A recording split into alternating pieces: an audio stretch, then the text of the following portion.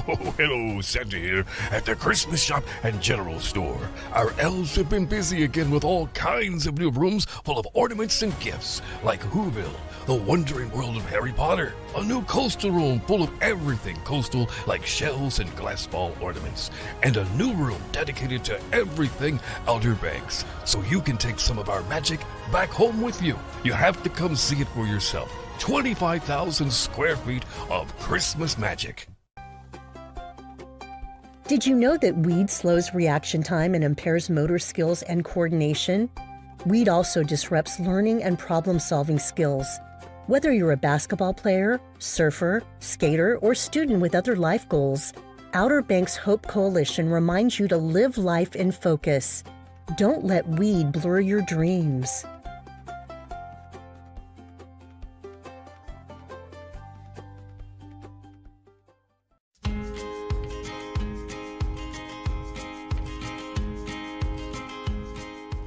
Flat tops were a Frank Stick design. It was a modernist design in its day.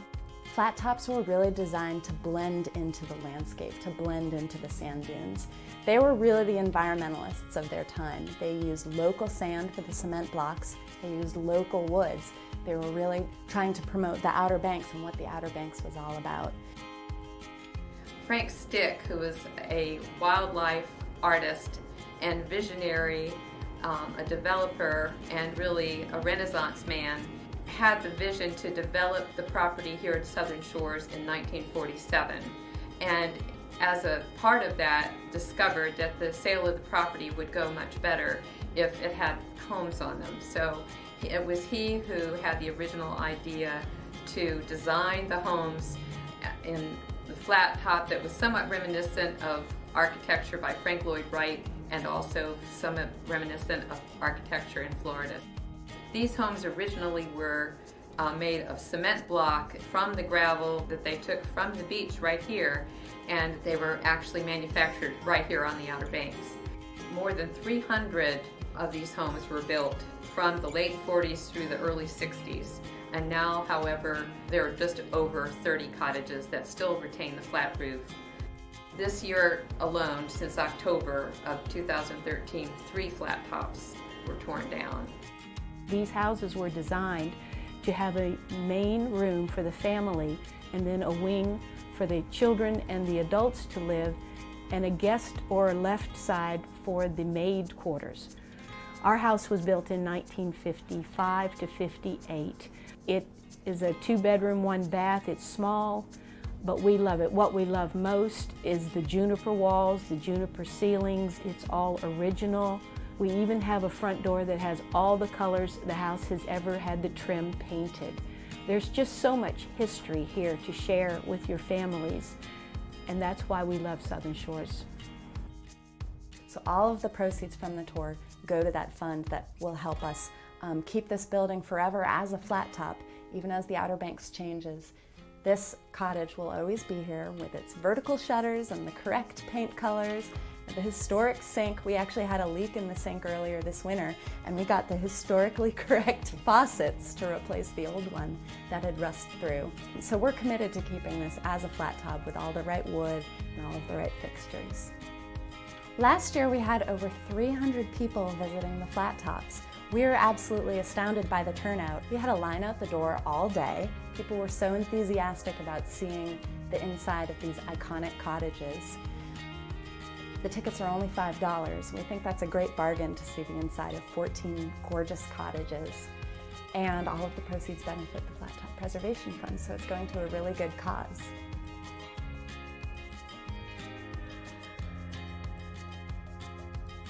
A few decades ago, flat tops were the only building you saw on Southern Shores. The landscape was entirely flat tops.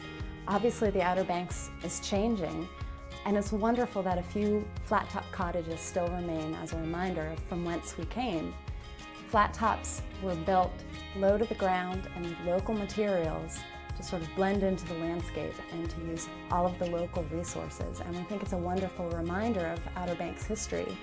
It's a great fit for the Outer Banks Community Foundation because we are committed to keeping the Outer Banks a wonderful and even better place to live, work, and play, and flat tops are part of that.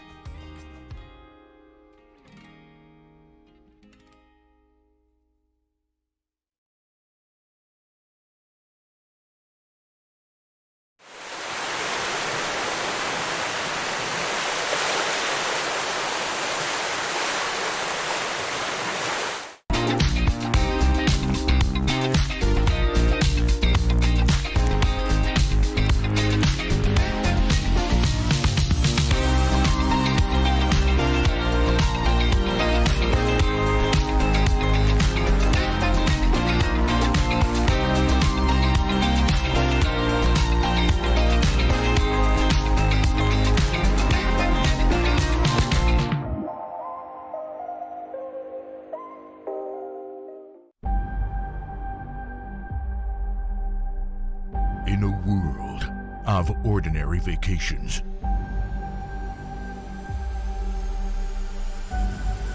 Live the extraordinary.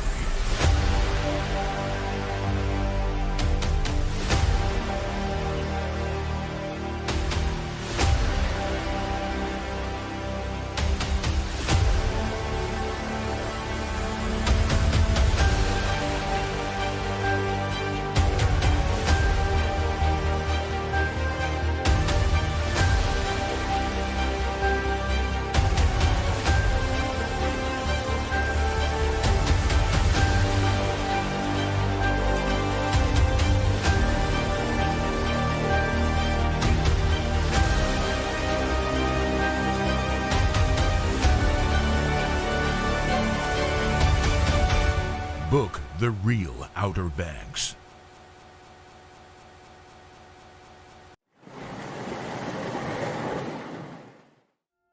Welcome to the Currituck Outer Banks. On your way to the beach and need to make a stop for some sweets? These mainland shops have the inside scoop on why their businesses have what you have been craving. My name is Mallory. I am the store manager of LJ Beaner's Bakery and Cafe in Moyock, North Carolina. We have weekly breakfast and lunch specials. We also offer breakfast every day from 6 to 2 all day. We do sweet potato biscuits made from scratch daily. We are famous for our jumbo 1-pound cinnamon rolls that are a big hit with our customers. We offer all of your baked goods baked fresh daily, from cake pops to donuts to cupcakes. People should stop at LJ Beaner's because of not only the amazing goods that we offer, but also the atmosphere. It's very community oriented here, and we take pride in our community outreach. We also offer seasonal drink options for our coffee, our espresso. Everybody loves a good cold drink in the summer and a nice hot one in the winter, and we've got you covered for that. And then, our food with our specials changing every week, I think it gives the customers a good option. My name is Darcy Messina. I work at Scoop's Ice Cream Shop on the Shortcut Road on 158 in Shawboro, North Carolina. We have a full-service ice cream shop. We do milkshakes, banana splits, sundaes, brownie sundaes. Just about anything you can dream up, we can make. We can do pints. We can do to-go with lids, so they can take it, or they can sit here and enjoy it in the outdoors, or come inside and sit down with us and have an ice cream. It's not store-bought ice cream. Our ice cream is made for us from a little ice cream creamery in Virginia Beach, and you can only get it at their stores and ours. It's handmade ice cream, all natural ingredients. It's the best. As you get farther into Currituck and closer to the beach, you will find Outback Candy and the Sweet Sunflower in the heart of Grandy, North Carolina. These two family-owned shops are in the same store, so all your sweets can be found in one location. Outback Candy is like the old-fashioned candy stores your parents or grandparents would have shopped in. From a large selection of saltwater taffy, glass-bottled sodas, canned jams and preserves, to hand-dipped ice cream and shakes, this country store has all the sweets you will need. Need a cake, pie, cookies, or cupcakes for the road or for the beach house? The Sweet Sunflower has a large selection of baked goods as well as custom orders that can be filled before you get to the beach. Just call ahead and let the Sweet Sunflower bake that cake you need to feed the whole family or for that special occasion. You can find more delicious sweets throughout the Currituck Outer Banks, whether on the mainland or in Corolla, at visitcurrituck.com.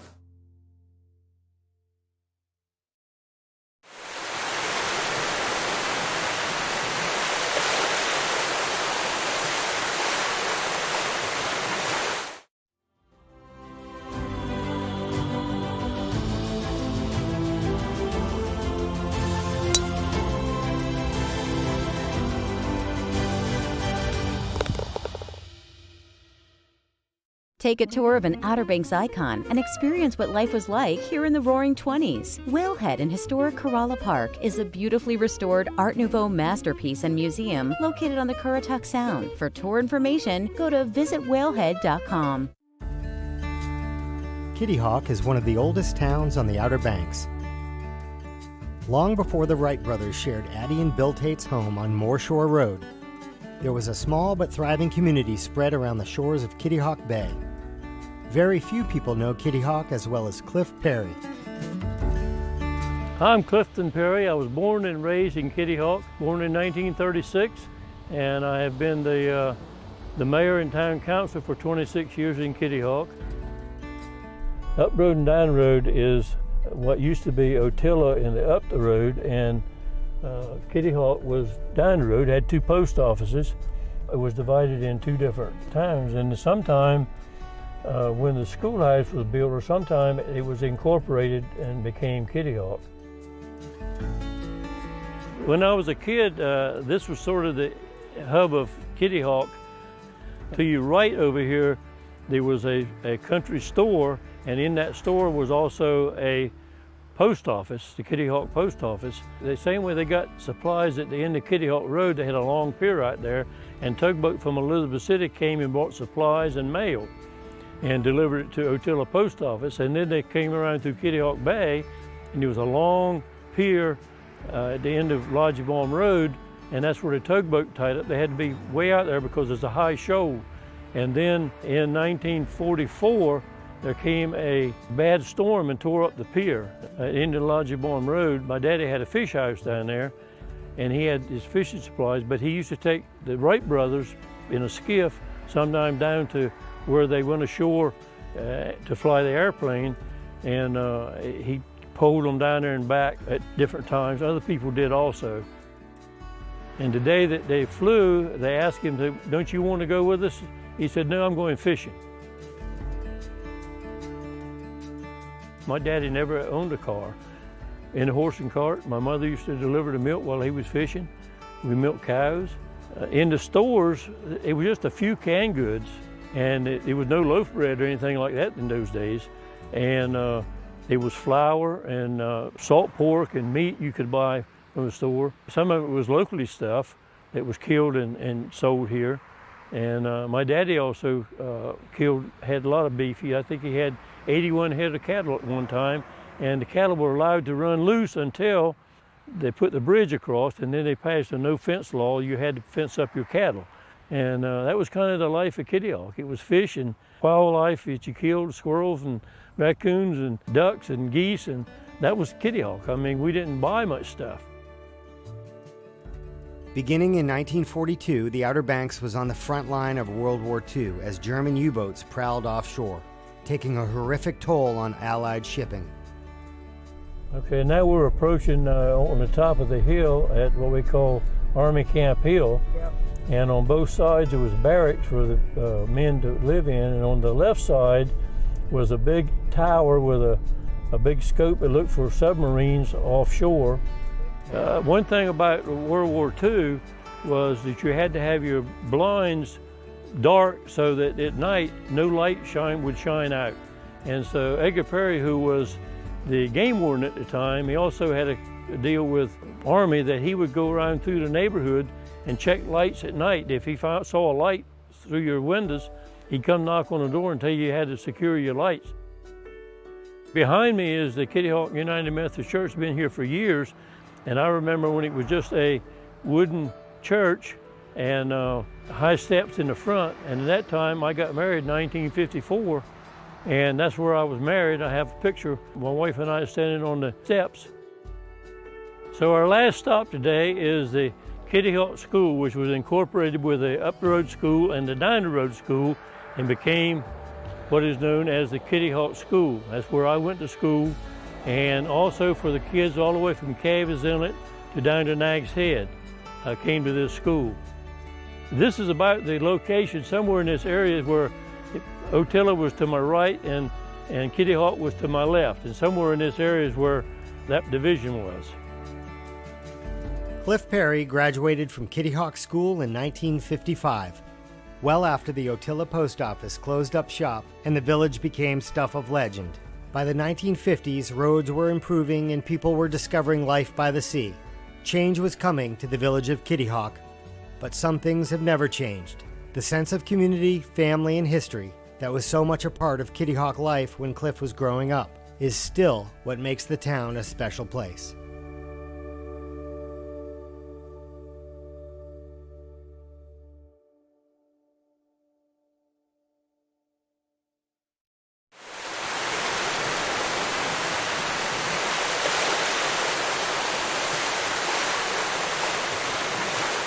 Head up Highway 12 to where the road ends and you'll find the legendary Corolla Wild Horses, iconic historical sites, unique shopping and dining, outdoor events, and more. Take a day and find yourself here. Just across the Wright Memorial Bridge on the Currituck mainland, you'll find one-of-a-kind shopping, dining, and recreational experiences await you. Don't let memories you'll treasure pass you by on the road to the Outer Banks. Find your treasure at visitcurrituck.com.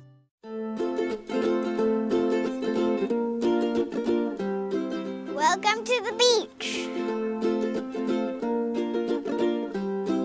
Be sure of yourself and know your swimming limits.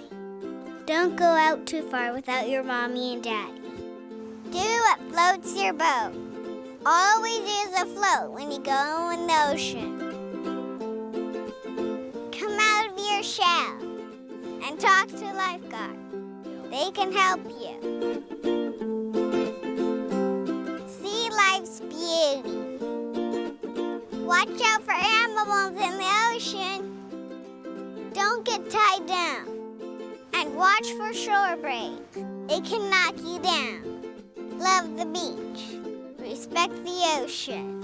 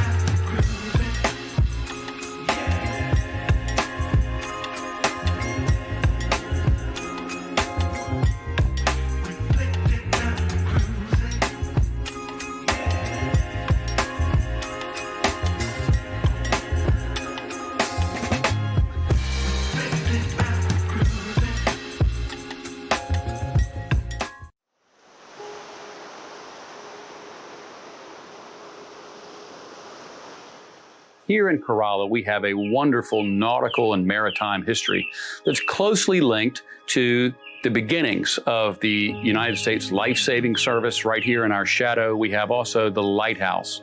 And the reasons those institutions give us to this day such a wonderful heritage is because of their linkage to a wonderful maritime trade that occurred for years off the coast of North Carolina, primarily in the age of sail.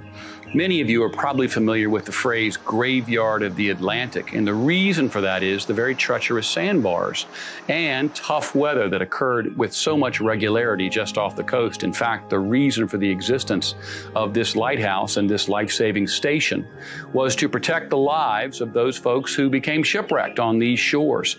Even to this day, an aerial tour of the Outer Banks reveals hundreds of shipwrecks off the coast. We're very proud to this very day of our connection with our nautical and maritime history here in Corolla. The life-saving service in and of itself is pretty simple to understand. In the age of sail, as ships plied the North Carolina coast en route, for example, from Cuba to New York, from New York to Charleston, as you came around the Cape Hatteras Outer Banks, which juts pretty far out into the Atlantic, famous for wind, of course, because of the Wright brothers, these ships would come into distress and hazard themselves upon the sandbars and become lodged on the sandbars. The life-saving stations usually were about 6 to 8 miles apart, and the surfmen of these stations were called surfmen because they literally waded into the surf to help victims of shipwrecks, would patrol these beaches on foot. And many of the stations had small towers where one individual could get a vantage point of a broader expanse of the sea. And then foot patrols would look for shipwrecks. And when we would find these things frequently at night, hence the lighthouses, the surfmen would immediately take actions to begin to wade into the surf and in many cases swim out to these shipwrecks. If they were closer to a station, horses would bring down what were called Lyle guns that could shoot chairs out into the rigging of a ship and transfer people from the shipwreck to the beach. We see that in today's Navy, as ships will call breeches buoys and transfer personnel between ships. That's what occurred, and that's why they were called surfmen. These life-saving stations, which dot the coast of North Carolina and in many cases the eastern United States, have very much of a military connection. In fact, the very forerunner of what today is the United States Coast Guard was a combination of, at the time, the Revenue Cutter Service, that was the ship side of the Coast Guard, the Life-Saving Service, which was the land side, saving those shipwreck victims, and then the lighthouse service. And at a point in time, those three things came together and became the United States Coast Guard, which saves lives locally to this very day. The Coast Guard, as we know, is a military connection. The life-saving service, lighthouse service, and many of our ships at sea have that same military connection directly linked to Corolla. Corolla, for example, just north of here, the Wash Wood Station up in the four-wheel drive community was built in 1917, just recently celebrated 100 years. World War I was occurring at the time, war off the coast of North Carolina. The Congress of the United States appropriated some additional money during wartime to build more of those stations. So the life-saving station that's right here in the parking lot is the original Kill Devil Hills life-saving station. Originally was built in 1878, one of the oldest wooden buildings on the Outer Banks, very close to where the Wright Monument is today. In 1986, the owners of that station decided they wanted to move forward with another vision for their piece of property, and they contacted my father and said, if you come get this station and haul it away, we'll give it to you for free.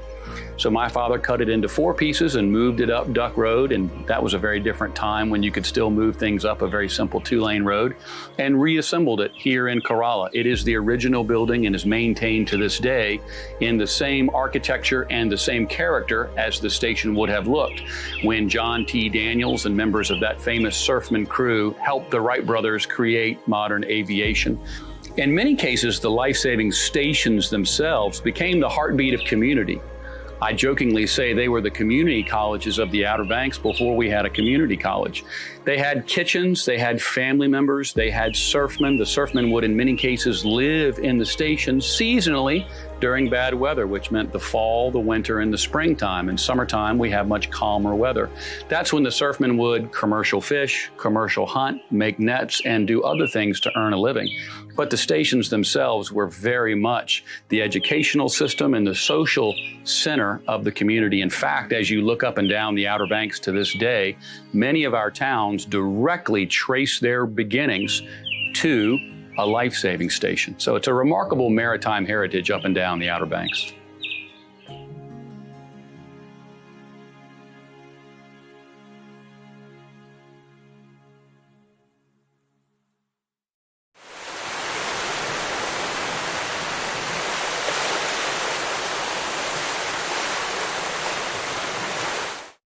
Connected to mainland North Carolina, yet seemingly a world away, Edenton is known as the prettiest small town in the South.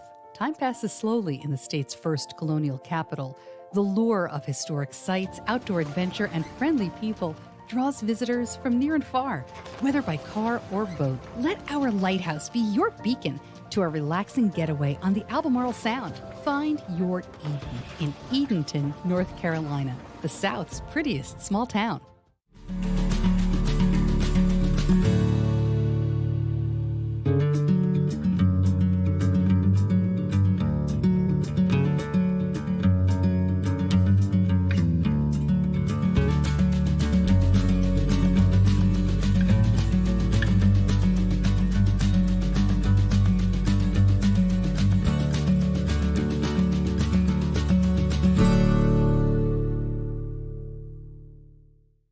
Discover the Dovetail Collection by Vaughn Bassett exclusively at Outer Banks Furniture. Made in the Virginia mountains using solid American white oak, Dovetail wood joinery dates back thousands of years. The collection is designed for those who appreciate the natural look of reclaimed wood with its cracks, knots, and bold grain patterns. Each piece is available in 3 finishes and is meticulously crafted for exceptional strength to give you long-lasting beauty. Find the Dovetail Collection from Vaughn Bassett exclusively at Outer Banks Furniture, Milepost 1 in Kitty Hawk.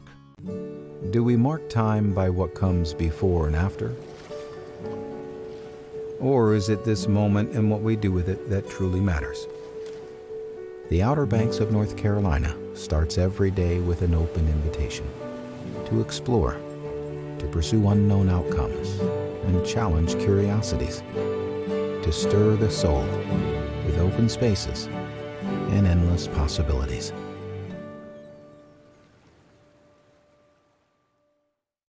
Just across the Wright Memorial Bridge, you'll find one-of-a-kind experiences await you. Don't let memories you'll treasure pass you by on the road to the Outer Banks. Take a day and find yourself on the Currituck mainland.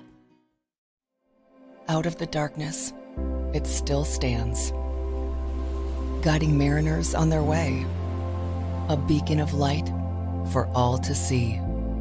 Find your light at visitcurrituck.com.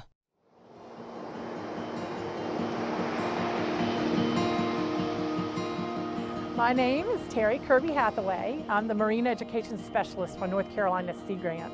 I've lived out here on the Outer Banks for over 30 years and been beachcombing all that time. Such a wonderful place to beachcomb in all seasons of the year because you never know what's going to wash up. One thing that you find every day out here are oyster shells. What's really interesting is these oyster shells are probably at least 12 to 15,000 years old. They're fossils and people don't even realize it. You'll see baby's ears, which looks just like a tiny little baby's ear. We find moon snails or shark eyes.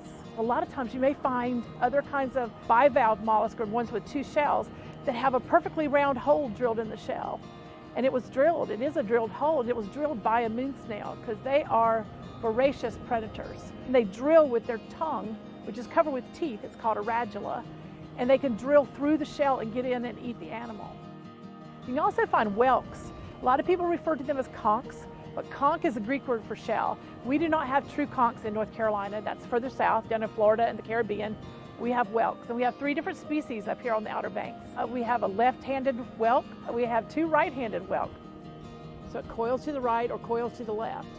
2 different animals, both whelks, but the one that curves to the left is called a lightning whelk.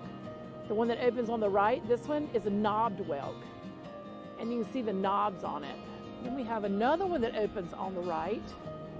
Both of these, but if you look at the top, this one has knobs, the knobbed whelk. This one has a channel around the top.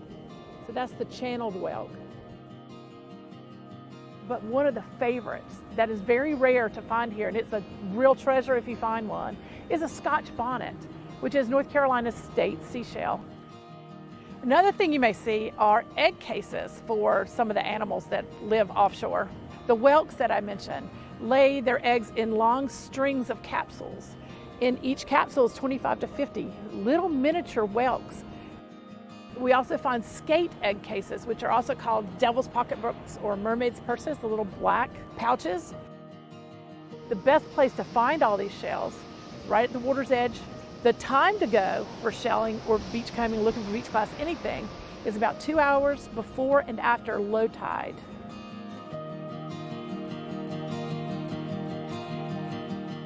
My name is Dana Thomason, and I work at the NC Aquarium on Roanoke Island. I'm actually part of the Education Department in Special Activities, and we oftentimes will find lots of sea turtles stranded here at the beach. It is cold sun season, so we're going to have turtles that are what we'd like to call hypothermic. Their body temperatures have gone below a certain point. When beachcombers come, they might see a sea turtle stranded. They actually want to contact NEST. So NEST is actually a Network for Endangered Sea Turtles nonprofit organization that we actually work very closely with our Star Center. So that's where we have a really cool area at the aquarium, and they are volunteers that are trained through the Wildlife Resource Commission, and they'll actually contact Star Center and get things ready for an intake. We'll often find other larger animals, particularly marine mammals such as dolphins, whales, occasionally seals. We would actually contact the Marine Mammal Stranding Network. So that's another number that they would need to call. Another species you might find here in the Outer Banks, we have other types of birds that are here on our shores. They're resting, this is their natural behavior.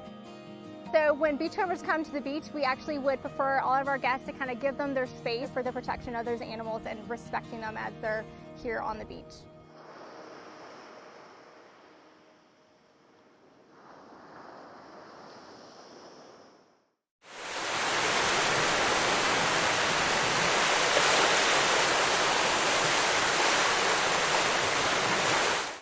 The Jolly Roger is bigger and better. Our incredible new bar is the best venue on the beach for great entertainment, gaming tables, and emptying and games. No one takes care of locals better than the Jolly Roger with special discounts every day on breakfast, lunch, and dinner. The menu has it all with huge portions at affordable prices and plenty of room for large parties. Always casual, relaxed, and loads of fun. The bigger and better Jolly Roger. It's classic Outer Banks. Better sleep means a better life. That's why Outer Banks Furniture offers Simply Luxe from Mattress Grove. Luxurious handcrafted sleeping comfort that's made in America. Simply Luxe gives you pressure-relieving layers, temperature-regulating airflow, spinal-aligning back support with 5 unique support feels for ultimate comfort. Start sleeping better today. Simply Luxe goes the extra mile to hand-tuft many of its models for unparalleled support and durability. Find the complete collection of Simply Luxe mattresses at Outer Banks Furniture, Milepost 1 in Kitty Hawk. What lies beneath the surface? The waters of the Outer Banks share their secrets, one cast at a time. Total relaxation. Absolute exhilaration. The Outer Banks of North Carolina, a chain of barrier islands shaped by wind and water. Connected by the elements. Just open spaces and endless possibilities.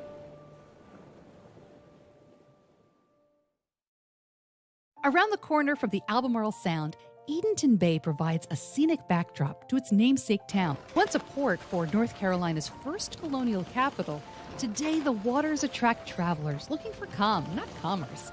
And Edenton welcomes boaters with free boat slips for 2 nights. Whether by sea or land, let our historic lighthouse guide you to a relaxing bay that's a world away. Find your Eden in Edenton, the South's prettiest small town.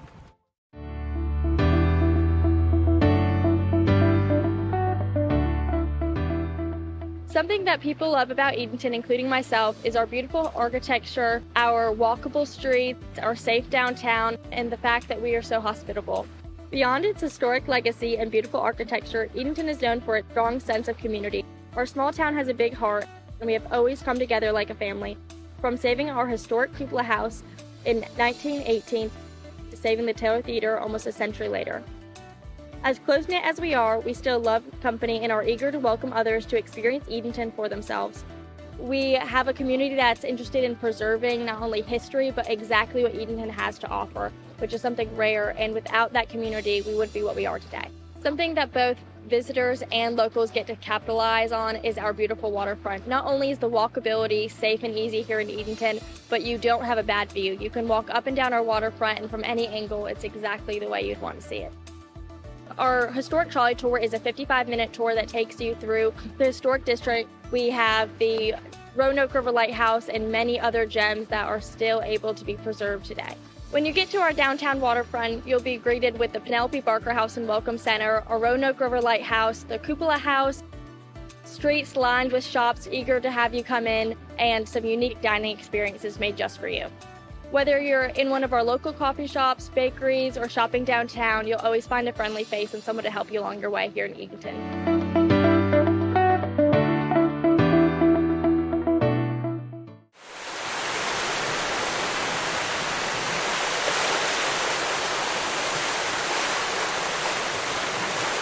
Outer Banks Furniture is the leather expert on the beach and the only furniture store exclusively offering Omnia leather, with almost 200 different colors and styles to choose from. With unmatched design, comfort, and luxury, Omnia leather only sources hand-picked top-grain hides from the oldest tanneries in the world, then creates the finest chairs, sofas, recliners, and accent pieces right here in the USA. Find the exceptional collection of Omnia leather exclusively at Outer Banks Furniture, Milepost 1 in Kitty Hawk.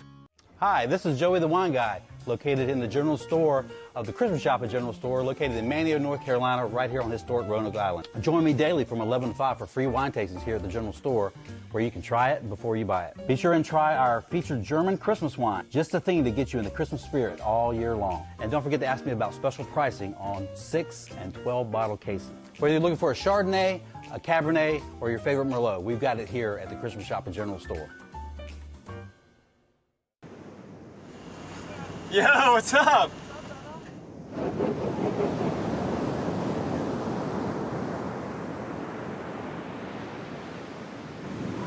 Yeah, Cyrus.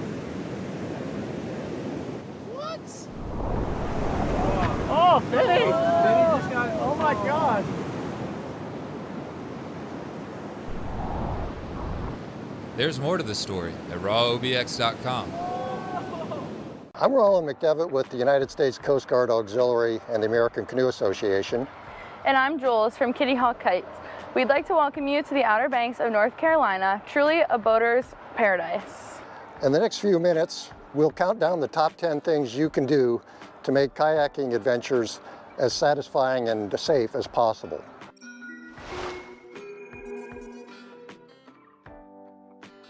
Number 1, wear your life jacket.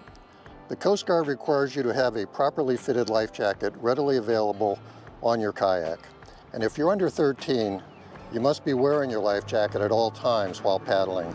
A life jacket only works if you're wearing it, and it's difficult to put it on while you're in the water. 85% of people who die in boating accidents were not wearing the life jacket at the time of the accident. Number 2, other required gear. The Coast Guard also requires that you carry a sound-producing device. An inexpensive whistle attached to your life jacket meets this requirement.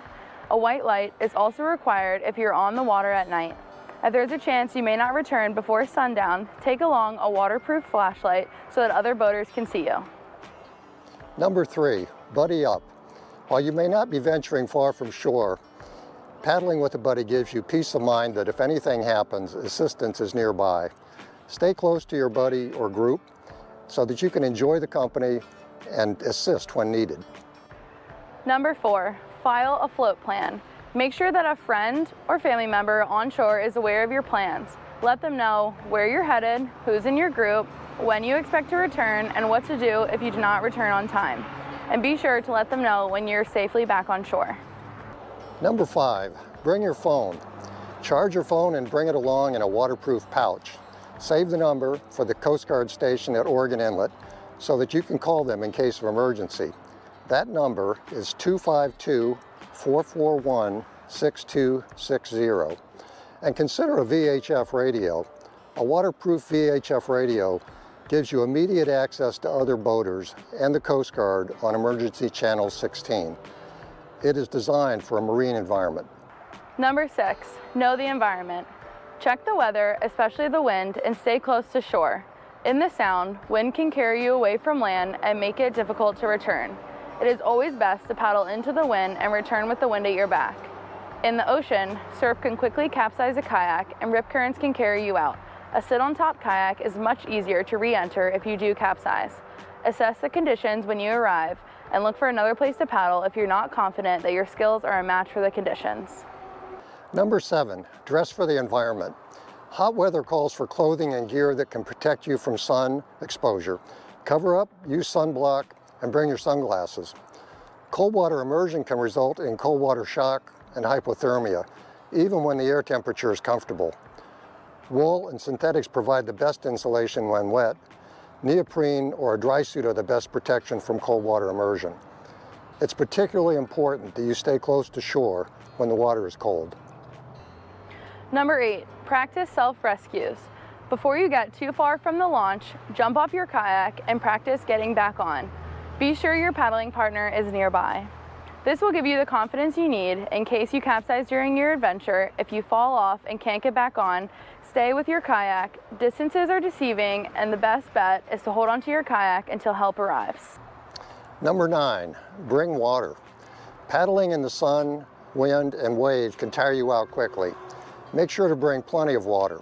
Take a break every 20 minutes to take a drink and take in the scenery. Number 10, have fun. You're not prepared for a great day on the water. You'll be paddling in one of the world's most diverse marine environments, and whether you're on the Sound, on a river, or out in the ocean, you're well equipped for a safe and satisfying day on the water. Enjoy.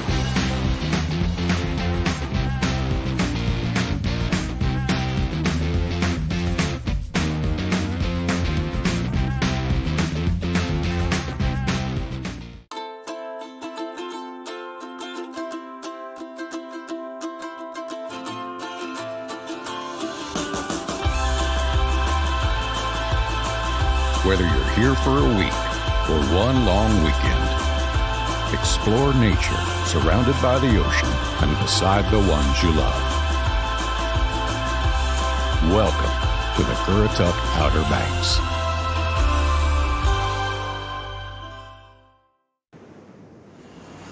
Yo, what's up?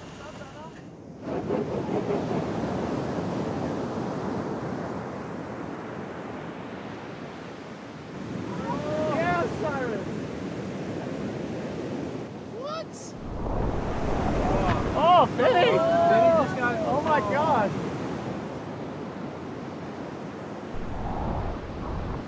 There's more to the story at rawobx.com. Most golf courses try to take their design from their surroundings. Seascape Golf Links is no exception. What is exceptional, though, is how the sand dunes and maritime forest combine to create beautiful, playable coastal links. With dramatic elevation changes and ocean views. Seascape Golf Links, an 18-hole championship golf course, milepost 2.5 in Kitty Hawk. Call for tee times and ask about midday specials. 261-2158. 261-2158. Seascape Golf Links, a must-play for those who love the game. Despite what you've heard, 911 cannot locate you immediately when calling from a cell phone. Do you know the street address of your location in the event of an emergency? When you call 911, we don't either, unless you can tell us.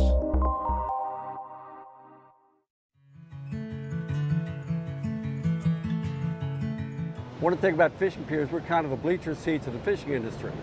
We're the place where kids go for the first time. They'll rent a rod, we have bait and everything else. We show them how to use it, and a lot of times they'll catch their first fish. And that's a real thrill, going out there watching a kid yelling and screaming, caught his first fish, and we take pictures of it, but it's really neat. My name's Gary Oliver. I own the Outer Banks Pier. I've been here for 50 years now, which is hard to believe. Piers in North Carolina have played an important role along the coast in all the towns. They've been kind of the focal point. There used to be 30 piers along the coast. Now we're down to less than 20. And part of that is due to erosion and storms. And it's tough to maintain a pier, but I've been lucky. We've been, with 50 years I've been here, we've had a number of storms. Hurricane Isabel, we lost the most. But we've been able to repair it and keep it going, and it's been a joy. One of the great things about fishing piers is that they create their own ecosystem, their own habitat. They actually attract the things that the fishermen are interested in. So barnacles grow on the pilings. The fish that eat those barnacles hover around the pilings, and the fish that eat those fish, the large game fish, move in, and that's what encourages fishermen to want to fish from fishing piers. Our goal is to encourage more people to care about and respect nature by putting them in touch with it on a daily basis. Here at Jeanette's Pier, we do that through fishing, education, and research. We promote ethical angling, catch and release, and taking only what you're going to eat that day so that you can come back tomorrow and do it all over again. We also encourage an appreciation of other wildlife that we see on a daily basis here, our sea turtles, shorebirds, and marine mammals. My name is Brian Kearns. I'm the general manager at Nags Head Fishing Pier. We have a great diversity of fish located on this pier, which is kind of phenomenal throughout the year. Starts off in about May. We usually get a lot of speckled trout, some sea mullets, and stuff like that. Later in the year, our big fish show up with our, cobias, king mackerels, which do pin rigging on the end of the pier. Later in the year, it goes into drum fishing, which is in October. It's one of the big draws. The Outer Banks is one of the drum capitals of the world. It's one of the few places you can come down and catch, 40, 50-pound giant class bull redfish. You can come out, you can catch what you want, have a good time, make some memories with your family. Back in the 70s, we had a lot of farmers, and we had just a lot of people, they needed to catch fish to put in their freezers. Well, now it's more of an activity. It's not something that they do to feed themselves. So there's been a big change. And I've had a congressman out there fishing next to a guy who was homeless. It's just, we get people from all walks of life. One of our favorite things about fishing piers is that they originally were cultural and social centers of the community. The North Carolina Aquariums thought it was important to preserve this place here at Jeanette's Pier because we didn't want to lose that cultural and social center. Obviously, it's important to maintain access to the recreational fishery. The advantage of fishing piers is that we do that at an affordable price, so an entire family can enjoy a day on the water. You do not have to have a fishing license to fish off the pier. We have a blanket license that's provided to you the fee that you pay to come on the pier. If you only want to try to fish for a day, have a day, you know, where you don't have anything else to do, you want to spend it outside, over top of the water with a beautiful atmosphere, a beautiful view, you don't need to go buy a fishing license. You can come down. We offer all of that to you free of charge. And we also have everything you would need to get exactly what you want to have done. That's one of the really good things about a pier is the people you see every year after year, the same group come back and forth. I've got 4th generations now coming down to the pier. I'm getting older, but it's great. I've enjoyed it. It's been a great thrill for me to be here.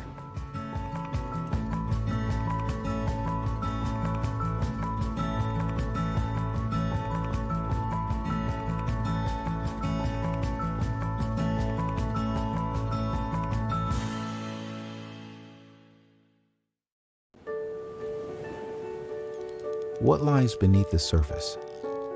The waters of the Outer Banks share their secrets, one cast at a time. Total relaxation. Absolute exhilaration. The Outer Banks of North Carolina, a chain of barrier islands shaped by wind and water. Connected by the elements. Just open spaces and endless possibilities. Outer Banks Furniture is the leather expert on the beach and the only furniture store exclusively offering Omnia leather, with almost 200 different colors and styles to choose from. With unmatched design, comfort, and luxury, Omnia leather only sources hand-picked top-grain hides from the oldest tanneries in the world, then creates the finest chairs, sofas, recliners, and accent pieces right here in the USA. Find the exceptional collection of Omnia leather exclusively at Outer Banks Furniture, Milepost 1 in Kitty Hawk. Oh, Santa here again for the Christmas shop and general store. You know, the general store has long been a favorite destination within our shop.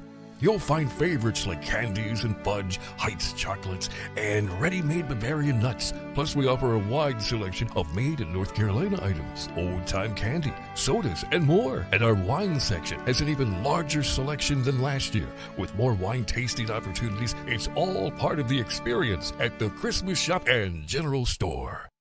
Discover the Dovetail Collection by Vaughn Bassett exclusively at Outer Banks Furniture. Made in the Virginia mountains using solid American white oak, Dovetail wood joinery dates back thousands of years. The collection is designed for those who appreciate the natural look of reclaimed wood with its cracks, knots, and bold grain patterns. Each piece is available in 3 finishes and is meticulously crafted for exceptional strength to give you long-lasting beauty. Find the Dovetail Collection from Vaughn Bassett exclusively at Outer Banks Furniture, Milepost 1 in Kitty Hawk.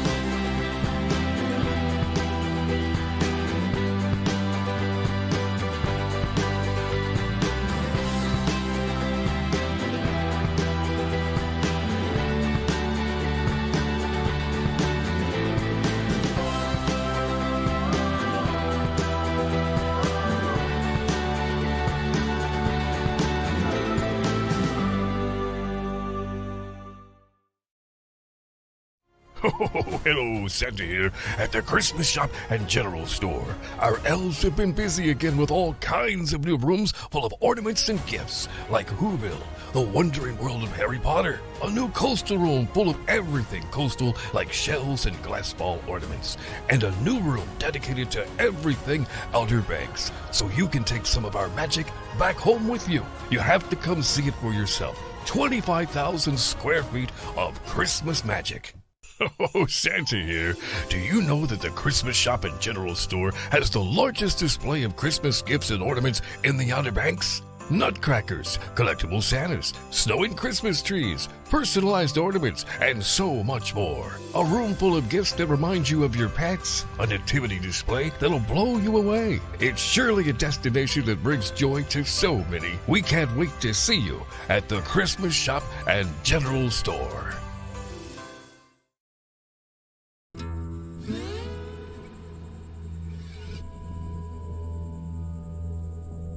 The Corolla Wild Horse Fund was formed in 1989 by a group of grassroots volunteers who had a deep concern about the wild horses who have lived here for 5 centuries getting hit by vehicles as the area became more and more developed. We have evolved now to the point where we have full-time staff, and our mission is to preserve and protect the last remaining registered colonial Spanish Mustangs left in the world. How the wild horses of Corolla found their way onto the Outer Banks has always been a mystery. Karen felt that understanding their origin would help with the process of saving those remaining. I looked into the North Carolina archives, and there are actually, we benefited because the Spaniards kept very meticulous ship's logs. And many ships that came over here, because this was basically uncharted water, ran aground on sandbars. And in order to lighten the load and refloat the ship, the heavy things went overboard, and one of the heavy things that went overboard was horses. And we know that every Spanish ship that came over to this part of the New World had horses on board. Some of the horses obviously were able to swim ashore because these sandbars that run off the island, the water's very shallow. If you watch people swimming in the ocean, they can be out quite far and only be up to their knees. So, and also there are 2,000 shipwrecks on the bottom of the Outer Banks, all up and down the coast. It's called the Graveyard of the Atlantic. And so it stands to reason that some horses were able to survive a shipwreck and swim ashore, and some are simply left behind when colonies failed. We do not interfere with them in any way unless it is a life-threatening or quality of life issue. We do not supplementally feed them in the winter. They're on their own. They're like deer and any other wild animal that lives here.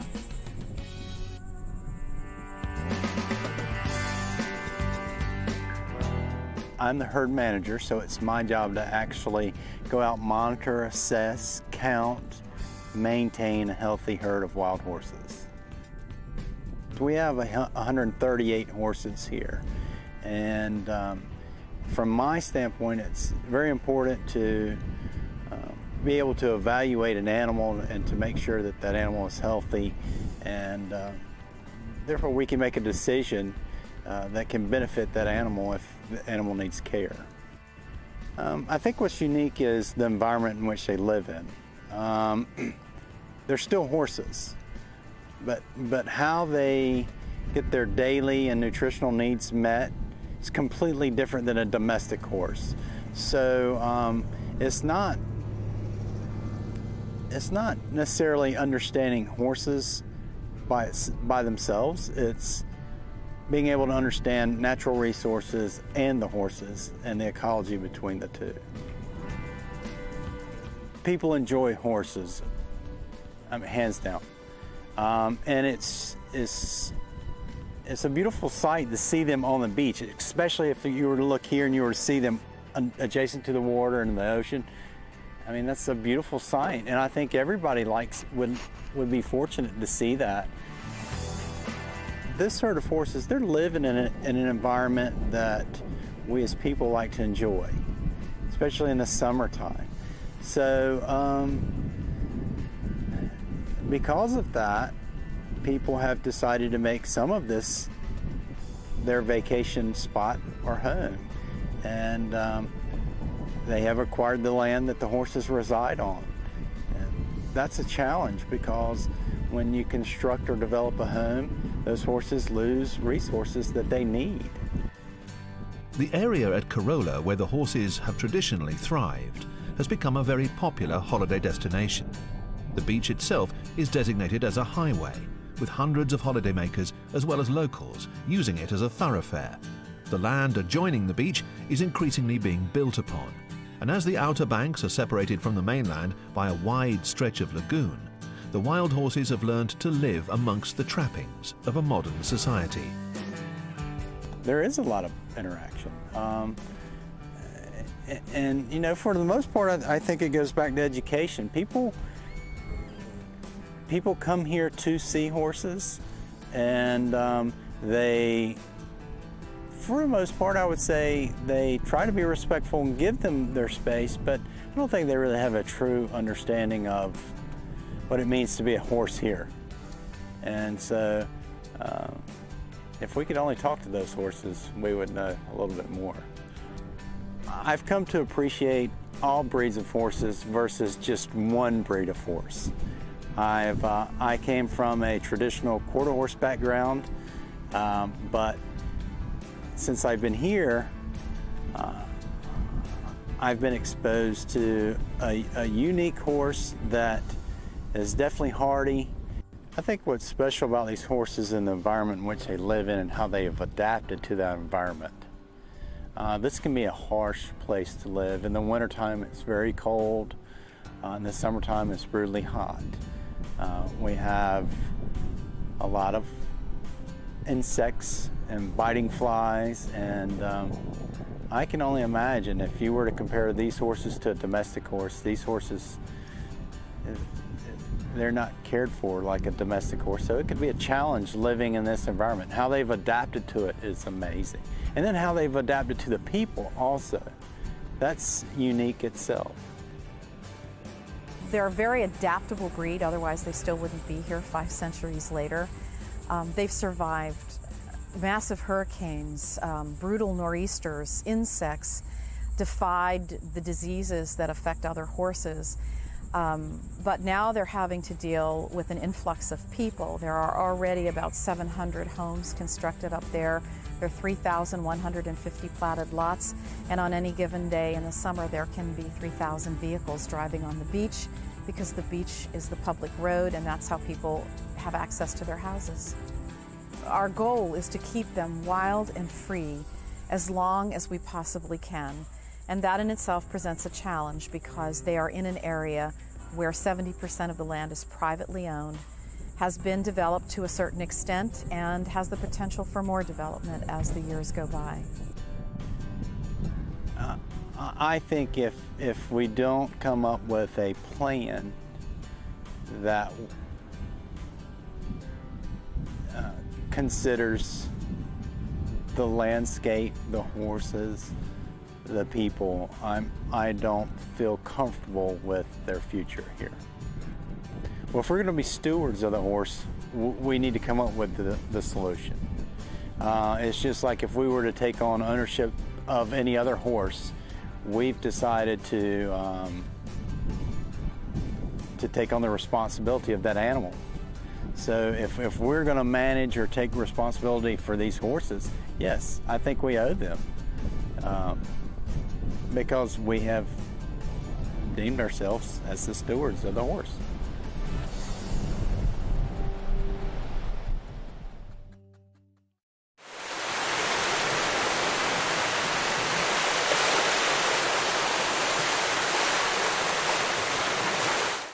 The Jolly Roger is bigger and better. Our incredible new bar is the best venue on the beach for great entertainment, gaming tables, and emptying and games. No one takes care of locals better than the Jolly Roger, with special discounts every day on breakfast, lunch, and dinner. The menu has it all with huge portions at affordable prices and plenty of room for large parties.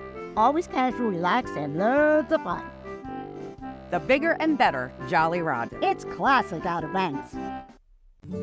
Do we mark time by what comes before and after? Or is it this moment and what we do with it that truly matters? The Outer Banks of North Carolina starts every day with an open invitation to explore, to pursue unknown outcomes, and challenge curiosities, to stir the soul with open spaces and endless possibilities.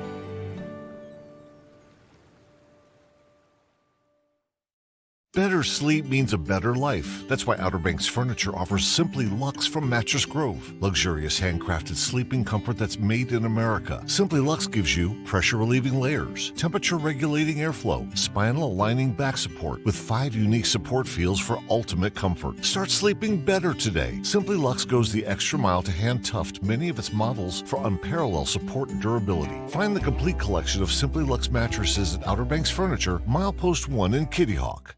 Hi, this is Joey the Wine Guy, located in the general store of the Christmas Shop at General Store, located in Manteo, North Carolina, right here on historic Roanoke Island. Join me daily from 11 to 5 for free wine tastings here at the general store, where you can try it before you buy it. Be sure and try our featured German Christmas wine, just the thing to get you in the Christmas spirit all year long. And don't forget to ask me about special pricing on 6 and 12 bottle cases. Whether you're looking for a Chardonnay, a Cabernet, or your favorite Merlot, we've got it here at the Christmas Shop at General Store. My name's Al Adam, and I'm currently president of the North Carolina Beach Buggy Association. The association was actually chartered in Nags Head in 1964 with a mission of maintaining access for ORVs on the beaches of the Outer Banks and all of North Carolina. The name of our association doesn't truly reflect what we do. Most of our members, our 3,500 plus members, drive pickup trucks or sport utility vehicles, not actually beach buggies per se. The driving on the beach became popular with the advent of commercially available four-wheel drives. That happened in the late 60s to mid-70s. Prior to that, the four-wheel drive industry was mostly military vehicles, which did go back to the early 1900s, but they were rarely seen for public purchase. Prior to four-wheel drive vehicles, many people drove the beaches of the Outer Banks to go fishing, do various things that they enjoyed on the beach. They did it with two-wheel drive vehicles, and they did it by running very low air pressure, maintaining a footprint on the sand, much like putting a snowshoe on in snow, something to reduce the PSI pressure on the sand to give you a flotation. The Hatters didn't have a paved road the length of the island until 1953 or 54. So if you wanted to travel up and down the island to the ferry at Oregon Inlet, you used the beach. And that was done primarily with two-wheel drive vehicles, including a bus service that regularly ran from Hatteras Village all the way up to Oregon Inlet to the ferry. Before the advent of four-wheel drive, if a fisherman wanted to get to his favorite remote spot that wasn't readily accessible by hiking, they would use a two-wheel drive vehicle. It was recommended to bring friends along with you because you were going to get stuck and you need somebody to help push. Four-wheel drive vehicles changed that game. So it's a privilege we like to maintain. We want to do that by promoting good beach driving ethics and by following the rules of the individual agencies that govern different parts of the beaches. It may be county, it may be municipality like Nags Head, it may be the National Park Service like Hatteras Island. The rules that they have are focused on safety and preserving the resource. No driving on the dunes. From a safety aspect, we want to be careful of pedestrians and other vehicles. The speed limit is 15 miles per hour. The single most important factor, air down. Low air will allow you to remain on top of the sand instead of burying in the sand. Please air down before you go on the ramp. We frequently see people stuck on the ramp. That doesn't help anybody. Air down prior to going on the beach. You'll do yourself, your vehicle, and other drivers a favor. Slow and easy wins the day on the beach. When you turn, you want to make as gradual a turn as possible. No sharp turns. turning your wheel sideways in the sand, you start to plow, and that slows you down and can lead to getting stuck. The only other thing that's always a good policy, unless you're the first guy on the beach for the day, it's fairly safe to follow somebody else's tracks. If somebody else has gone there, they've driven over it, and they're not stuck in the middle of those tracks, there's a good possibility that's a safe place to go. And other than that, slow and steady, low air pressure, you'll have a good day on the beach.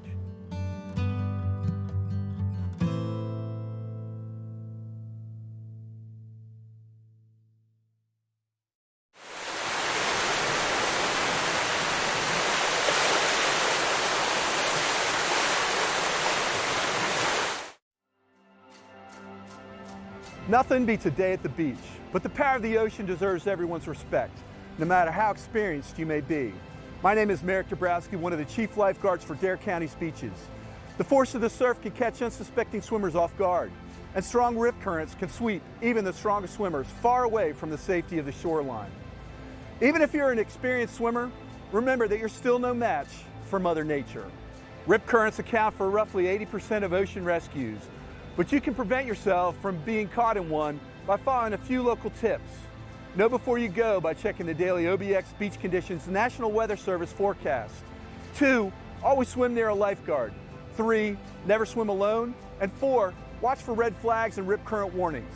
And if you see another swimmer in distress, notify a lifeguard and call 911. And if you ever feel compelled to assist a family member in distress, be sure to have a flotation device with you. Make sure your Outer Banks vacation is a memorable one for all the right reasons. We want you, your family, and friends to go home safely. Live like a local. Love the beach, respect the ocean.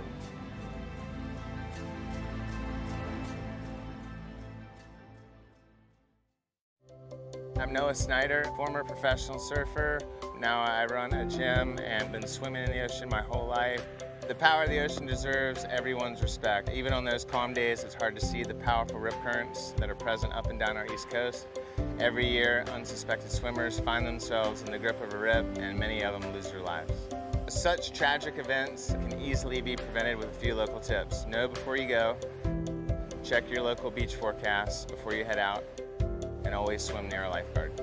And if you find yourself caught in a rip current, don't panic, float, wave, shout till help arrives. If you're a good swimmer, don't fight the rip, swim parallel to the beach until you get free of the current's hold. Live like a local, love the beach, and respect the ocean.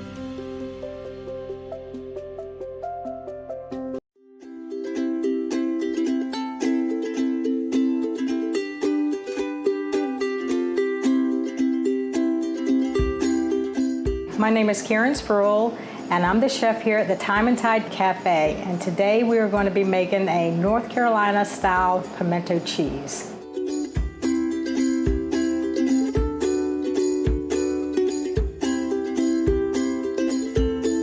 What you will need for your pimento cheese is 8 ounces of cream cheese, 2 cups of cheddar cheese, a half a cup of Parmesan cheese, a teaspoon of Worcestershire sauce, a pinch of black pepper, a pinch of salt, a half a teaspoon of deli mustard, and the pimentos.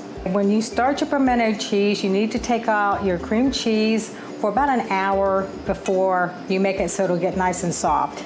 Then we want to add our cheddar cheese, our Parmesan cheese, our Worcestershire, our black pepper, deli mustard, a pinch of salt, and the pimentos, which I roasted earlier today.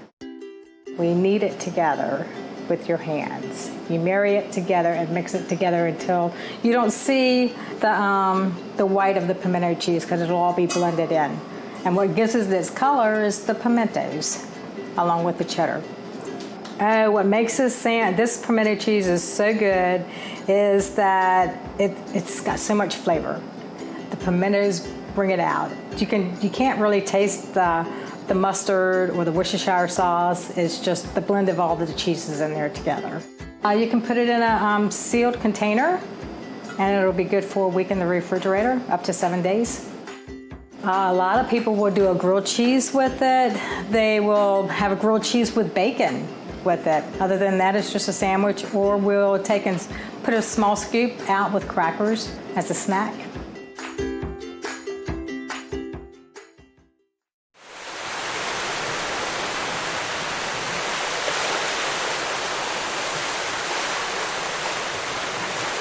PlayOBXGolf.com is your gateway to a great golf vacation on the Outer Banks of North Carolina. Stretched between the Sound and the Atlantic Ocean, the Outer Banks offers a one-of-a-kind coastal golf experience. 5 award-winning courses and well-appointed golf accommodations in a picturesque setting make the Outer Banks the perfect choice for your next golf getaway. And fall is the perfect time to experience the best weather and the best course conditions of the year. Your golf trip to North Carolina's Outer Banks is just a click away at PlayOBXGolf.com. In a world of ordinary vacations,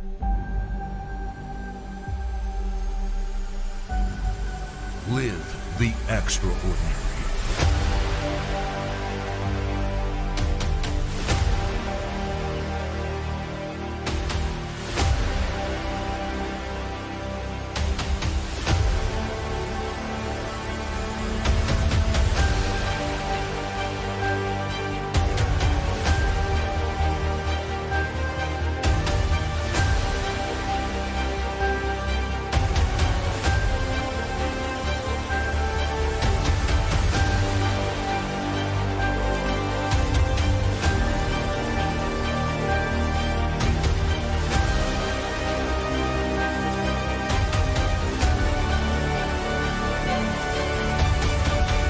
Book the real Outer Banks. Treasure memories in Corolla Outer Banks. Go to CorollaNC.com.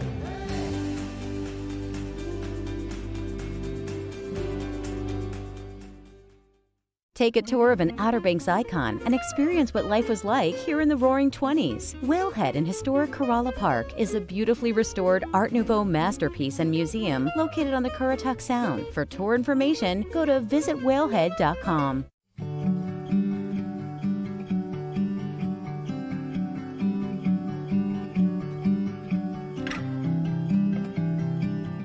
Welcome to Cape Hatteras Lighthouse. You all are going to be climbing the tallest brick lighthouse in North and South America. So we're going to be going up 257 stairs, and it's the equivalent of climbing a 12-story building. So I hope you did your stretches for this morning. Let's go ahead and get started.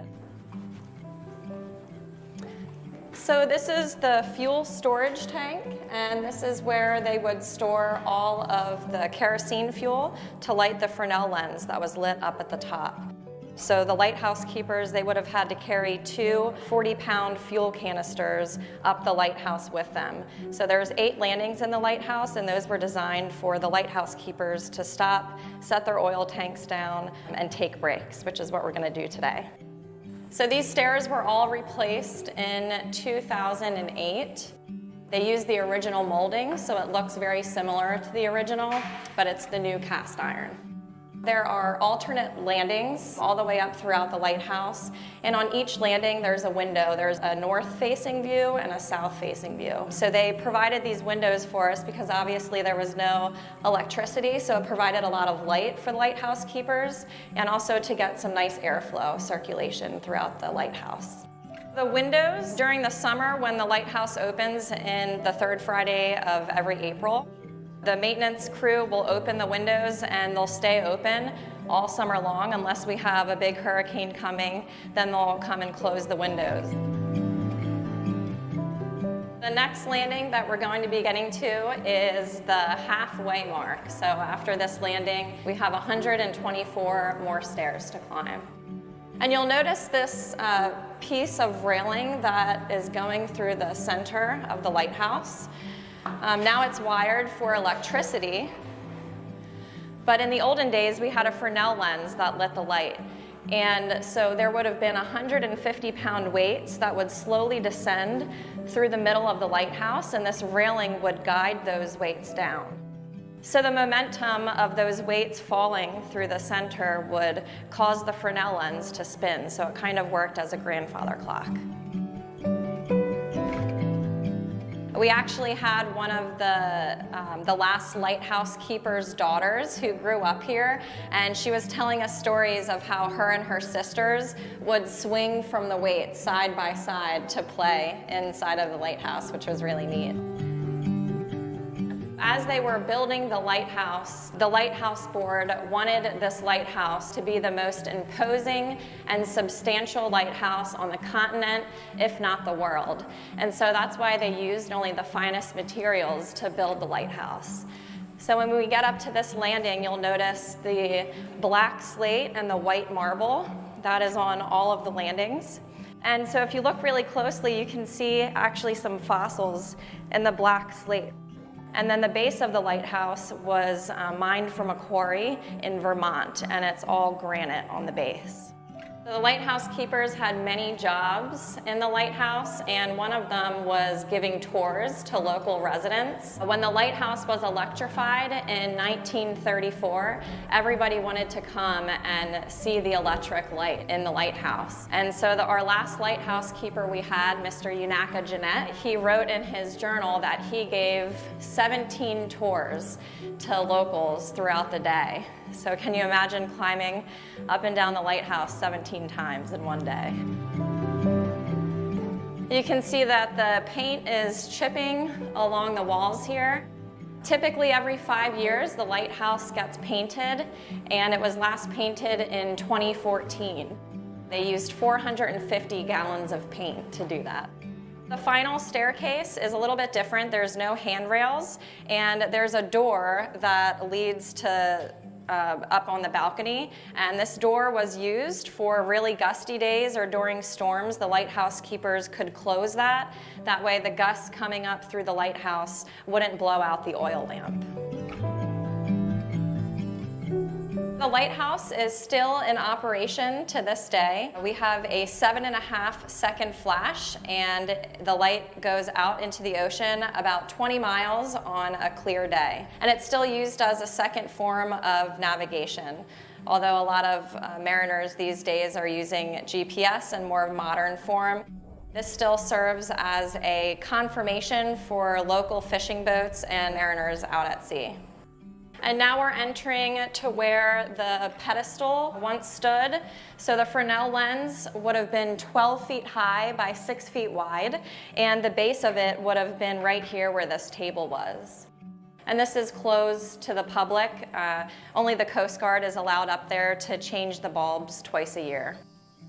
The bulb that is in the lighthouse now is 800,000 candle power. It's a 1,000-watt halogen bulb, and one bulb costs $240 to replace. We have now made it to the top, so welcome. This summer is really unique because we are celebrating the 20th anniversary of the lighthouse being moved here at Cape Hatteras National Seashore. And when you're up on top of the balcony, you can actually see where the lighthouse used to sit in its original location and the moving path that the lighthouse took to get here. So the lighthouse used to sit, if you can see that brown structure going into the ocean over there, that's the groin. There were a series of 3 of those built to help restore the beaches. And the lighthouse sat right in front of that first groin, right behind that grassy sand dune. You can kind of see a big sandy area. And this clear cut through the trees right here is the moving path that it took to get from all the way over there to right here where we are today. It was a 23-day long journey to move it 2,900 feet, so just over a half of a mile. 20 years ago, everything was moved, not just the lighthouse. So if you look down, you can see the 2 homes where the lighthouse keepers once lived. All of those buildings were moved as well, along with the sidewalk. So everything's in proportion to how it was set up in the old location. In the new location, it was put about 1,500 feet away from the ocean. And back in 1870, when this lighthouse was built in the old location, it was about 1,500 feet from the ocean then. And now you can see just how close the ocean is. So it's possible with barrier island migration and how these islands move, that in the next 80 to 100 years, we may be facing the same situation we did 20 years ago. You get a really great shot of Cape Point over here, and this was pretty much the main reason why we needed such a tall lighthouse in the area. We have two really major currents that are basically meeting right over there at the point. We have the Labrador current that's flowing north to south with the really cold water, and then of course we have the Gulf Stream that is flowing south to north with that really warm water. And with those currents, they push a lot of sand and sediment, which builds underwater sand mountains basically. And some of these sand mountains can be about 250 feet high under the water. So mariners would be in really deep water, and then all of a sudden the bottoms of their boats would hit these big shoals under the water. And so this area out here is called the graveyard of the Atlantic because so many ships wrecked out along the shore here of the Outer Banks. We really hope to see you in person here on the grounds. The lighthouse is open for climbing daily until Columbus Day, October 14th. We are open 9 o'clock is the first climb every day, and you have to be here by 4:30 to get your last climb at 4:40 of the day. So thanks for visiting, and we hope to see you soon.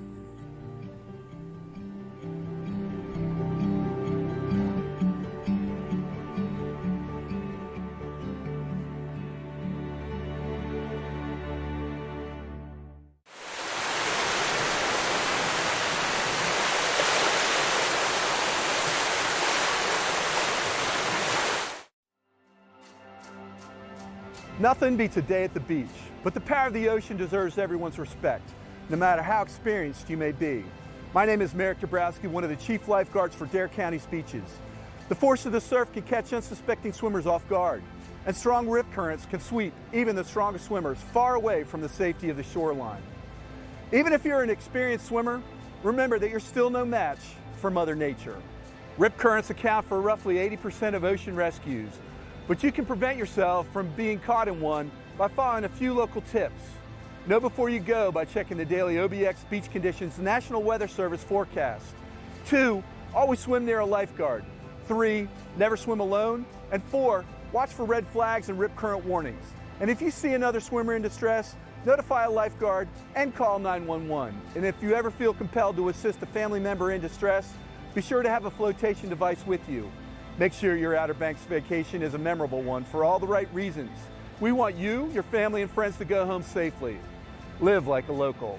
Love the beach, respect the ocean.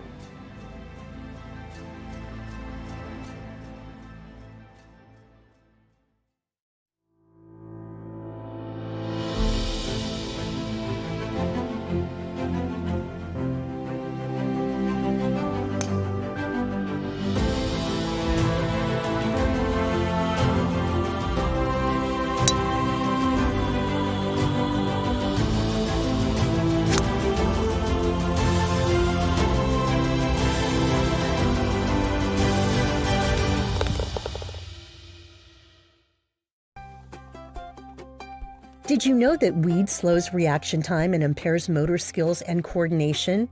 Weed also disrupts learning and problem-solving skills. Whether you're a basketball player, surfer, skater, or student with other life goals, Outer Banks Hope Coalition reminds you to live life in focus. Don't let weed blur your dreams.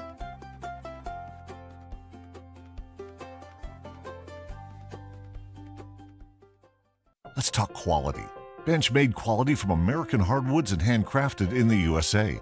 That's the Benchmade collection from Bassett, exclusively at Outer Banks Furniture. Each piece is meticulously crafted from Appalachian maple, cherry, or oak, and made to order one at a time by American artisans in Bassett, Virginia. From a live edge table to a sharp modern edge, Benchmade has your look. Find the Benchmade collection from Bassett exclusively at Outer Banks Furniture, Milepost 1 in Kitty Hawk. Welcome to Jeanette's Pier, the family fishing spot on the Outer Banks. Make memories for a lifetime while reeling in the catch of the day. From bottom fishing for spot and croaker to jigging for bluefish and Spanish mackerel, experience the thrill of catching a fish from this 1,000-foot-long concrete ocean fishing pier located at milepost 16.5 in Nags Head. Have fun in the sun while fishing with your friends and family. Surf, sun, fish, and fun. Experience it all at Jeanette's Pier, where fishing is catching.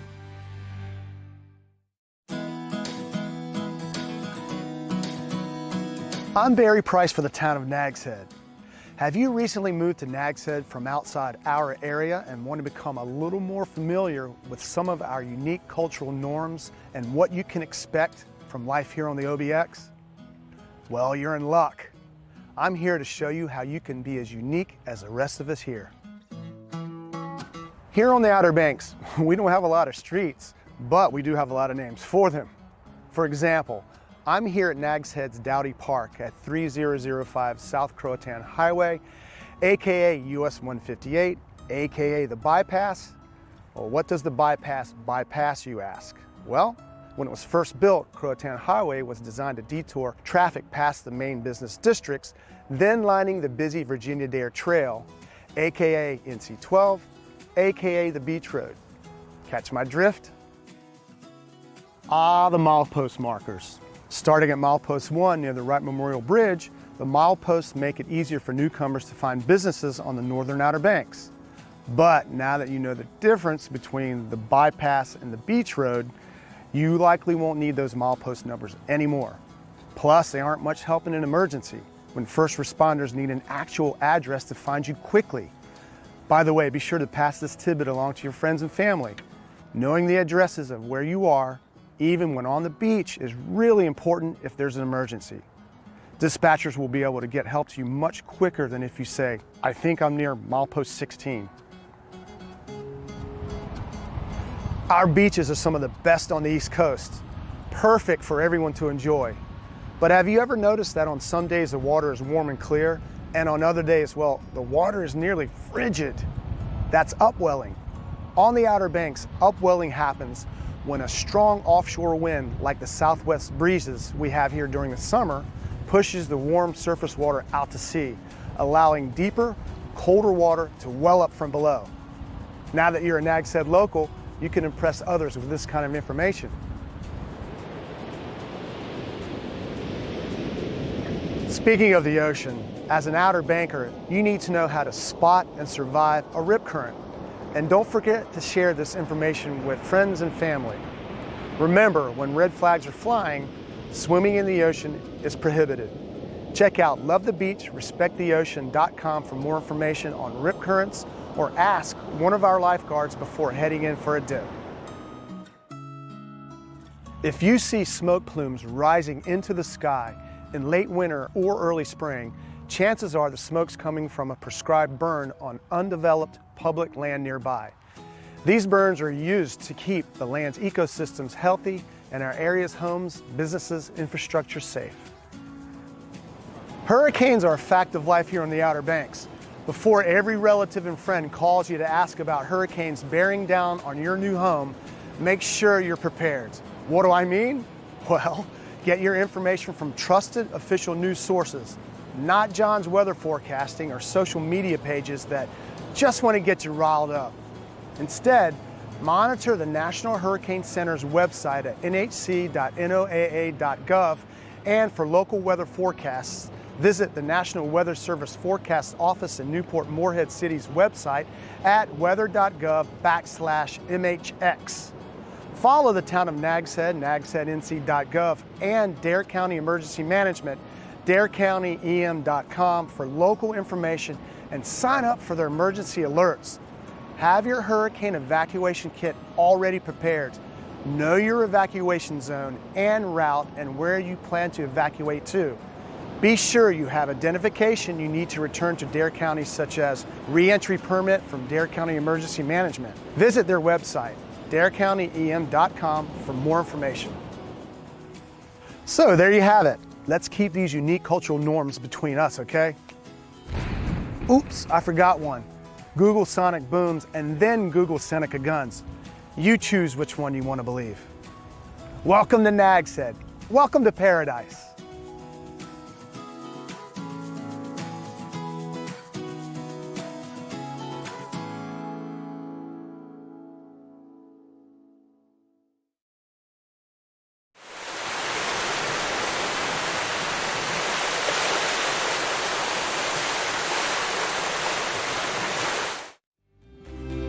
Treasure memories in Corolla Outer Banks. Go to CorollaNC.com.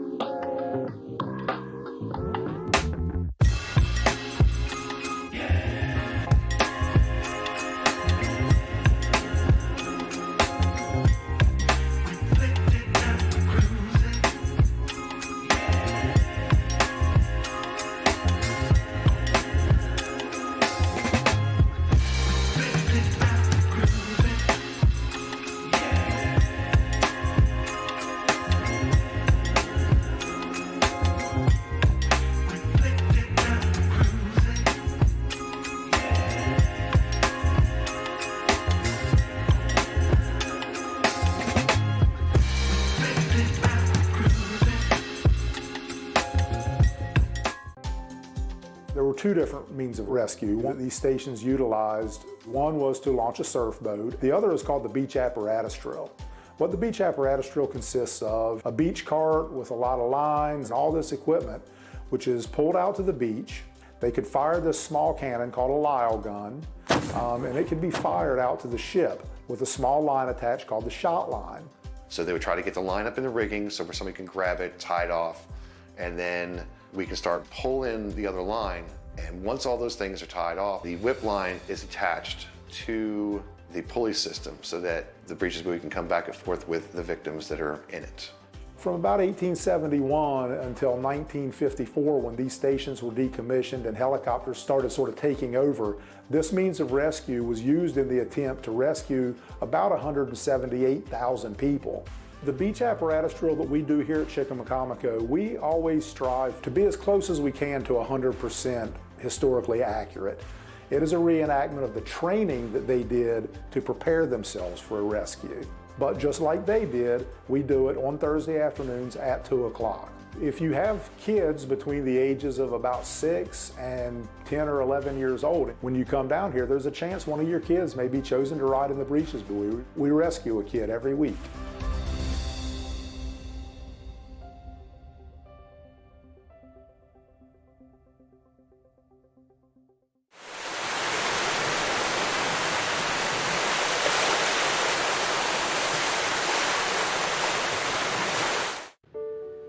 We have a basic human need to feel connected to nature, to the idea of something bigger, to one another.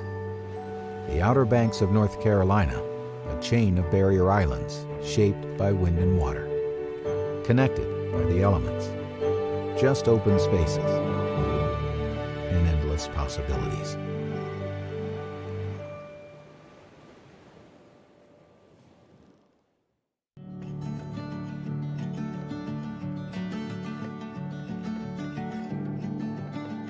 Some people say the Outer Banks has the best fishing spots.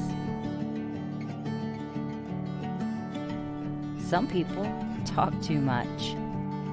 The Outer Banks of North Carolina, conveniently located just beyond compare.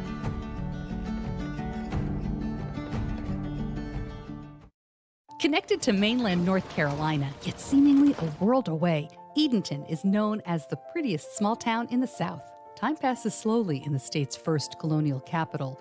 The lure of historic sites, outdoor adventure, and friendly people draws visitors from near and far, whether by car or boat. Let our lighthouse be your beacon to a relaxing getaway on the Albemarle Sound. Find your Eden in Edenton, North Carolina, the South's prettiest small town. Around the corner from the Albemarle Sound, Edenton Bay provides a scenic backdrop to its namesake town. Once a port for North Carolina's first colonial capital, today the waters attract travelers looking for calm, not commerce. And Edenton welcomes boaters with free boat slips for 2 nights.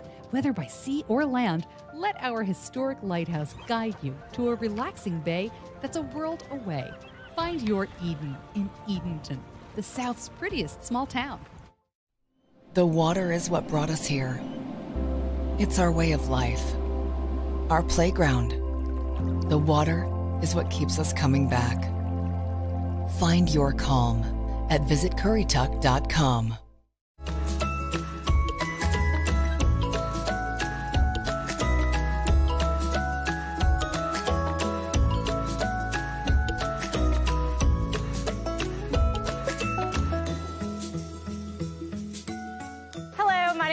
Thomason, and I work at the NC Aquarium on Roanoke Island, and I work in the education department and special activities, and I work with our box turtles pretty much on a daily basis. And in case you're wondering what is a box turtle, it is a type of reptile we find here in North Carolina.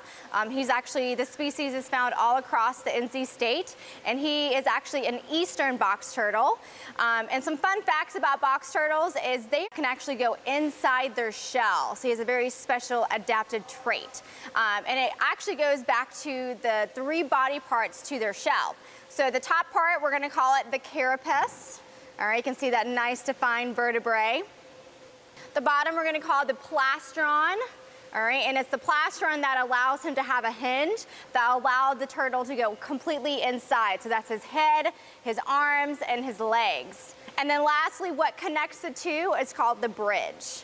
And box turtles, they're really cool. You might find them in your backyard or in the forest. They are along the bottom looking for different type of food. They are omnivores, meaning they eat both plant and meat, but not a cheeseburger. These guys will actually eat a lot of insects like crickets, worms. Their favorite color will be red. So here at the aquarium, we feed them lots of tomatoes, strawberries, raspberries. That color just kind of draws them in.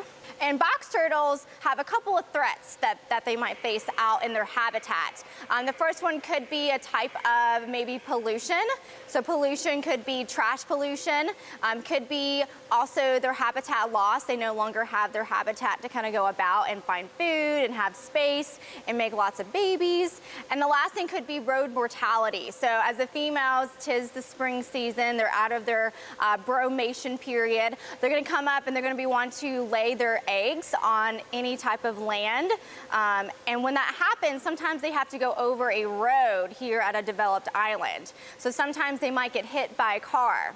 If you see a box turtle trying to cross the road, what you can do is maybe with an adult with you is to help the turtle go to the side it's trying to get to. All right, if you're trying to put him to the opposite side, he's just gonna come right back over.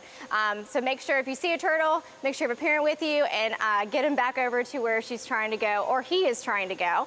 Another good thing is we like to say, let wild be wild. As turtles, they're really cute, but many of them do belong out in the wild in their habitat. They do play an important role in the ecosystem. So what you'll wanna do is make sure that they stay in their habitat if you do find a baby box turtle or an adult box turtle, because their habitat is like their home. Come on over to the NC Aquarium on Roanoke Island and learn much more about these turtle species like our box turtle, and we thank you guys for watching.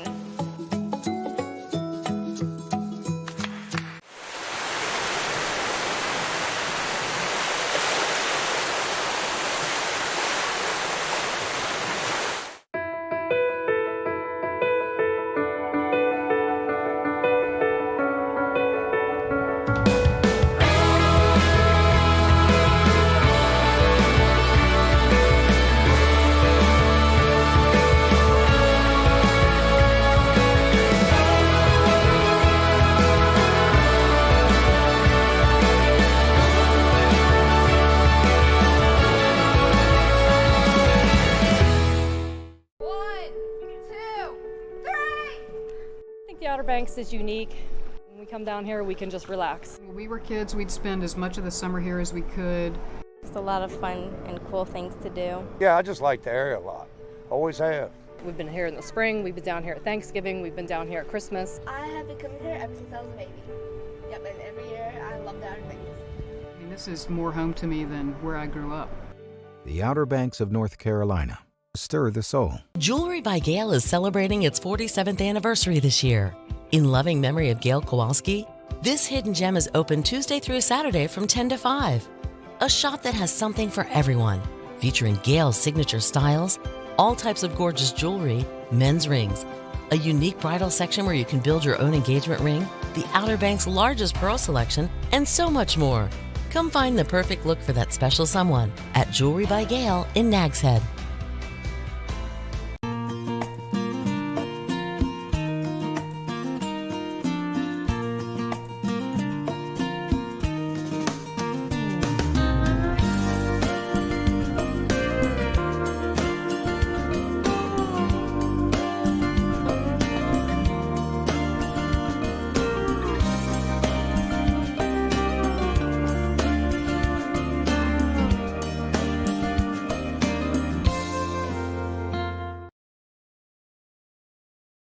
Hi everyone, I'm Claire and welcome to Wright Brothers National Memorial. This is Fort Raleigh National Historic Site. And Cape Hatteras National Seashore. And welcome to the national parks of the Outer Banks of North Carolina. There's so much to do and see here, so let's check it out. Here at Wright Brothers National Memorial, we explore the story of Wilbur and Orville Wright, two brothers from Dayton, Ohio, who, through experimentation, hard work, dedication, perseverance, a little bit of failure, and a lot of learning, managed to fly the first ever controlled, powered, manned, heavier than air plane. Wilbur and Orville made the arduous journey here from Dayton, Ohio between 1900 and 1903. For the first 2 years, they were living in a tent, and the second 2 years, they were in a shack, and they actually had a kitchen to cook on. For the first 3 years that they were here, they weren't even doing any flying experiments. They were just gliding, trying to manage the control in the air. So they would jump off of Big Kill Devil Hill right behind me and try to get as far as they could. And finally in 1903, they decided that they had mastered control and they were going to move on to powering this thing. So they built an engine, they created propellers and put it onto their flyer. And it was finally on December 17th, 1903 that they made that successful first flight. Aviation technology took off in leaps and bounds after this first flight in 1903. Soon we were crossing the English Channel and then crossing oceans. Then we were flying around the world. And then we're into space. We go to the moon. Now we're on other planets. The Wright brothers' dream of getting into the air and pushing the limits on what was possible has inspired millions of people. Neil Armstrong, when he was on the moon, had in his pocket a piece of the original 1903 Wright brothers flyer, and now we have it in the museum today. And in fact, there's so much to do here. We have the museum, which explores the full story of the Wright brothers. We have the flight room with the reproduction of the 1903 original flyer. We also have the reconstructed camp building, so you can see what it would have been like to live and work here in the fall on the sand dune. We have the first flight boulder that marks the exact spot that Orville took off from the very first time. We have the monument at the top of Big Kill Devil Hill, the Art Deco style granite monument, on the same hill where they did their gliding experiments from. On the other side of the hill, we have the first flight sculpture, which was put in for the centennial of the first flight. And this is life-size, and you can walk among the people that were there that day, and it really captures the emotions well. There's so much to do and learn here, so hopefully I'll see you soon. Here at Fort Raleigh, this is the site of the first English settlements in North America. If you've heard of Jamestown, if you've heard of the Pilgrims, this is the beginning of the story here. This is also the place where Algonquin people had lived for 800 years before they met and interacted with the English immigrants. This is a site during the Civil War where over 3,500 African Americans made their way to Roanoke Island and built what we call a freedmen's colony as they made their journey on the Underground Railroad. This is a place where you can step back in time and try to imagine what life was like. Can you imagine being an English colonist and stepping on board a wooden vessel, a small wooden vessel, and sailing for 3 months across an ocean to an unknown land? Can you imagine having lived here your whole life as an Algonquian, all of a sudden seeing these newcomers arriving and interacting with these different people from a different place? Can you imagine what it would be like for one of the Freedmen's Colony members to set foot on Roanoke Island and gain their freedom for the very first time?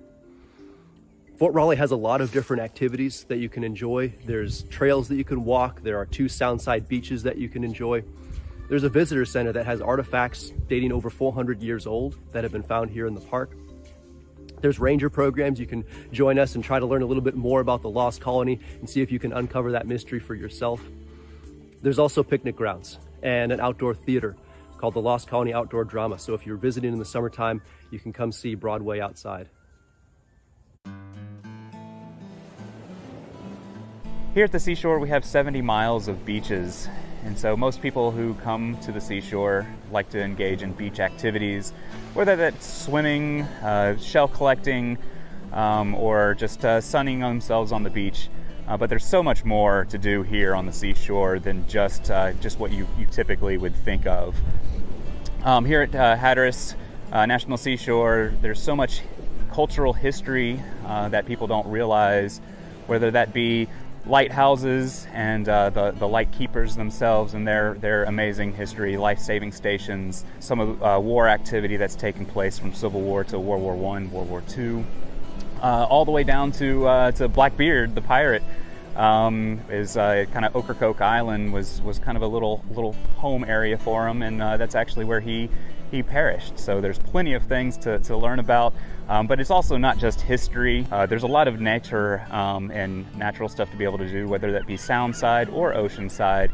We have a lot of nesting shorebirds, and so people will come and check out those birds. But maybe even more popular is in the summertime the sea turtles, mostly loggerhead turtles, but there's a couple others. They come and nest here, and whenever those baby turtles kind of come out, and we call it a boil because there's so much activity. It's almost like a pot of water boiling, but to be able to see those little sea turtles race towards the beach is something spectacular. There's so much to do and learn here. Whether you like to learn about history or science, like to get out and explore, like fishing or swimming, or just like to sit and relax, there's sure to be something exciting for you to do here in the national parks of the Outer Banks of North Carolina.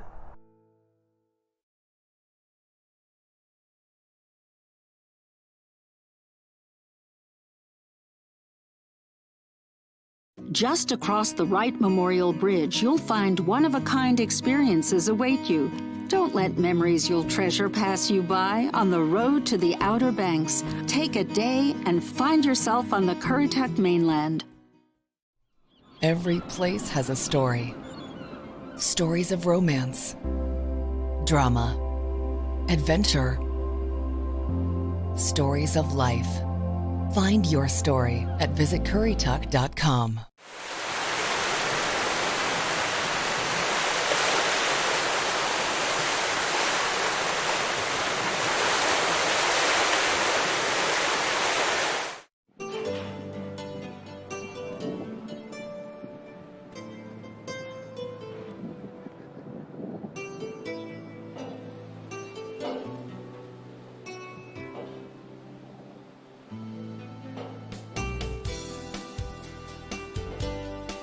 There are few things as refreshing or more relaxing than a ride across the Sound or the river on a North Carolina ferry.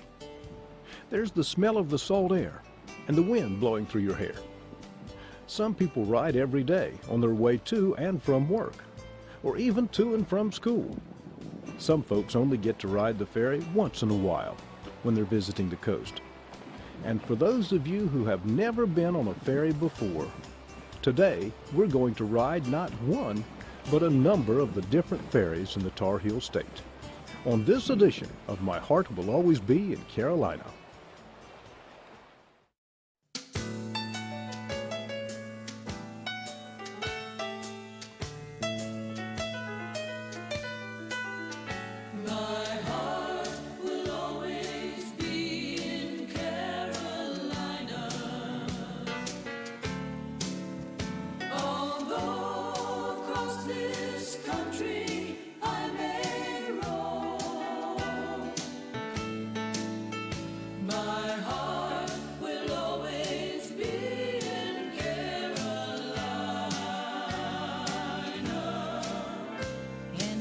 Sunny seaside, Carolina home.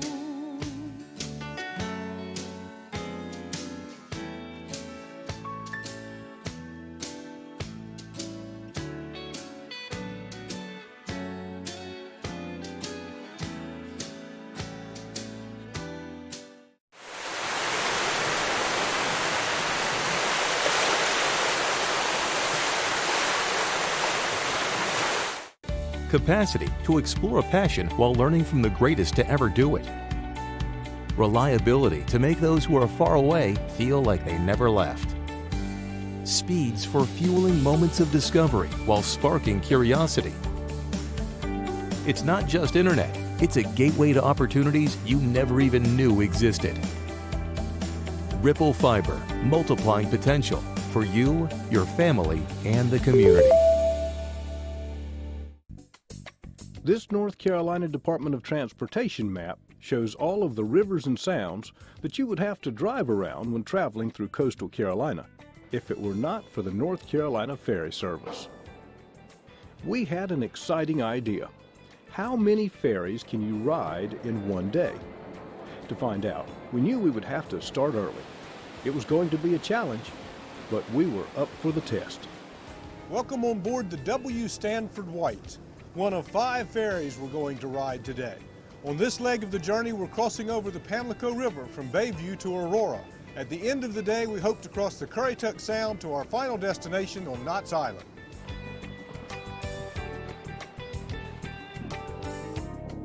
The Pamlico River Ferry is one of the most important ferries in the system.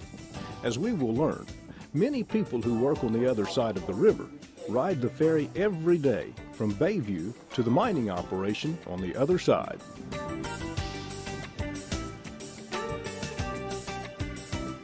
The ferry terminal at Bayview is located just a little southeast of historic Bath, North Carolina's oldest town.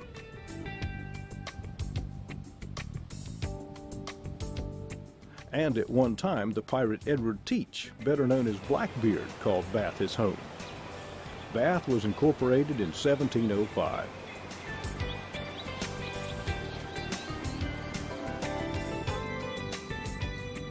A stroll down the historic street and through the waterfront park can be quite enjoyable. Now it's back to the W. Stanford White, on our way across the Pamlico River. Tell us a little bit about your work here on the ferry and coming to work here every day. Well, there's a lot worse places you could be to work. This is a pretty good job. The run is just 3 miles across, basically, and a lot of it is these workers that we carry working at that phosphate operation over there. They really depend on this ferry to get back and forth to work. Of course, there's tourists too, in the summertime particularly. There's a lot of tourists that come across here, making the connections to the other ferries. A lot of them like to come, make the circle around, ride the Cedar Island and the Cherry Branch, you know, make that circle come on all the way around.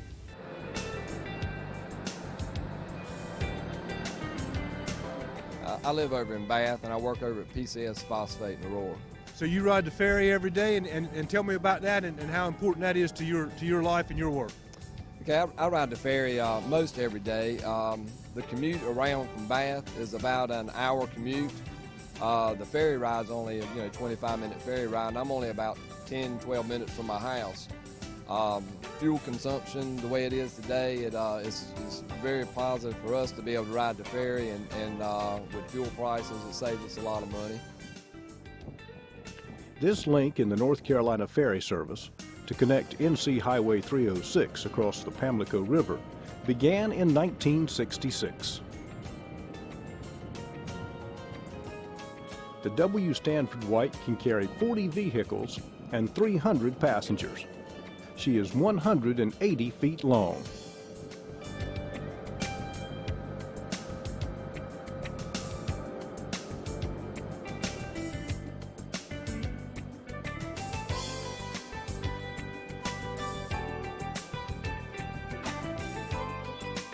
Over 400 employees work for the North Carolina Department of Transportation Ferry Division.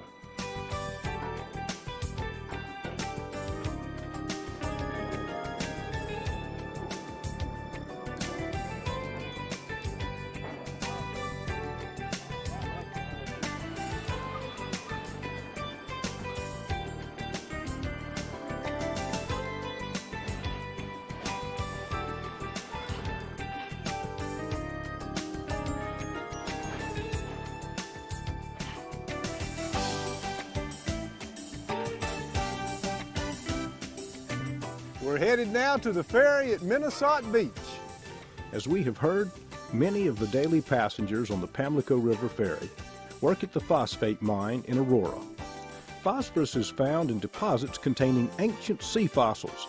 At one time, this area was under hundreds of feet of water. The first ferries in North Carolina began in the mid-1920s and were operated by private individuals. In the 1930s, the North Carolina Highway Commission began subsidizing these businesses to help keep toll costs down. In the late 40s and early 50s, the state purchased these ferry operations, and the North Carolina ferry system was born. The first official route of the North Carolina ferry system was from Roanoke Island to Mans Harbor, across the Croatan Sound back in 1947. There is no ferry service there today. 2 bridges now span the sound to connect the island to the mainland.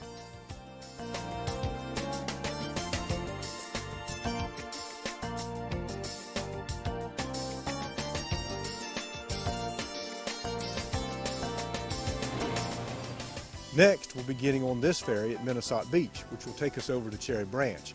We understand many of the people that ride the ferry in the morning and in the afternoon work at the Cherry Point Marine Air Station. The ferry at Minnesota Beach completes NC 306 service across the Neuse River. This route was established in 1973. Minnesota Beach is a town in Pamlico County.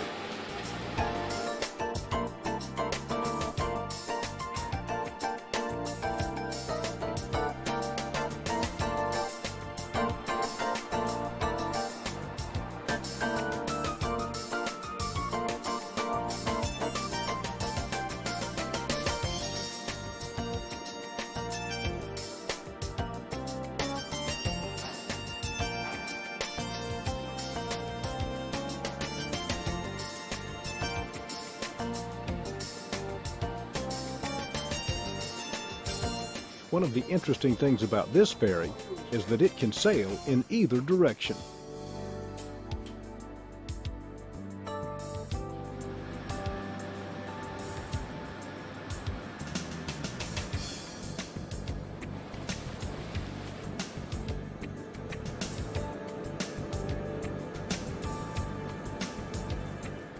Each of the ferries sport the logo from one of North Carolina's universities. I'm looking for ECU.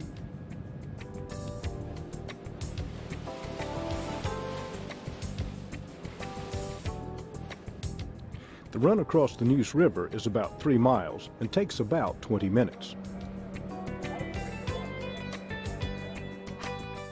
When we disembark on the other side of the river, we will be in Carteret County.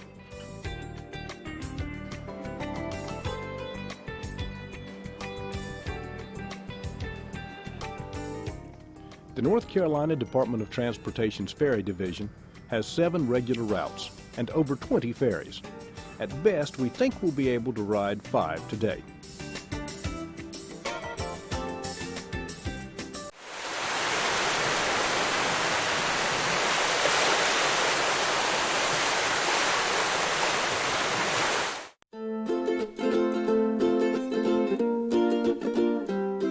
Welcome to the beach. Be sure of yourself and know your swimming limits. Don't go out too far without your mommy and daddy. Do what floats your boat. Always use a float when you go in the ocean. Come out of your shell and talk to a lifeguard. They can help you. See life's beauty. Watch out for animals in the ocean. Don't get tied down. And watch for shore breaks. It can knock you down. Love the beach. Respect the ocean.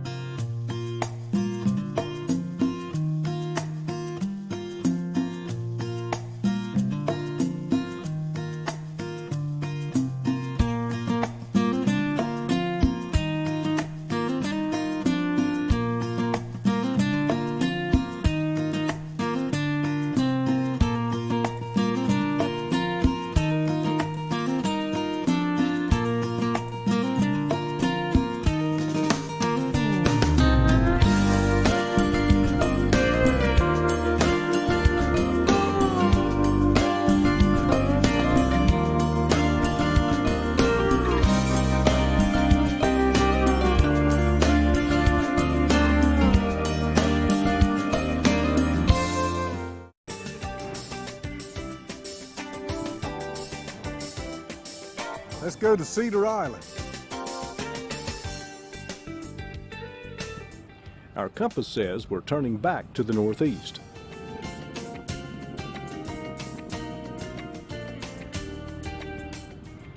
Part of our trip is through the Croatan National Forest in Carteret County.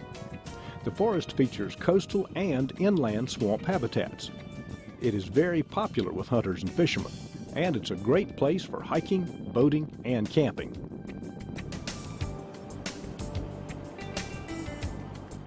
Cedar Island is an unincorporated community that some believe has a connection to the lost colony from Roanoke Island. The ferry from Cedar Island crosses the southeastern edge of the Pamlico Sound to Ocracoke Island. Unlike the other ferries we've ridden so far today, you will need a reservation to ride the Cedar Island Ferry. You can make your reservations online or call 1-800-BUY-FERRY. That's 1-800-293-3779.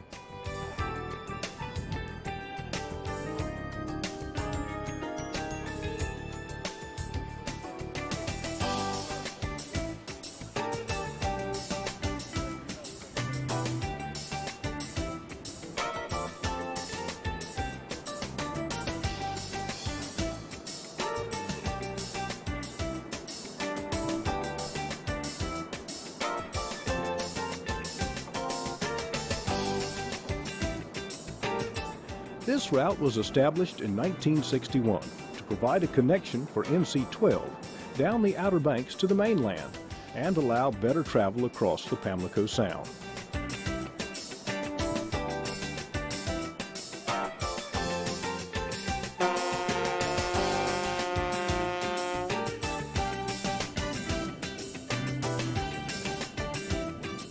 Now we're on the Pamlico. It's a big ferry and was built to handle the large and sometimes turbulent waters of the open sounds.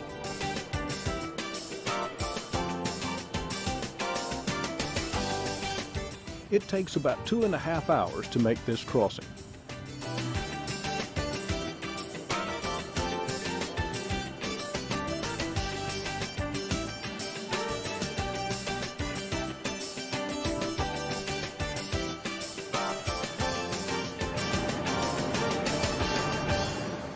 I want to introduce you to Captain Jackie Willis. We're on the motor vessel Pamlico, crossing the Pamlico Sound from Cedar Island over to Ocracoke. This is quite a trip.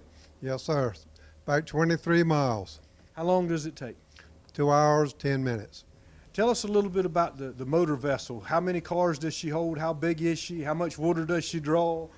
Well, the boat's about 220 foot long, draws about 6 foot, and we can get somewhere around 48 to 52 cars, according to the size. And she's full right now. Yes, sir.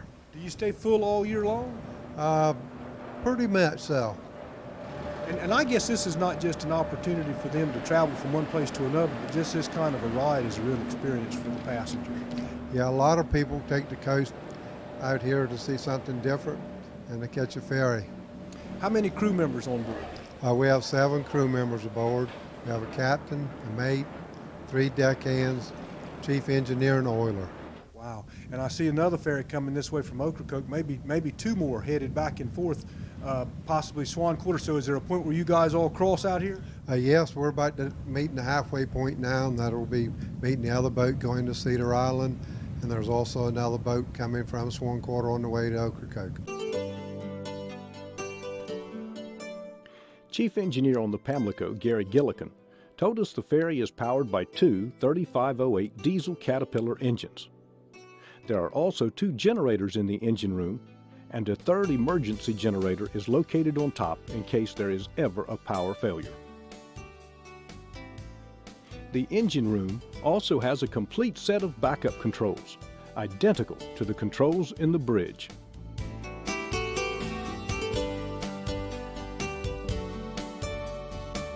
We're visiting with Terry Bird, and we're still on the ferry Pamlico as we're just about to arrive at Ocracoke. And Terry, what brings you out here?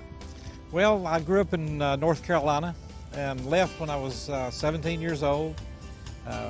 Spent my career in other places, came back and retired in 2005, and just want to experience North Carolina. Never been to the Outer Banks, and that's what we're doing in our retirement, trying to experience things we haven't had time to do. How do you like the ferry ride? It's great. It's worth the ferry ride just to come down. The ferry terminal on Ocracoke Island is on the banks of Silver Lake.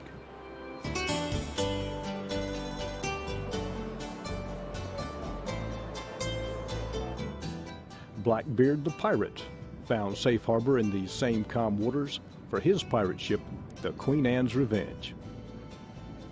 Blackbeard met his demise near Ocracoke in 1718 during a battle in Teach's Hold.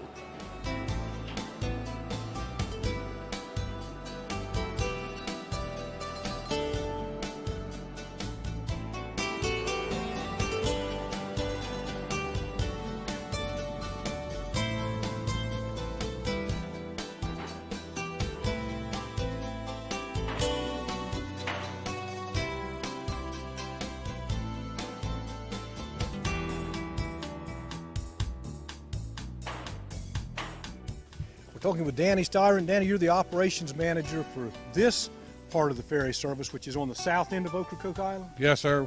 Yes, sir. We have ferries going to Swanquarter and from Swanquarter daily, and we have ferries going to and from Cedar Island. So we're really working two different operations at the same time, and there were better than 75,000 vehicles went through our area last year, and they'll average about 4 people to a vehicle. And that doesn't include in the spring of the year. We have a lot of buses that transit North Carolina, school children coming to the coast, going up and down the beach. And we've had as high as 5 and 6 of them on a ferry at a time.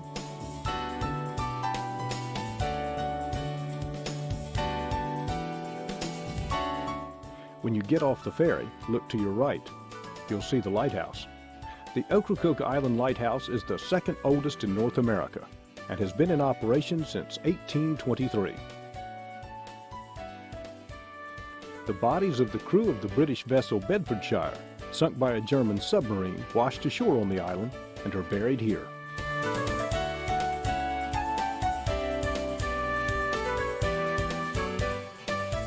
The corrals along the road are home to the wild ponies of Ocracoke, and the island's beaches are known as some of the most beautiful in the world.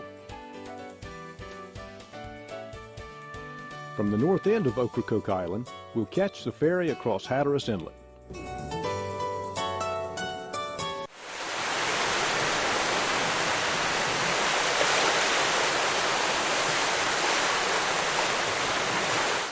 Just across the Wright Memorial Bridge on the Currituck mainland, you'll find one-of-a-kind shopping, dining, and recreational experiences await you. Don't let memories you'll treasure pass you by on the road to the Outer Banks. Find your treasure at visitcurrituck.com. What lies beneath the surface? The waters of the Outer Banks share their secrets, one cast at a time. Total relaxation. Absolute exhilaration. The Outer Banks of North Carolina, a chain of barrier islands shaped by wind and water, connected by the elements, just open spaces and endless possibilities. Capacity to explore a passion while learning from the greatest to ever do it. Reliability to make those who are far away feel like they never left. Speeds for fueling moments of discovery while sparking curiosity. It's not just internet, it's a gateway to opportunities you never even knew existed. Ripple Fiber, multiplying potential for you, your family, and the community.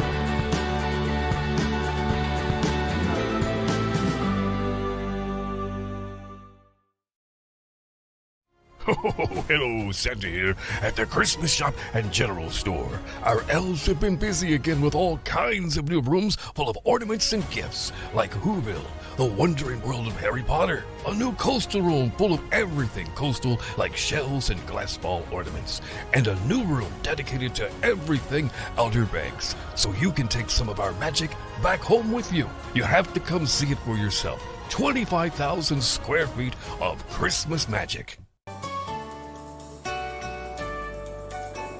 This is the busiest route in the ferry service, with nearly 1 million passengers using this crossing each year. We're on ferry number 4. We've got one more to go. We're crossing over from Ocracoke to Hatteras Island on the motor vessel Frisco. I'm in the passenger lounge. Most everybody on a beautiful day like this will set out in their car or hang over the rail during the trip. But all of the ferries are equipped with a place like this where you can come and sit, get in the air conditioning, get a drink of water, and just enjoy the trip from inside.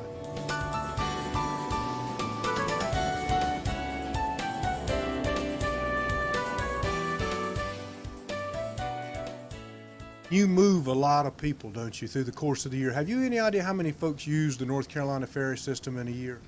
Yes, sir. System-wide, we carry over 2.5 million people, and proudly with very, very few complaints. We go to great lengths to make sure that, number one, that all of our customers, which is the traveling public, have a safe and pleasurable voyage. A vessel running 365 days a year, you always are going to have breakdowns, and we have field mechanics that get the ferries back online, and we have to shift them around to make sure that we have on-time departures so that the traveling public is not inconvenienced.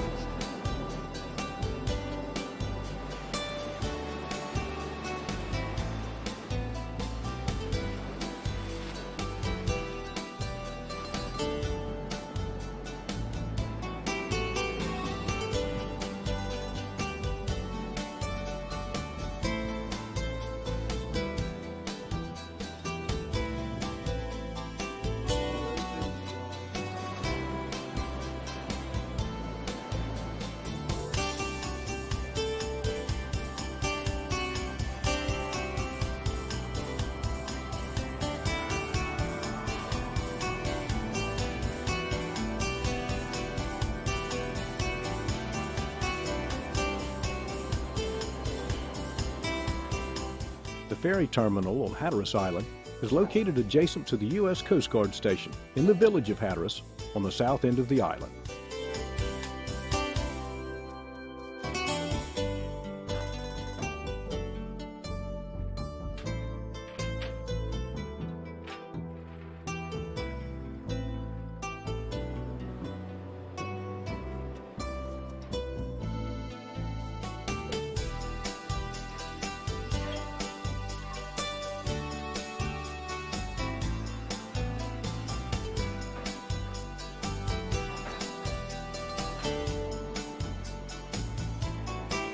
Look at all the people waiting with great expectation for their turn to ride the ferry.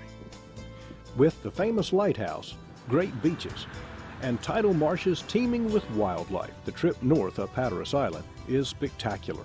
After you cross the bridge over Organ Inlet, you'll come to the Body Island Lighthouse. A little further up the road, you'll see the Wright Brothers National Memorial. A little further north, you'll leave Dare County when you cross the Wright Brothers Memorial Bridge into Currituck County. We're starting to run out of daylight, and this will be the last ferry we ride today. This ferry will take us across the Sound to Knott's Island. This route was created in 1962 to shorten the travel time for the kids that live on the island to get back and forth from home to school each day. It's about a 45-minute ride.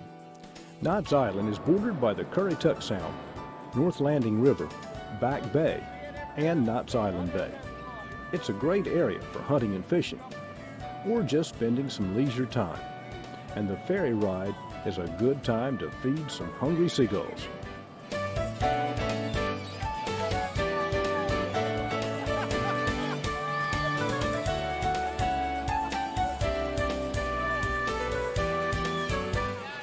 The ferry we're riding across the Currituck Sound today is the Chickamaucomico. The Chickamaucomico can carry 30 cars and 149 passengers and is 150 feet long.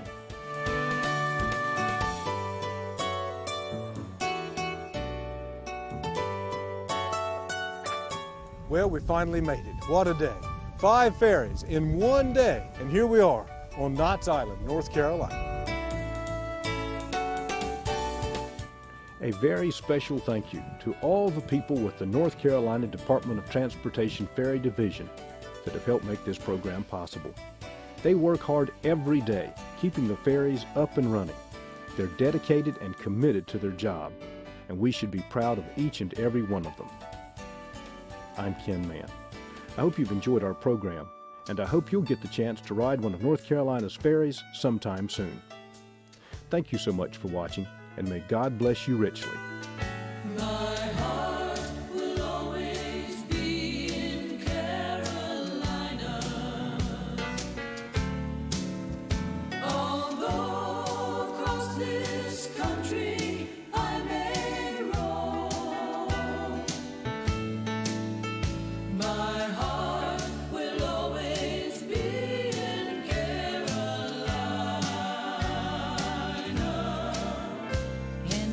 Sunny seaside, Carolina home.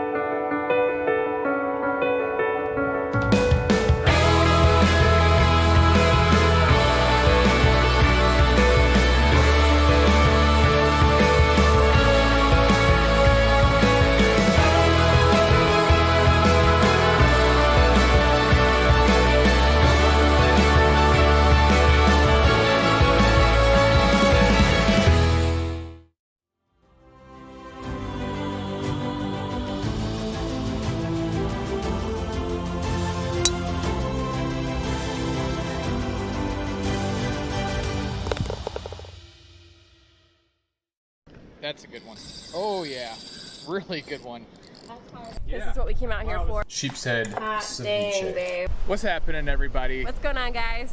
You guys, Christy and I, we have an amazing video coming at y'all. And today's video, you guys, is gonna be featuring Sheep's Head in the Outer Banks, and this video is gonna be brought to you by our official tourism partners, the Outer Banks Visitors Bureau. Go to outerbanks.org and you guys can totally look at all the cool stuff the Outer Banks offers. And we're actually partnering up. This video is sponsored by Outer Banks Visitors Bureau. And you guys check them out. And if y'all ever want to plan a trip to the Outer Banks, hit us up, ask us for some suggestions, but check out their website. We'll leave the link in the description below. outerbanks.org, y'all. All right, people, so let's go ahead, let's roll this footage and show y'all this amazing day we had sheep's head fishing in the Outer Banks.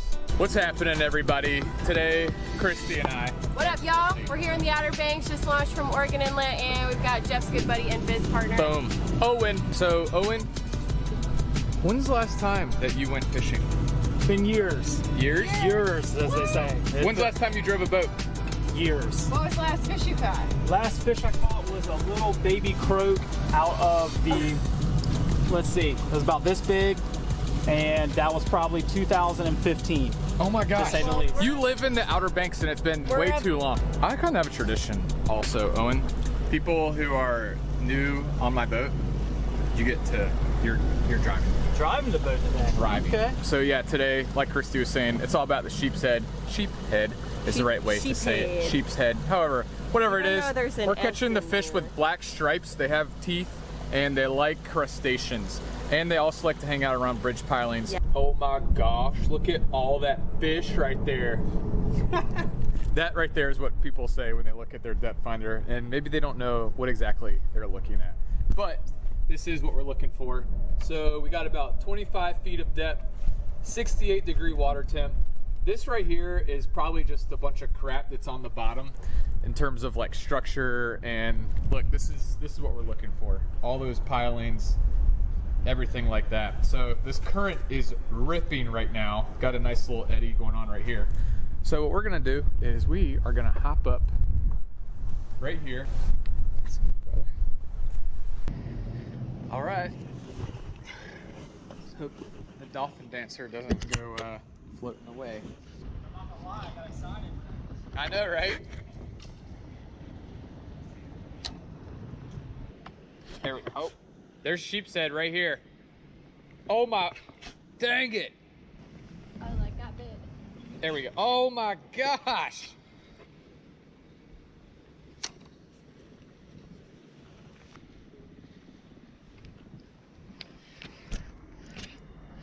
There we go. Fish on. That's a sheep's head. Ooh. Yeah. You're just smashing with your fish. Target species. Ooh, that's a nice one. All right, y'all, we're on a little bridge action. Sheep's head fishing. Oh, Nice yeah. one. Flip him onto. Yeah, people. All right, y'all. This is our target species, getting on some sheephead. On the sand, please. Woo woo. Nice job. All right, guys, can only go out from here, but these little guys are perfect for eating and super pretty fish. Love these fish. Yep. Hooked up? Yeah, you are. Woo woo. Here. Nice. Nice. You reeled them all the way up to the tip. Way too far. I ain't been fishing in years, looks like. Yeah. All good. We got him.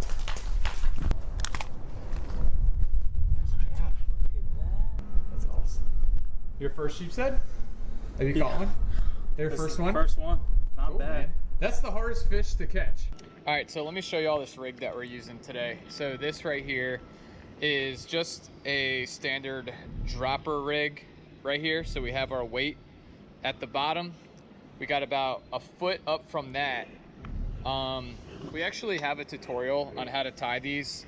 It's pretty much a high-low rig or a bottom rig without the high rig, just one part of it. So it's called a dropper rig. We use these for tog fishing, and these work perfect for bridge fishing. Right now the current's kind of slacked out, so we're just using 1 ounce weights. We'll probably switch to like a 3/8 ounce weight even, just to go with the lightest that we can, because these sheep's head have such subtle bites. So these make the perfect bait right here for sheep's head. In the perfect world, if we had fiddler crabs or like quarter chunks of blue crab, that would be awesome. Just dropping it, counting back from like 5 seconds. And I don't know, the sheep's head, typically sea bass are gonna be at the very bottom. So if you're catching a lot of sea bass, then maybe come up a few cranks. Okay. Nice. All right, y'all, time to go piling hopping. That's what we like to do. If you guys are hopping on some pilings, not getting bites right away, it's usually a good sign to switch it up a little bit. Well, we've been getting bites. But we have been getting. We're going for the big one. Yes, we have been getting bites, been getting on this piling, but I figured that we'd switch it up. See if there's bigger quality, more quality fish on some other ones. All right, guys, all moored up. We got all of our tackle, and we're gonna hit piling number 2, see if we can pull off some bigger sheep's head. Dang, he bit me off. That was big. Wow, I just got whacked. That was huge. There we go. That's a good one. That's a good one. Oh yeah, really good one. That's hard. That's a really good one, people. Really good one. We're gonna net this guy from the boat. Here, here. Ooh, it's a good one. Oh. Sweet. All right, people. That right there was a blast on light action. Christy was a little upset because you had one. Babe, there's probably like there's probably like 40 of them right there. No. Anyways, you guys, that is such a blast on light action. Oh man. There it is. Nice size sheep's head. Oh yes. One, two.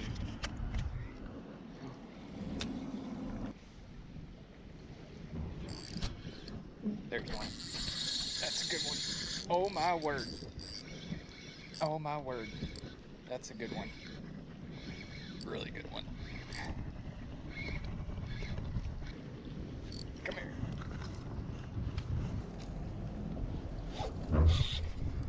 Oh yeah. Yep. Oh my word. Y'all, these we're all on. Yeah. That's what we're talking about. Tripled up. Oh yeah. Nice job, dude. Oh, that's a good one. Yes, Flip them sir. up, flip them up, flip them up. Good job. Nice catch, dude. All right, let the bail open. Nice job, dude. That is a nice one.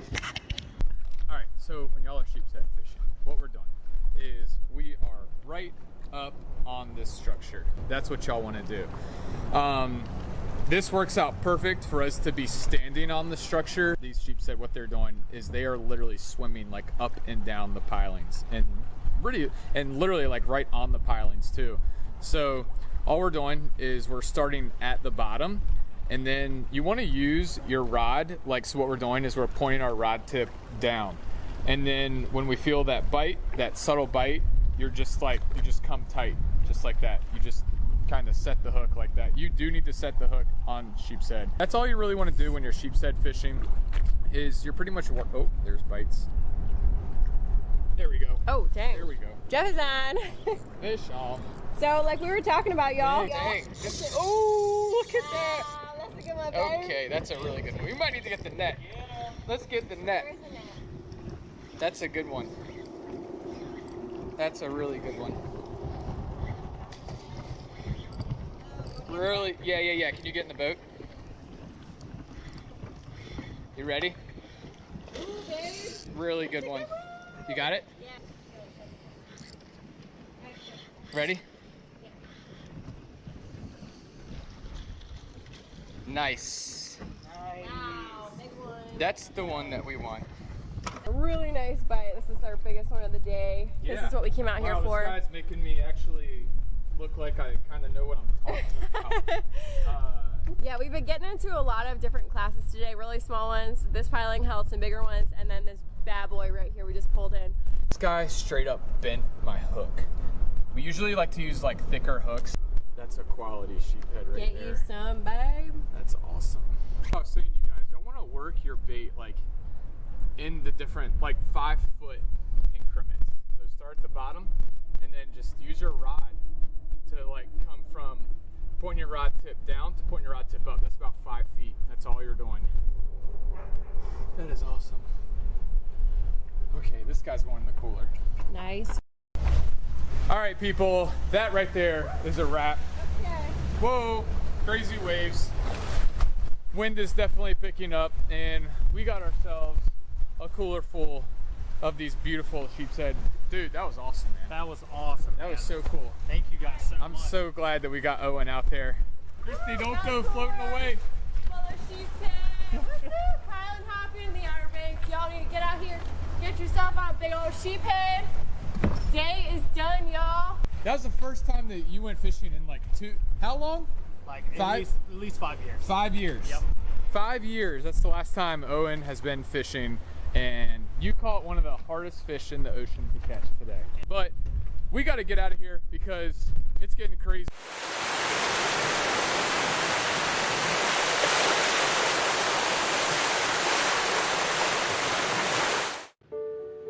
We have a basic human need to feel connected to nature, to the idea of something bigger, to one another. The Outer Banks of North Carolina, a chain of barrier islands shaped by wind and water, connected by the elements, just open spaces and endless possibilities.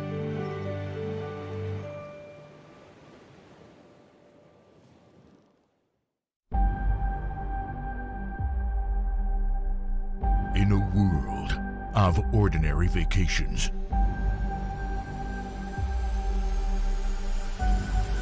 live the extraordinary.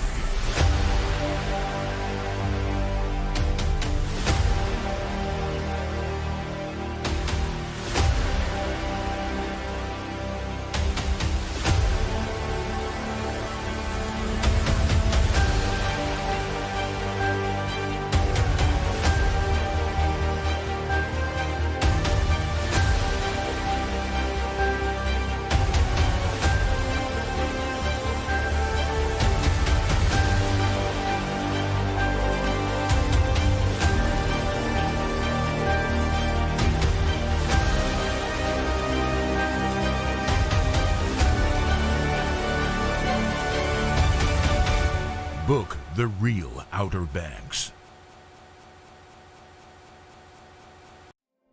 Out of the darkness, it still stands, guiding mariners on their way, a beacon of light for all to see. Find your light at visitcurrituck.com. Here we are, back in the kitchen.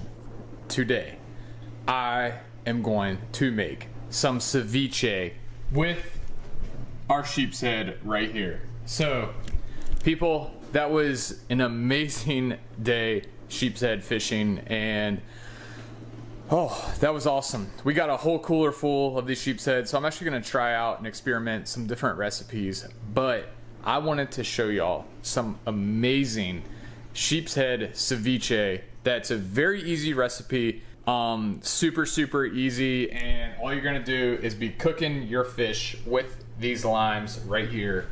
So anyways, let's get right to it. Like, amazing ceviche. Perfect size. Look at those teeth. So these fish, they will like swim up pilings like this, and that's when they take your bait. You know, they'll sometimes take it going down, but that's all they're doing is they're just like circling around pilings. All right, so this is our first cut. Then all we're gonna do, turn the fish around. So all we're doing is just working our knife right down the fillet. From here, we're just gonna just work our blade down the fillet. And all right, here's a little pro tip that I pretty much do in all my videos. So all you're gonna do is just take your knife, cut a hole, and then you can stick your finger through it just like this. Yeah, so this hole right here in the back of the fillet just helps you to like pull it off of the, should just come out pretty clean just like that. All right, here we go.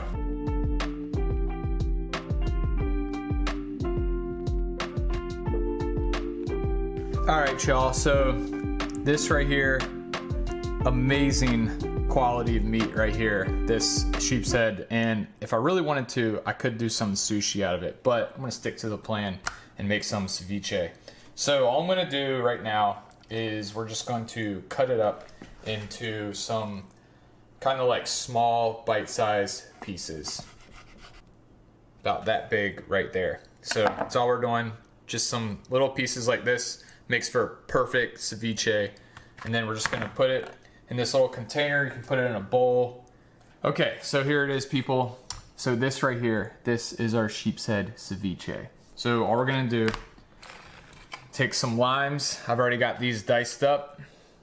I think I used like 4 or 5 limes, but all we're gonna do, I don't know how many I need. We just want enough lime juice so that the fish is like fully submerged in the lime juice, because that's ceviche, that's how the fish cooks, is the acid in the lime juice. I would just like to say that if there was some sort of like game show that I was on today for like, I don't know, having the perfect amount of limes that you have to buy to appropriately submerge my fish fillets, I would have won. And that's like the first time that's ever happened to me when I go grocery shopping, because usually I'll buy like way too much or not enough. I've got all my limes that I just got a nice wrist workout, just squeezing all these limes right here. And I'm gonna put a top on this. You could just put these in a bowl, do whatever, and then, you know, you just put some like saran wrap on top. So we've got the fish fillets fully submerged in the lime juice. I'm gonna go ahead and stick this in the refrigerator for about 30 minutes. And I don't know, I guess I gotta try and figure out something to do for 30 minutes. Maybe, I don't know, maybe I'll clean the kitchen and, oh, I know. Actually, you guys, check this out. So, Kirsty, my wife, you know, one fish, two fish. It's Kirsty and I, we do this YouTube channel. Kirsty's out right now with her friends. All right, so I don't show y'all this to like brag or anything, but I don't know, to all y'all dudes out there, get your wife some flowers. So actually, this is what I'm gonna do for the next 30 minutes. So I'm gonna surprise Kirsty. I'm gonna clean the kitchen, because I'm gonna be honest, I don't do the best job with that, and come home and there's like fish scales and crap like that on the kitchen floor. So that's how I'm gonna spend 30 minutes. But to all the men out there who got your lady out there, get her some flowers. Guarantee you. And if you ask, you can tell her that one fish, two fish told you. So you guys do that. Get your lady some flowers. And yeah, so I gotta find 30 minutes to kill, and that's what I'm gonna do. I think I'm gonna clean the kitchen, and Christy's gonna come home. She's gonna see flowers and a clean kitchen, and everything is just going to be amazing because I'm gonna have my ceviche, gonna have some football, and gonna have some happy wife action going on. You guys, that's what it's all about. So 30 minutes, not too bad.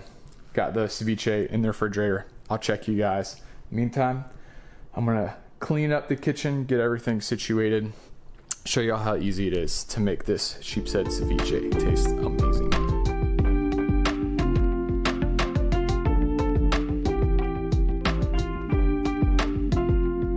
Woo! That right there, people, that's how, oh man, I feel really good about that. Past 30 minutes, clean kitchen. Christy is gonna love it. Look at this. Everything super clean. It smells lemony fresh. But check this out. To top this off, oh yeah, that's what we're gonna do. To Christy, a clean kitchen for my super hot double underline wife. Period. Love, Jeff. She just got home. She's just got home.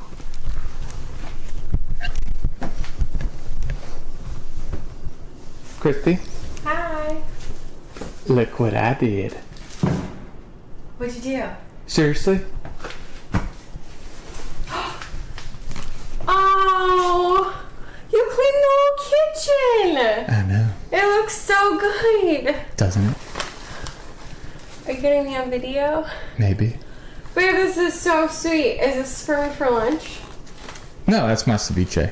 Oh. But you can have some of it. What's I that? got really excited. I was like, you made me tacos? Well, you can have some of my That's ceviche. what I thought this was all about, the tacos. You put it on top of the tortillas. And I saw chips. You don't even need chips.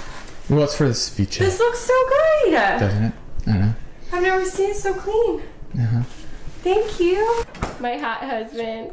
Y'all, ladies, get yourself a man who can clean up a kitchen. That's right. 30 minutes later, that plan was executed to perfection. So here it is. This is our fish. As you can see, it's a little bit more white. It's only been in here for 30 minutes because I am super starving. So this is the ceviche. Okay, here it is. So we have diced cucumbers, diced tomatoes, onions, and avocado. So this is so easy. All we're gonna do is put our mix-ins right here in this bowl. So cucumbers, tomatoes, put some onions in there.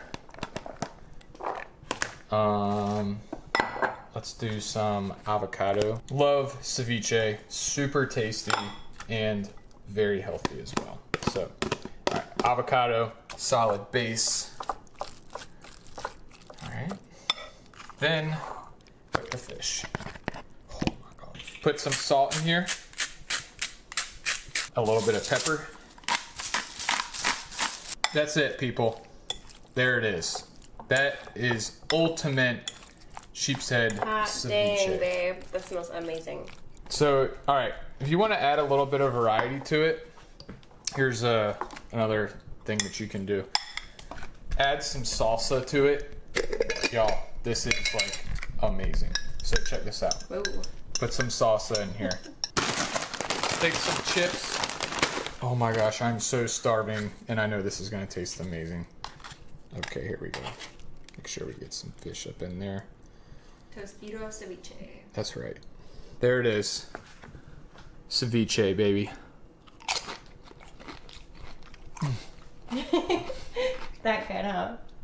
So good.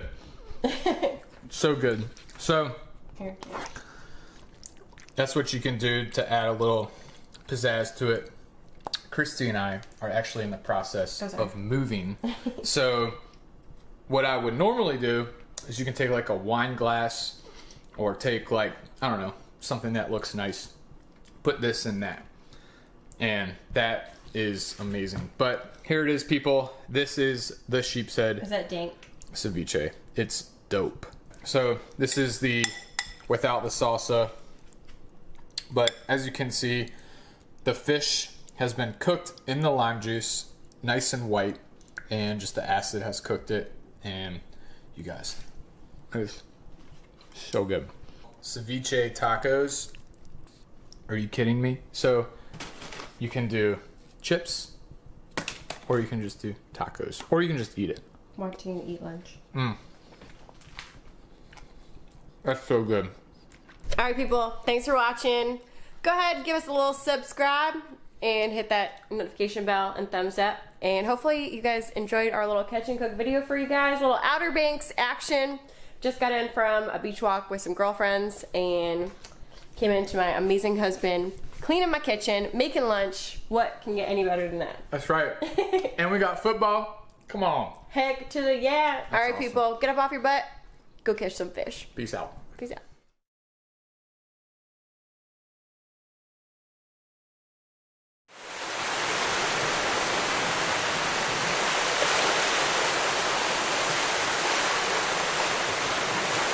Head up Highway 12 to where the road ends and you'll find the legendary Corolla Wild Horses, iconic historical sites, unique shopping and dining, outdoor events, and more. Take a day and find yourself here.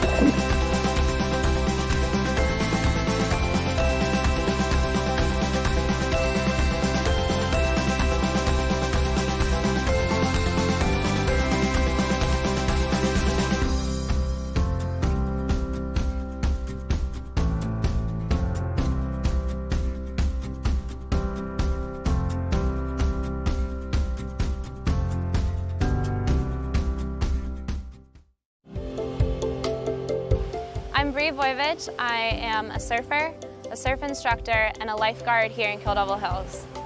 The power of the ocean deserves everyone's respect. Even on tranquil days, hard to see, powerful rip currents are present up and down the coast. Every year, unsuspected swimmers find themselves in the grip of the rip. Many lose their lives. Such tragic events can be easily prevented with a few local tips. Know before you go and check the local beach forecast before heading out. Always swim near a lifeguard. And if you find yourself caught in a rip current, don't panic, float, wave, and shout until help can arrive. If you're a good swimmer, don't fight the rip. Swim parallel to the beach to break free of the current's hold. Live like a local, love the beach, respect the ocean.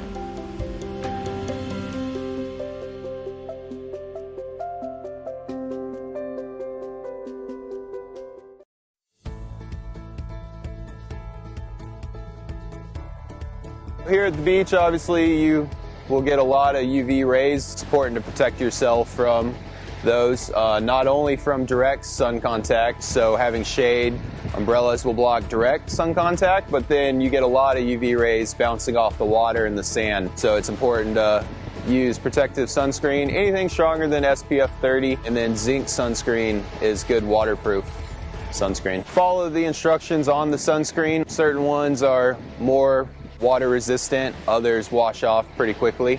But generally, especially if you have fair skin, reapply about every hour. It's real important, kind of take breaks. If you're planning to be at the beach all day long, you know, go inside for lunch, get an AC, get out of the sun, get some water, some food in you. Just take a break from the heat. My name is John Carter. I'm from Kitty Hawk, North Carolina. I am a surfer, surf photographer, environmentalist. The marine life found in our oceans deserves everyone's respect. It's important to remember that the ocean is home to many beautiful and sometimes dangerous marine life. Dangerous interactions with such marine life can be easily prevented with a few local tips. Always swim near a lifeguard. Shuffle your feet as you walk in the water to avoid skates and rays. Don't swim too far from the shore. Avoid water at night, dawn, or dusk. Stay clear of any wildlife swimming in the water. Avoid waters being fished and those with schools of bait fishes. Diving seabirds are a good indicator of such activities. Live like a local, love the beach, and respect the ocean. Text OBX Beach Conditions to 77295 to sign up for daily beach forecast and condition reports. For terms of service and privacy policy, visit obxalerts.com. Despite what you've heard, 911 cannot locate you immediately when calling from a cell phone. Do you know the street address of your location in the event of an emergency? When you call 911, we don't either, unless you can tell us.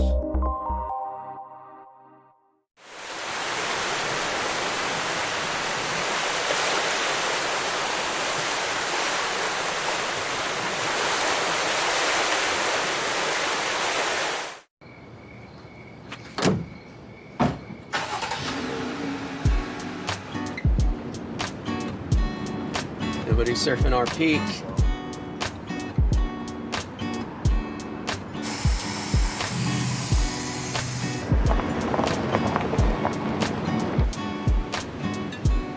Yo, what's up?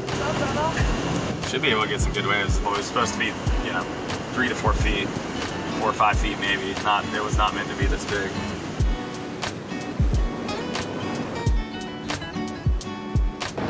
Surf looks like it looks fun. Oh my God! What? Oh, the right and the left. Wow. Well, I'm ready to change. Yep.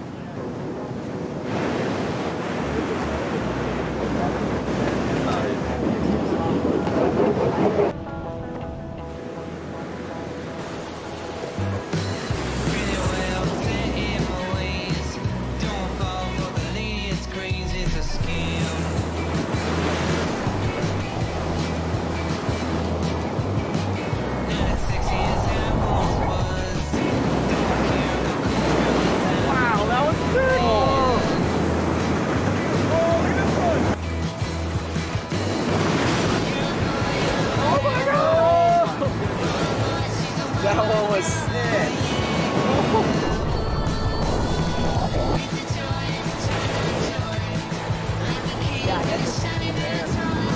Yeah, Siren. Oh, look at this. Whoa! Who's that guy? Oh my God!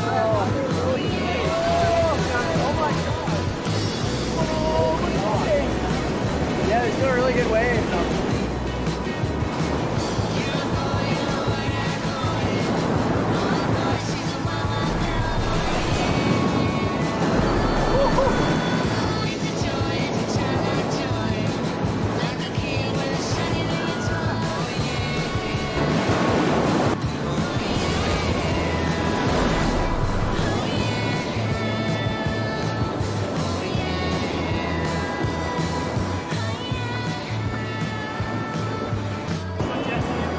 That was fun. See you guys. Later, Brad. Have a good one. See ya. Sick session.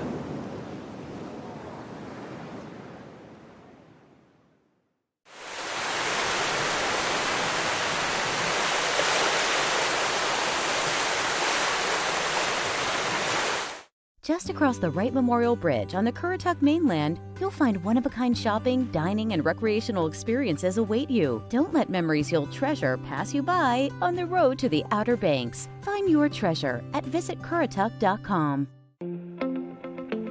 My name's David Elder. I've been a lifeguard in the Outer Banks since 1991. Before you head to the beach, know the weather conditions, make preparations, sunscreen, hydrate, Find out where your local lifeguard is. Swim near your lifeguard. If you find yourself caught in a rip, don't panic, float. Get the attention of the people on the beach, wait for help to arrive. If you are a strong swimmer, don't fight the rip currents. Swim parallel to the beach to break free of the current's hold. Then swim back to shore. Live like a local. Love the beach and respect the ocean. Text OBX Beach Conditions to 77295 to sign up for daily beach forecast and condition reports. For terms of service and privacy policy, visit OBXalerts.com. The Chickamaucomico Life Saving Station was first built in 1874, and it was a way to help people who were distressed in the shipping lanes. Back then, that was the highway, and everything was done by the sea. We live up to our nickname, the Graveyard of the Atlantic. There was a long history of shipwrecks that resulted in a need of, yes, we need to get stations out there. The mission of the Life Saving Service was to save people from a land-based operation. This is the place where Chickamaucomico Life Saving Station was. It's where the rescues were performed. It's where the men lived. It pretty much was the beginning of a professional life-saving service in the United States. So this is the 1874 building. This is the first of the 7 original life-saving stations built on the coast of North Carolina. So this one is very special.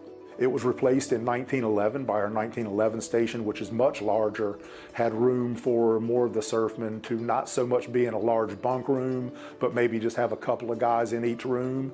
On site, there are 2 cookhouses, 1 per station. They use the cookhouses for various reasons. Obviously, cooking kept fire away from a wooden building. It provided warmth from the fire, so they used them also as shower houses. And then we have a house that was donated to us in 2006 by the Midget family, and it was the home of Captain Cornelius Midget, the older brother of our own Captain John Allen Midget Jr., and that little house we call the Midget House. We are the only station in the U.S. Life Saving Service history that is a complete site. In no other place in America can you go to and see the accurate history that you see here. In particular, the reenactment, we do it to the T. We do everything as if we are training as they did 150 years ago. And what you see here at Chickamaucomico is not a reenactment of a rescue. It is a reenactment of the training that they did to prepare themselves for a rescue. That's why it's called the beach apparatus drill. But just like they did, we do it on Thursday afternoons at 2 o'clock. Most of our displays are on loan from families or from other organizations, most from families who have gotten granddad's medal or uniform or whatever the case may be. We have artifacts from shipwrecks. We have some documents, we have photographs, we have equipment that was used in the past, and we have the buildings. This is a museum of place. This is where it happened. You can walk out on the beach and know that you're walking in the footsteps of people who rescued people that they never saw before and would never see again.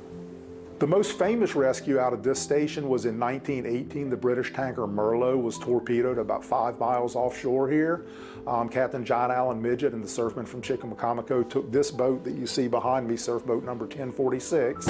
They rowed out to that ship, which was carrying a load of kerosene at the time. So the sea was on fire when Captain John Allen and his crew managed to rescue 42 of the 51 British sailors on board the Merlot. It still remains today one of the most decorated maritime rescues in American history. The Chickamaucomico Historical Association is comprised of a board of directors. We have 2 employees. Our mission is to tell the story of the men who served here and to preserve the buildings that they served in. This is the 150th anniversary of the introduction of professional life saving to the coast of North Carolina. We're planning to have guided tours of the Kennekeet Station, We're going to have this station open for tours. We're going to have a search and rescue demonstration from the Coast Guard, which is, of course, we're their foundation. So lots of different things going on throughout that weekend.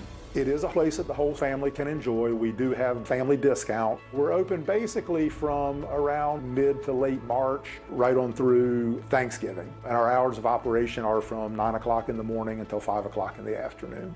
As a nonprofit organization, we do rely a lot of the funds and the resources through donations. Sponsorships, you can actually sign up to become a monthly sponsor or a yearly sponsor.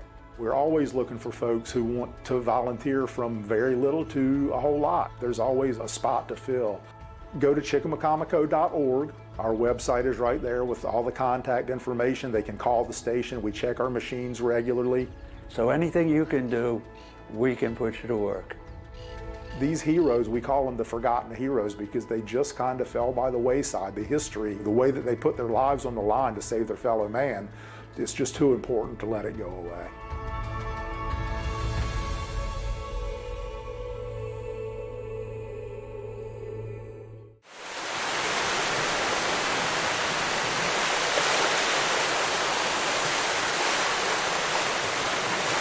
Jewelry by Gail is celebrating its 47th anniversary this year. In loving memory of Gail Kowalski, this hidden gem is open Tuesday through Saturday from 10 to 5. A shop that has something for everyone, featuring Gail's signature styles, all types of gorgeous jewelry, men's rings, a unique bridal section where you can build your own engagement ring, the Outer Banks' largest pearl selection, and so much more. Come find the perfect look for that special someone at Jewelry by Gail in Nags Head. Hi, this is Joey the Wine Guy, located in the general store of the Christmas Shop at General Store, located in Manteo, North Carolina, right here on historic Roanoke Island. Join me daily from 11 to 5 for free wine tastings here at the general store, where you can try it before you buy it. Be sure and try our featured German Christmas wine, just the thing to get you in the Christmas spirit all year long. And don't forget to ask me about special pricing on 6 and 12 bottle cases. Whether you're looking for a Chardonnay, a Cabernet, or your favorite Merlot, we've got it here at the Christmas Shop at General Store. Connected to mainland North Carolina, yet seemingly a world away, Edenton is known as the prettiest small town in the South. Time passes slowly in the state's first colonial capital.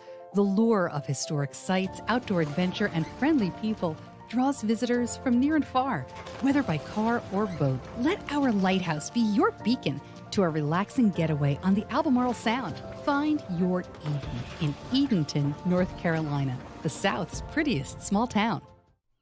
Every place has a story. Stories of romance, drama, adventure, stories of life. Find your story at visitcurrituck.com. My name is Rick Romano. I'm an artist on the Currituck Outer Banks. A lot of people consider me a surf artist. You know, I'm a beach artist, anything to do with the ocean. You know, I love drawing waves and painting waves, and not so much surfers, but just surfing scenes. Beaches on the Outer Banks, you know, big giant waves breaking against the pier. You know, things like that inspire me. Anything that has to do with the ocean, it just inspires me to paint. My studio today is located in Corova Beach, North Carolina, and I have a shop here in my backyard, a showroom and studio, and I work right out of my yard here. Sometimes I go on location, but mostly I'm painting on pieces of driftwood that I find on the beach. I just kind of want to do originals, small originals on driftwood. You know, pieces of repurposed wood. That's what I really enjoy doing. I like creating the substrates to paint on out of repurposed materials. I did the art show circuit in Virginia Beach for many years and had a gallery, a warehouse there. I did all my custom framing, and I just kind of wanted to come to a quieter place, and I just fell in love with Corova Beach back when I was in high school, and I bought my house 15 years ago and relocated down here 5 years ago, and I've never looked back. The beach scenes for me are just, that's where I grew up. I grew up on the ocean. I've been surfing since I was 10 years old, and just something about anything having to do with the ocean just inspires me. You know, the waves, the color of the ocean, And when I'm in it surfing, it kind of creates a balance in my life that I need. I'm so inspired here because it's just full of life.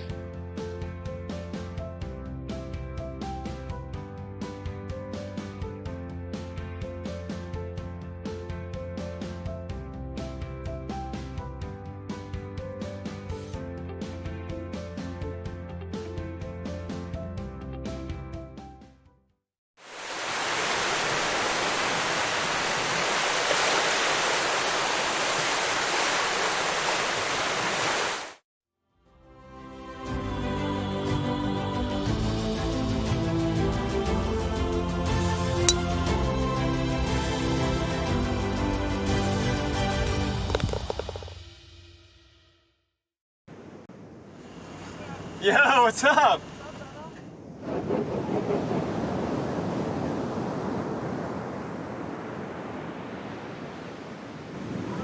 Yeah, Cyrus.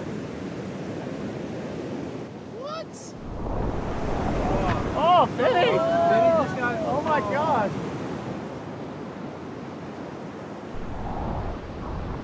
There's more to the story at rawobx.com. Discover the Dovetail Collection by Vaughn Bassett exclusively at Outer Banks Furniture. Made in the Virginia mountains using solid American white oak, Dovetail wood joinery dates back thousands of years. The collection is designed for those who appreciate the natural look of reclaimed wood with its cracks, knots, and bold grain patterns. Each piece is available in 3 finishes and is meticulously crafted for exceptional strength to give you long-lasting beauty. Find the Dovetail Collection from Vaughn Bassett exclusively at Outer Banks Furniture, Milepost 1 in Kitty Hawk. Did you know that weed slows reaction time and impairs motor skills and coordination? Weed also disrupts learning and problem-solving skills. Whether you're a basketball player, surfer, skater, or student with other life goals, Outer Banks Hope Coalition reminds you to live life in focus. Don't let weed blur your dreams.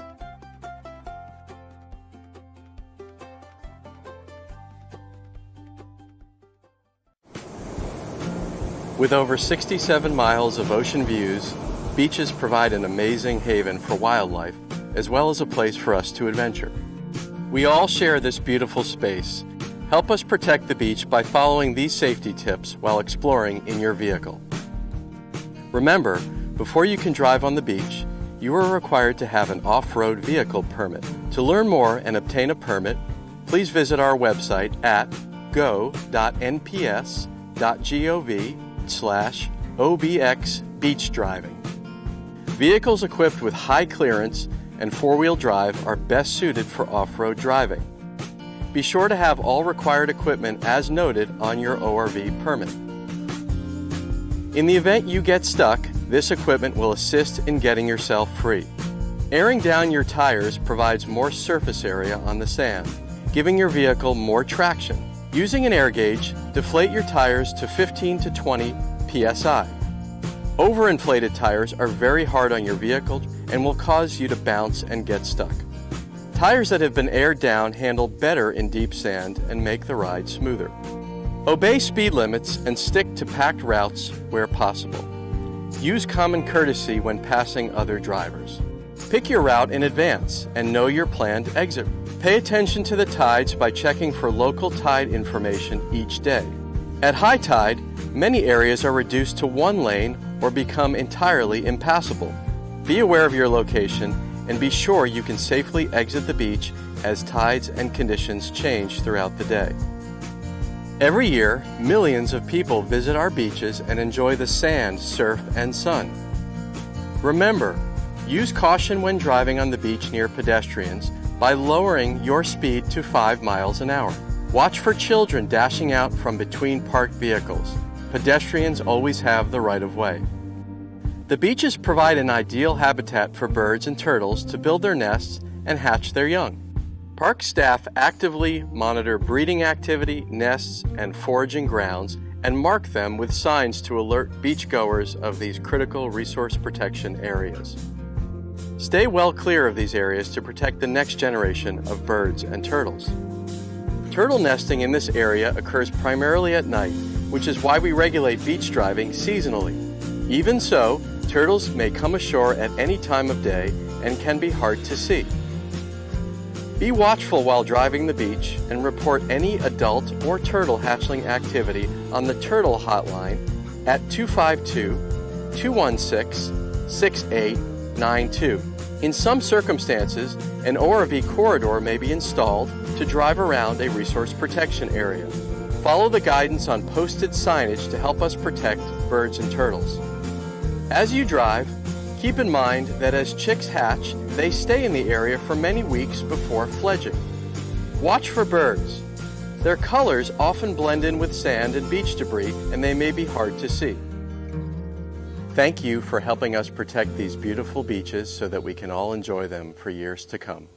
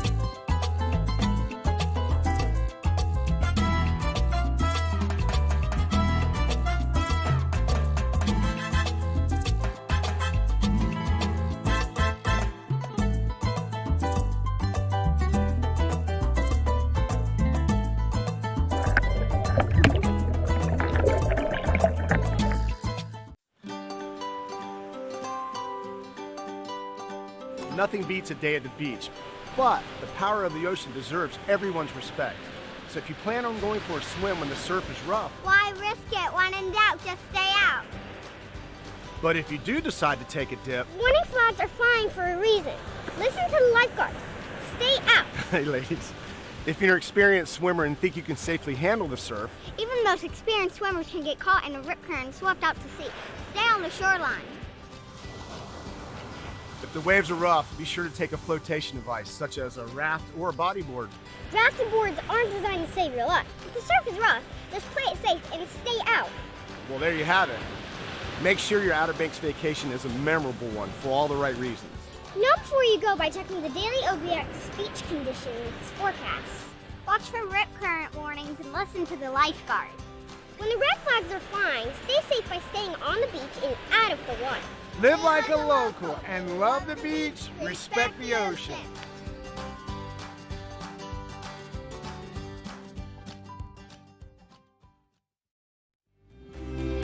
Treasure memories in Corolla Outer Banks. Go to CorollaNC.com.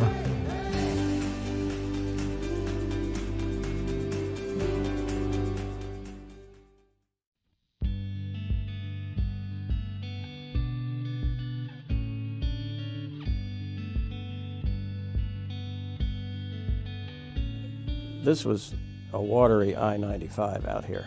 If you were in trade and commerce and you were moving cargo from, say, Baltimore or Philadelphia or New York, it needed to go to Savannah. It had to go by boat, and there were many, many vessels transiting these waters. There was, over a period of decades, something like, on average, 1 wreck a week of sailing vessels, primarily. So what I would like to do this evening is to share with you things that I've learned about the Paul Gambles Hill U.S. Life-Saving Station that used to be here in Southern Shores. Bob Moyer is a Southern Shores resident who became interested in the U.S. Life-Saving Service after seeing an abandoned station near the Currituck Beach Lighthouse. He has extensively researched the Life-Saving Service since then, especially the Paul Gambles Hill Station, and recently gave a presentation during a Southern Shores Civic Association meeting to suggest the placement of a plaque to dedicate the former location of the station. I live at 5/8 Avenue, Southern Shores, and it's 1 block from Hillcrest Beach, south of it. And come to find out, during the height of the life-saving service time, which ran roughly from the mid-1870s up to 1915, there were 29 life-saving stations built on the Outer Banks in North Carolina. The more I read about it, I learned that there were approximately 5 to 6 miles between stations. So at one point I'm scratching my head, and I thought, well, if you go 5 miles south from Caffey's Inlet station, which is up where Sanderling Hotel is now, 5 or so miles, you're right into Southern Shores. Now, where is this? Where was the old life-saving station? Had to be one here. And I did finally find an old Army map from 1943 that showed the Paul Gamble Hills station right smack dab in the middle of Southern Shores. Come to find out, that station was, when it was in existence, it wasn't there now, obviously, but it was right smack dab at the public beach, Hillcrest. I had a sense that from an old National Geographic map that I had that there were wrecks right off of here. So I wanted to tie in the wreck and the time with the experience of the crew of Paul Gamble's Hill Station, and found that if I contacted in the National Archives in Atlanta, there was papers from the original station records, handwritten in form, that I got them to copy and send me for the dates when the wrecks occurred. There were 7 named wrecks during this time, 1883 to 1932. From these named wrecks, there were 50 mariners that were cared for, aided, or brought ashore physically by the crew of this station, including on one wreck, they had a couple of tamed bears that the crew went out. The crew of the wreck, they just waded ashore because the wreck came up so high, but there were 2 tamed bears in the captain's cabin, and so the crew of Paul Gamble's Hill here went out and brought the bears in. I don't know exactly how that came to pass, but it was an interesting part of the report. I just think these life-saving station crews, later Coast Guard crews, should all be applauded a bit for, in some cases a lot, for all that they were able to do in terms of safeguarding the welfare of mariners, and I think we should all have our hats off to them.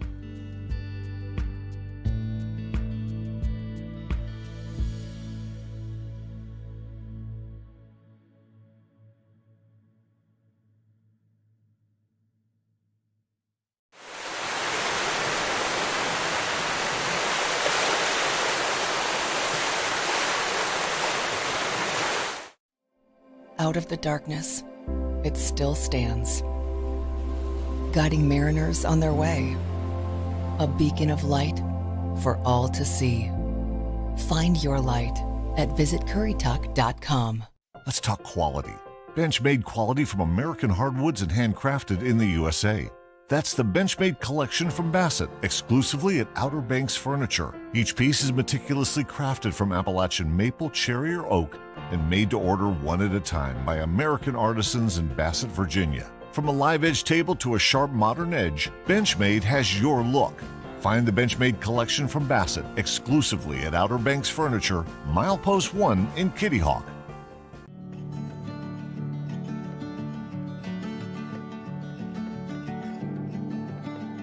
Some people say the Outer Banks has the best fishing spots. Some people talk too much. The Outer Banks of North Carolina, conveniently located just beyond compare.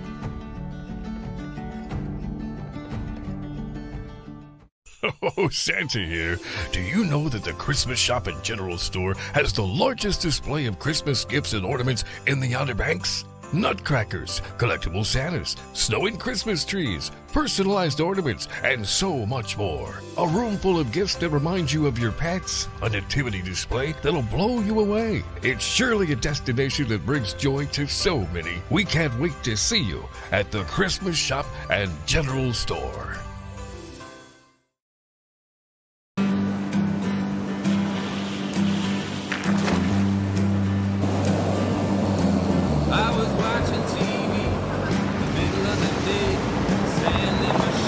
Tide's starting to come in now. Yeah, that wind's picked up. See how it opens up over here? I like fishing where there's some white water.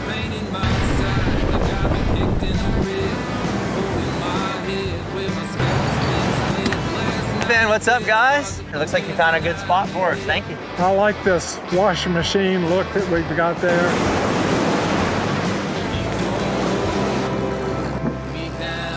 Let's go. Yeah.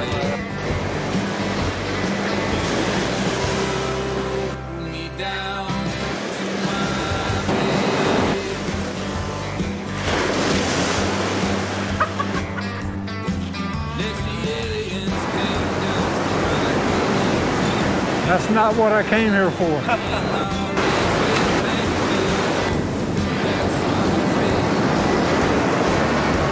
Where'd all these trash fish come from?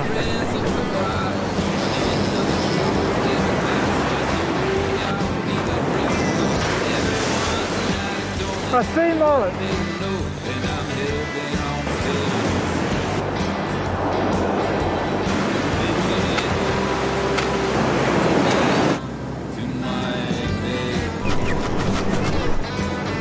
How many fish did you get? Three. You got 3 fish. 2 speckled trout, 1 bluefish. Trout, flounder, bluefish, stingray.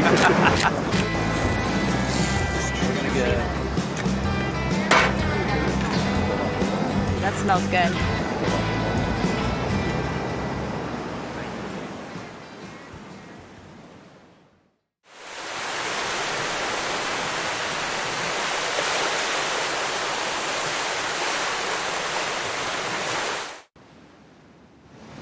Tide's starting to come in now. What's up, guys? It looks like you found a good spot for us.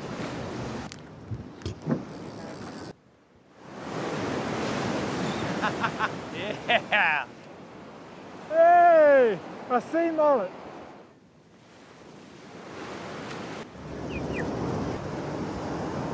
There's more to the story at rawobx.com.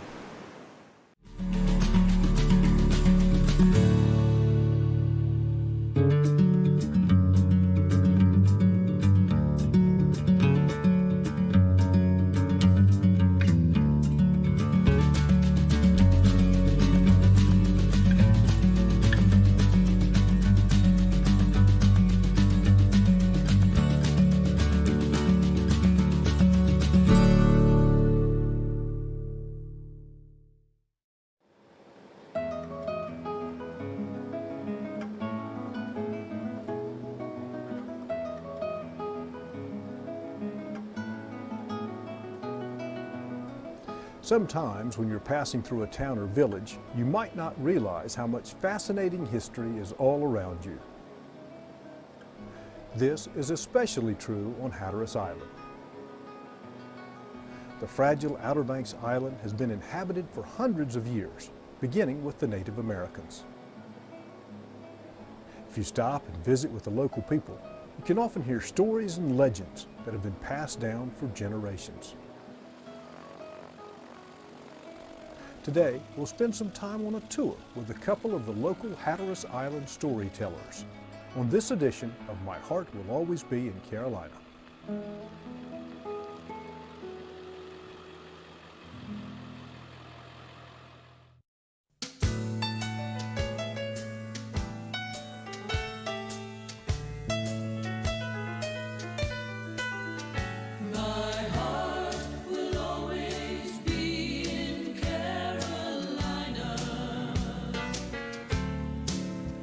Although across this country I may roam,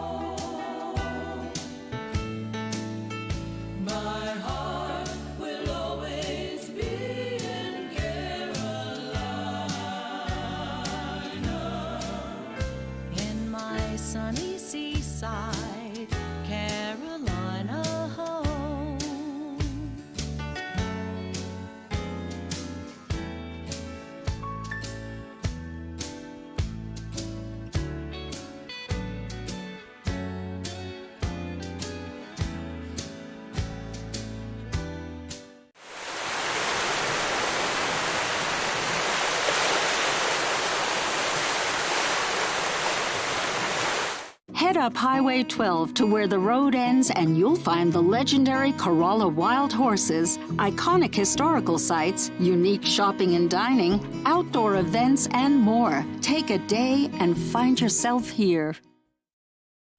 Every community has its stories, its history, its legends, and certainly Hatteras Island is no different. If you want to hear those stories, you need to spend some time with some of the local folks, and that's what we're doing today with Dwight Burris and Danny Couch. They both have tour operations. Dwight, tell us about yours. Well, our south trip, we take off in this airplane here and go down around Portsmouth and the abandoned village of Ocracoke, and then our Cape trip around the Cape Hatteras Lighthouse, or our north trip goes up around the north end of the island and back around the Diamond Shoals. And Danny, you take folks around the island on a bus. Ken, yes I do. Here on the bus we explore some of the stories that the old timers have left with us, look at some of the sites, talk about some of our geologic processes, and there's a lot more to do here than just going to the beach. And today on our program, we're going to take the bus tour and the airplane tour and combine them and give you an inside look at Hatteras Island.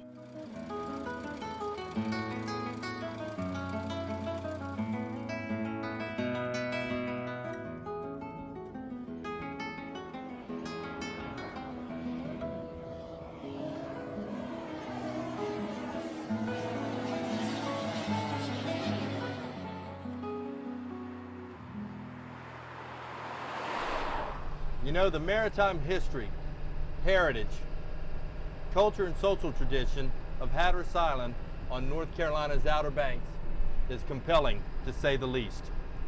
Whether it's geologic processes, from Ice Age runoff, to Native American heritage, to ships and sailors, and the stories of the United States Life-Saving Service, the history here is compelling, to say the least.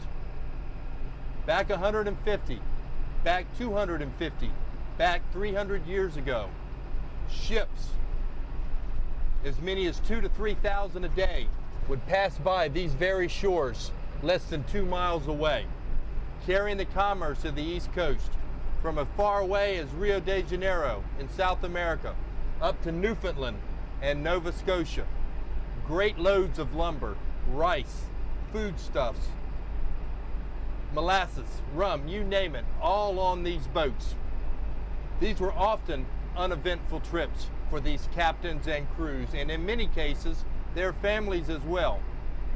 But when you reached North Carolina's Outer Banks, that's when things began to change. These great ships and their captains knew as they approached the Diamond Shoals that they were going to be running the gauntlet we know as the graveyard of the Atlantic. The Outer Banks is steeped in legend and lore. Chief among those is the history of the United States Life-Saving Service. We are standing at the site of one of the most famous stations that existed, the Cape Hatteras Life-Saving Station. December 22nd, 1884, the barkentine Ephraim Williams, bound from Savannah for Providence, Rhode Island, laden with lumber, struggled to round Diamond Shoals in some of the most tumultuous seas that the old-timers had seen here at Cape Hatteras in years. She was watched by the men of Cape Hatteras until finally, off of Big Kennekeet Station near present-day Avon, North Carolina, they were amazed to see a distress signal run up the mainmast and require assistance. The men of Cape Hatteras Station met with the men of Big Kennekeet Station and the men of Creed's Hill. Keeper Benjamin Baxter Daly remarked in his famous report that after seeing no one make a move for 30 minutes, I ordered my boat off carriage. Top tide sea running high, current vicious. They were surprised to see that lifeboat clear these mountainous breakers, pitched so high into the air that they could see the decking beneath the men seated on the thwarts. After a 4-mile row, they were shocked and surprised to learn that the Williams had 9 people on board. There were 7 men inside the lifeboat.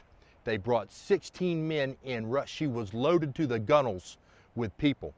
They brought her into shore. After a hard struggle, they finally reached the beach. So momentous, so outstanding was this rescue that in the first 30-year history of the United States Life-Saving Service, 7 of 12 gold life-saving medals ever issued were issued to the crew of Cape Hatteras Life-Saving Station, led by Keeper Benjamin Baxter Daly, and the #1 surfman from Creeds Hill Life-Saving Station, Patrick Etheridge.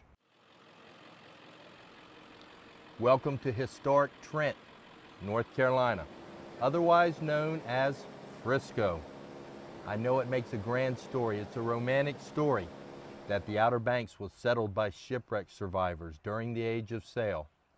However, the overwhelming majority of the families that are still on these beaches, 300 years to today, the Farrows, the Rollinsons, the Whidbys, the Austins, the Bassnets, the Styrens, the Stows, and on, all came over here from a great Indian war occurring from the year 1700 to 1715, known today as the Tuscarora Indian War. 22 different Indian tribes, the Coree, the Machipungo, the Tuscarora, and on, all banded together, putting aside their petty clannish political differences and resolved as one entity. 25,000 Indians on the warpath ran the European settlers off of the Carolina mainland over to these very sandbanks. The settlers knew that their livestock could survive here. The settlers knew that the area had good water, that because of the tropical current several miles offshore here, the Gulf Stream gave it a semi-tropical environment, 3 corn crops a year, spring, summer, and fall. As a result, even today, this area still holds those very same names that were here many hundred years ago.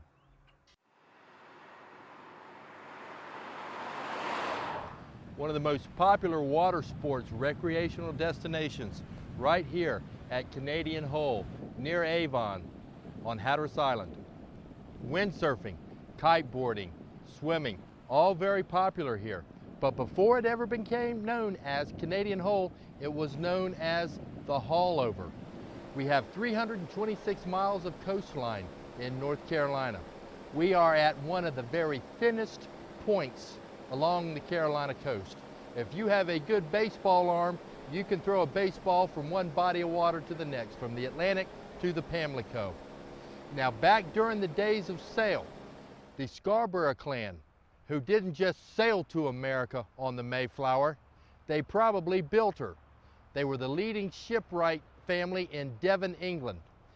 Edward Scarborough, patriarch of the Scarborough clan that is on the Outer Banks today and throughout North Carolina, had here, his descendants had here a device to haul ships, schooners, small fishing vessels from Pamlico Sound to the Atlantic Ocean.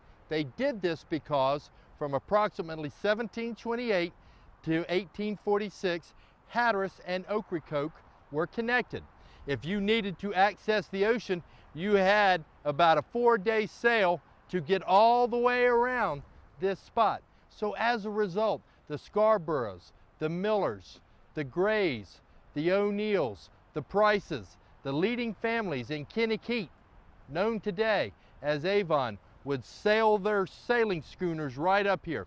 Some loaded with fish, some loaded with lumber, many loaded with naval stores, which were just simply products out of pine trees used in shipbuilding. North Carolina was the leading provider of naval stores back during the days of sail. The captains would sail their vessels right up to the shore here until they struck a little bit on the shoals.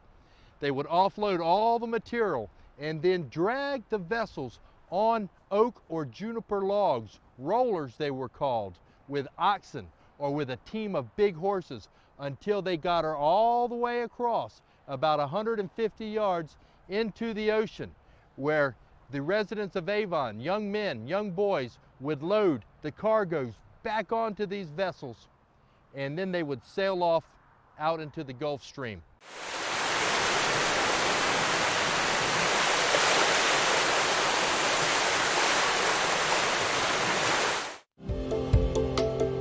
My name is Quentin Turco and I live in Kitty Hawk, North Carolina. And I do everything from surfing to fishing to spearfishing to paddleboarding. I mean, pretty much anything that involves the ocean. The power of the ocean deserves everyone's respect. The force of shore-break waves can catch unsuspecting swimmers off guard, driving them into the sand, causing neck and back injuries, and in some cases, even drowning. Such incidents can easily be prevented with a few local tips. Know before you go and check local beach forecasts before you head out. Always swim near a lifeguard. Always be mindful of incoming waves, even when near the water's edge. When in the water, play the over-under game. Little waves we go over, larger waves we go under. Live like a local, love the beach, respect the ocean.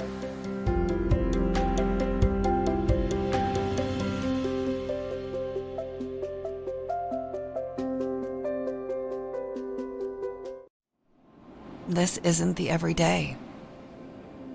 This is an escape. An escape to somewhere wild. This is where roads end and adventures begin. Here, you put down the heaviness of life and dream, play, reflect, and spend time with the ones that matter most. Around every corner is a retreat where you can taste everything, fresh and local. This water paradise has preserved its past, and Southern charm lives on. Here, you can discover something rare, something unique, extraordinary, and wild. Find yourself again at visitcurrituck.com.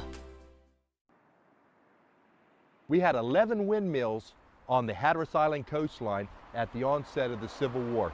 This millstone is from the 1804 Bateman Miller windmill, which sat here on the Avon waterfront for many years, almost 100 years. This millstone is made of volcanic basalt from the island of Martinique. In a lot of the Caribbean trade that was going in and out of the Outer Banks. They were used for grinding corn, they were used for sawing lumber, but they were also centerpieces for some of the old timers to come up and hang around the wharf, hang around the waterfront, and talk about fishing, talk about weather, and talk about what their neighbors were doing. We have many artifacts and many yards here on Hatteras Island, just like we have here in one of the Gray family yards here in Avon, North Carolina. We are on the highest maritime ridge on Hatteras Island, approximately 43 feet above sea level. Behind me is the open Atlantic. Flowing northbound out of the Caribbean is the tropical flow known as the Gulf Stream, flowing north at about 6 knots an hour. Coming southbound out of the Canadian Maritimes is the Labrador Current.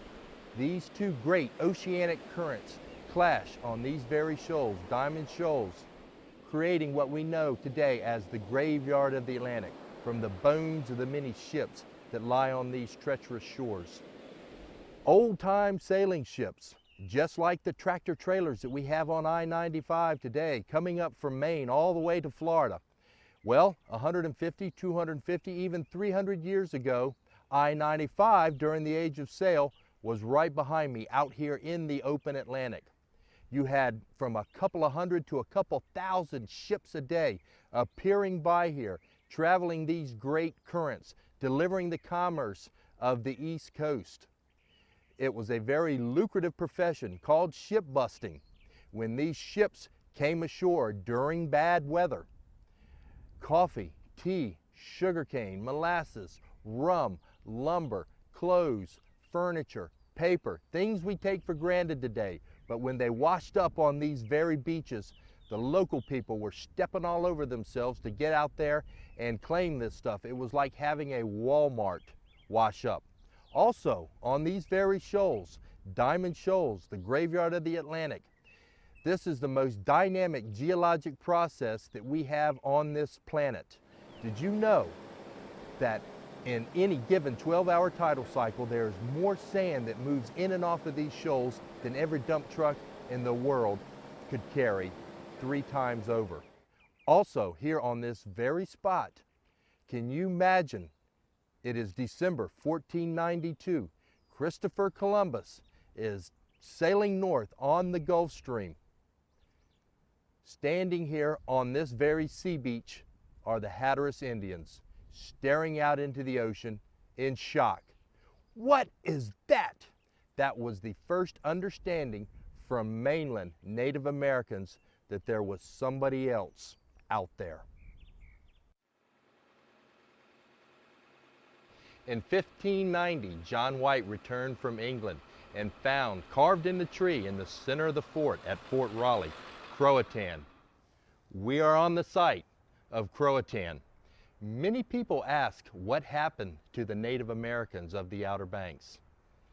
They married in to the local folks. While it is true that the white man and Caucasian diseases like influenza, dysentery, smallpox killed off great numbers of Native Americans, many of them survived to have their blood run in the veins of the families we have here today, the Midgets, the Pharaohs, the Etheridges, the Austins, the Rollinsons. Words like Pamlico, Chickamauga, Roanoke, Ocracoke, Kennequite, all names that reflect our Native American heritage that thrives here today. Also on this site, material was brought in for both the 1802 and the 1870 lighthouses. We're talking about bricks from Williamsburg. We're talking about New Hampshire granite from the Merrimack River region, brought in here, laden with ships offshore that would anchor in Cape Channel about 5 miles out. 1,250,000 bricks were offloaded onto lighters or scows and brought in here to Cape Creek, where they were offloaded yet again onto cars, and all this material, the stone and the brick, was carted up to the site where the Cape Hatteras lighthouses are today. It may come as a small surprise that there were 2 Cape Hatteras lighthouses side by side. The black and white barber striped sentinel that we are so familiar with today had in conjunction with it for 4 months the old Cape Hatteras lighthouse.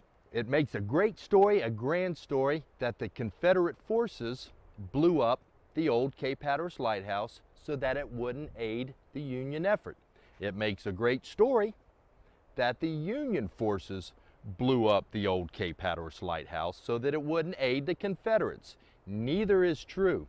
When the black and white barber striped sentinel was completed in December of 1870, into April 1871, the old Cape Hatteras lighthouse stood side by side for about 4 months.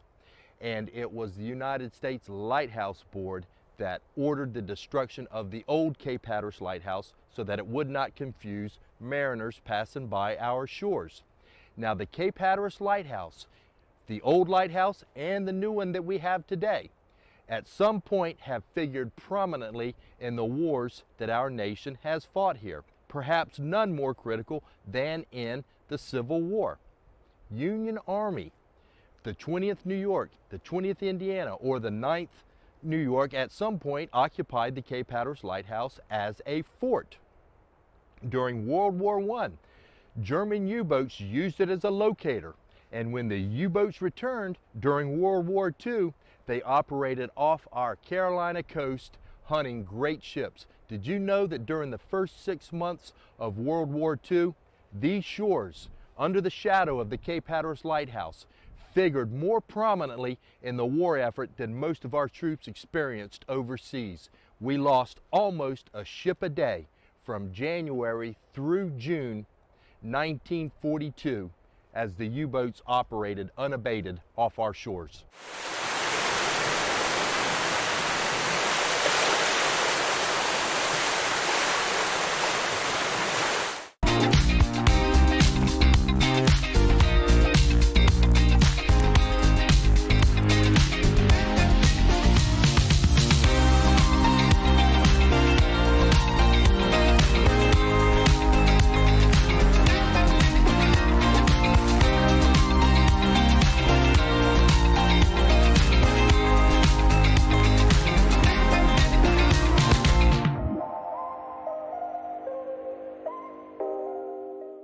better sleep means a better life. That's why Outer Banks Furniture offers Simply Luxe from Mattress Grove. Luxurious handcrafted sleeping comfort that's made in America. Simply Luxe gives you pressure-relieving layers, temperature-regulating airflow, spinal-aligning back support with 5 unique support feels for ultimate comfort. Start sleeping better today. Simply Luxe goes the extra mile to hand-tuft many of its models for unparalleled support and durability. Find the complete collection of Simply Luxe mattresses at Outer Banks Furniture, Milepost 1 in Kitty Hawk. The Jolly Roger is bigger and better. Our incredible new bar is the best venue on the beach for great entertainment, gaming tables, and emptying and games. No one takes care of locals better than the Jolly Roger with special discounts every day on breakfast, lunch, and dinner. The menu has it all with huge portions at affordable prices and plenty of room for large parties. Always casual, relaxed, and loads of fun. The bigger and better Jolly Roger. It's classic Outer Banks. This 550-year-old tree stands at Kings Point, representing the area that John Lawson, the English explorer, in April 1701 landed at this site. The significance of John Lawson is that he was the first person to put forth the theory that at least some of the lost colonists settled in with Manteo's people, the Hatteras Indians, down near Kings Point. Lawson referred to the Hatteras Indians as having light complexions and gray eyes 114 years after the 1584 expedition of Sir Walter Raleigh and the Virginia Company. This tree also represents the shipbuilding that went on in here for years, with great oaks, great cedars, and great pines supplying the ships that plied the waters of the Gulf Stream from the East Coast all the way into New England. Hatteras Weather Station, constructed in 1901, one of the most significant weather stations that we have in the United States today. The work done here actually was the beginning of weather forecasting as we know it today. Case in point, 1901, a man named Sam Dozier, he was an attorney from Southport, North Carolina, down on the Cape Fear, was married to a Hatteras woman named Cora Gaskins. The distinction of Mr. Dozier was that he helped evolve the understanding of northeasters that we have today. And it is simply this: as these cold fronts, Alberta clippers, coming out of the Arctic, however you want to refer to them, they would come into the Carolinas. When they hit the hot water of the Gulf Stream, barely 6 miles offshore here, 82-degree current year-round, that cold air would mesh with the hot water of the Gulf Stream. The intensity of these two weather forces colliding would form what became known as the Hatteras Low. These evolved into the nor'easter we know today and call the New England nor'easter, which get their beginnings off Hatteras coast, known today as the Hatteras Low. Very significant weather event. Knowledge of understanding of meteorology today occurred at this very station. Also in Hatteras, you'll find a number of Civil War monuments, including this one behind me, detailing some important Civil War events that occurred here on Hatteras soil. On August 29, 1861, to the utter dismay of the residents of Hatteras Village, appearing offshore was the Federal fleet of the Union Navy, determined to capture the nest of privateers operating in and out of Hatteras Inlet, causing great destruction and great anxiety for insurance and shippers of northern materials. There were a number of Civil War events that occurred here, a number of Civil War firsts that occurred here in the village of Hatteras. This was the first Union victory of the Civil War. This was the first amphibious assault of the Civil War, where naval and army forces combined. This was the first freedmen's colony, when free African Americans bolted across Pamlico Sound in their schooners to establish a base here under the protection of the Federal flag. Also, the first action seen by African Americans in the Civil War occurred on these very shores. We are talking about the forward gun crew of the flagship of the Federal fleet, the USS Minnesota. These gentlemen, these American heroes, had the honor of firing on Fort Hatteras to take out the nest of privateers operating under this secessionist government. Did you learn anything about the history of Hatteras Island that you'd not heard before? The next time you're on the island, why not take the tours for yourself with Dwight and Danny? I'm sure you'll enjoy it. Thank you so much for being with us. I hope you'll join us again next time. I'm Ken Mann. May God bless you richly. We have 3 maritime symbols in this country: the Statue of Liberty, the Golden Gate Bridge, and in North Carolina, the granddaddy of American lighthouses, the Cape Hatteras Lighthouse. Now I know the half-mile move in 1999 was technologically fascinating, but I want to tell you about some more fascinating technology, and it's how they paint it. You've seen the Chinook helicopters that they use overseas in Afghanistan. Well, how they paint this lighthouse is this. Listen closely. They station one of those Chinook helicopters on top of the lighthouse. They run 10 8-inch cables around the circumference, and when the foreman gives a wave of his hand, they lift the lighthouse up 6 feet. They give one guy a white paintbrush, the other a black paintbrush, and they give it a spin. I sense some skepticism. In my sunny seaside, Carolina home. Do we mark time by what comes before and after? Or is it this moment and what we do with it that truly matters? The Outer Banks of North Carolina starts every day with an open invitation to explore, to pursue unknown outcomes, and challenge curiosities, to stir the soul with open spaces and endless possibilities.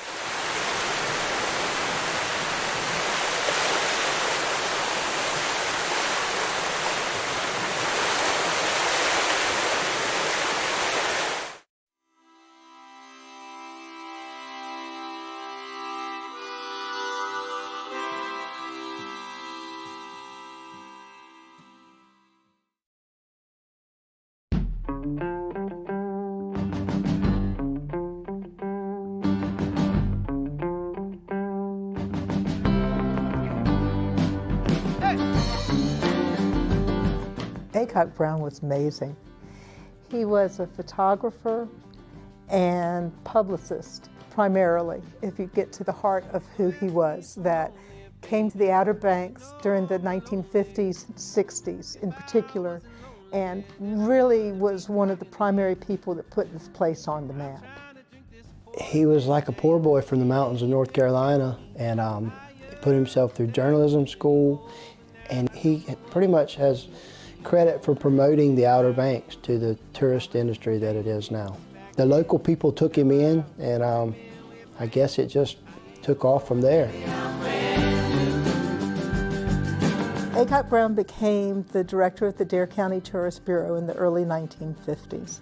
He knew that this was not a well-known area, and that if he was going to get the word out, that he was going to have to literally get the word out. He pestered the magazines and newspapers all over, everywhere, and to the point of aggravating them, but they would run his stories just to get him to get off their back, you know. It's kind of comical how it is. The amazing part of it was just the volume of it, and that's one of the things people say is he just wasn't so much of anything else but that he got it in the mail. And that was what made him so good as the first director, because the original tourist bureaus and chambers of commerce here were kind of in competition with each other. And it was finally decided that if the area was going to be promoted, that it had to be one voice. And he was that voice. This is a picture of the Wright Memorial, the monument, when man first stepped on the moon. And Granddad, he went and sat at the bottom of the hill and he listened to his radio and he said one small step for man, and he took a picture of the monument with the moon in the background. Anyone could find Aycock Brown. He would wear a uniform. Always wore a straw hat, dress pants, Hawaiian shirt, straw hat. Always had 3 or 4 cameras hanging around his neck, smoked cigarettes. It was that banana boat hat that was really his signature. I think Aycock Brown created the aura, the image, the idea of the Outer Banks. And I think that he created that idea of this was an amazing, unique place that you couldn't find anywhere else. And he had the stories to prove it. And so I think that his impact on getting people to come here is immeasurable. If Aycock Brown hadn't existed, I think the Outer Banks would have developed, but not the way that it did. And I certainly wouldn't have developed as quickly. His interest in the Outer Banks was someplace magical and special and unique, in that it wasn't a high life excitement, but that it was family oriented and nature oriented and fun. Without him, I'm afraid we'd be someplace that we're not. I think it would have still developed, but nowhere near as well. What do you think it was about the Outer Banks? I guess it was a good story. I mean, I guess it was just the perfect story.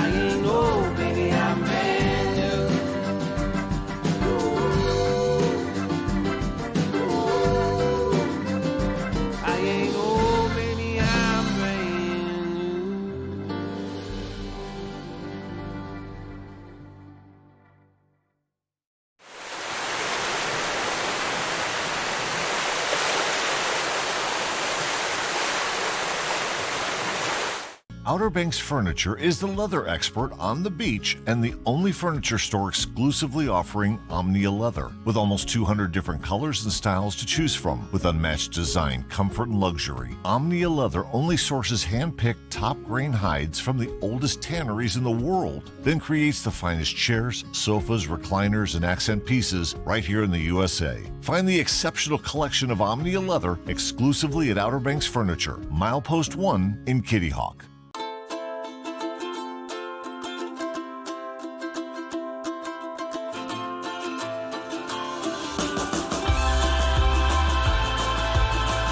Whether you're here for a week or one long weekend, explore nature surrounded by the ocean and beside the ones you love. Welcome to the Currituck Outer Banks.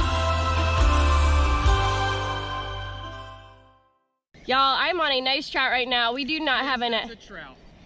All right, here, give me your pole and you just bear hug it. Okay. Woo doggy. You guys, Christy and I, we just had an amazing day of wade fishing. And we about to show y'all what Christy and I did this morning. First light right here.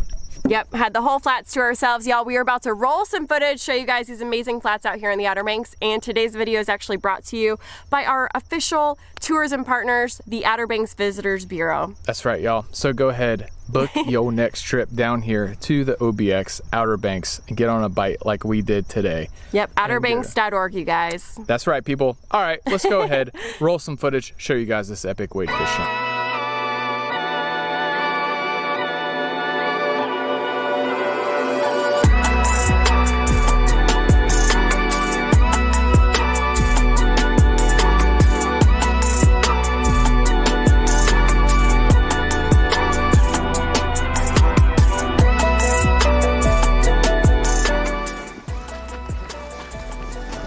You guys, this is awesome right now. Christy and I, we are waiting. Today we are getting away from the crowds. Whoa. Getting away from the people and making our way. This is so crazy. So I was fishing topwater. I got blowed up by a nice sized trout. And it broke me off. But check it out. I actually was able to retrieve the topwater. Whoa. Whoa. Whoa. Whoa, huge school of fish around me.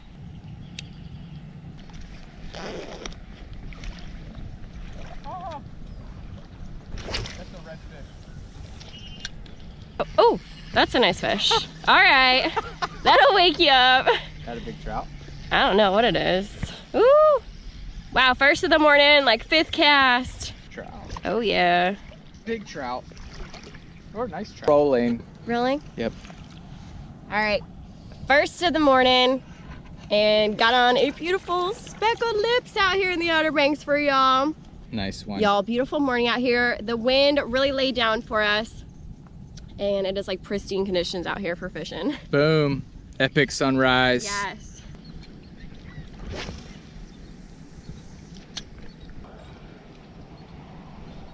Oh, fish on. Oh, that's a nice one. That's a trout. Dang. Ooh. How are we gonna land this thing? Huh? How are we gonna land this thing? I don't know. Is it a trout? I think it is. Dang, it's gotta be a nice one. Y'all, I'm on a nice trout right now. We do not have It's a trout. All right, here, give me your pole, and you just bear hug it. Okay. Here. Oh my word. That's a giant. Bear hug it. He broke me off. Yeah. All right, people. Ay, ay, ay. There he is. Yee, yee. Okay, maybe it's my giant trout. It is hard without. Oh, bud. You are? I was. Oh yeah. There it is. Sunrise redfish. Yep.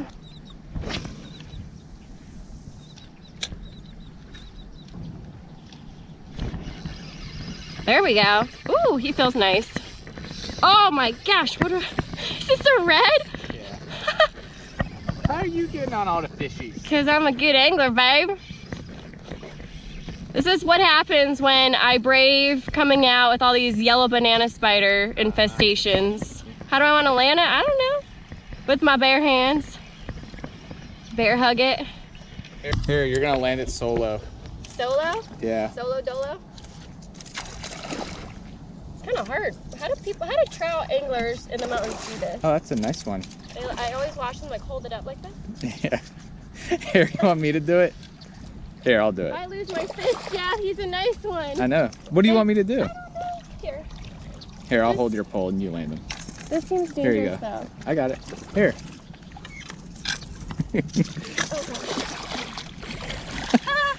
Bear hug! That's what you gotta do out here when you guys don't have a net. Literally gotta bring your fish to you. 19. Nice. Solid little football right here. These are always good eating size. These little 19-inch fish. You got me wet. Why aren't you catching any fish, babe?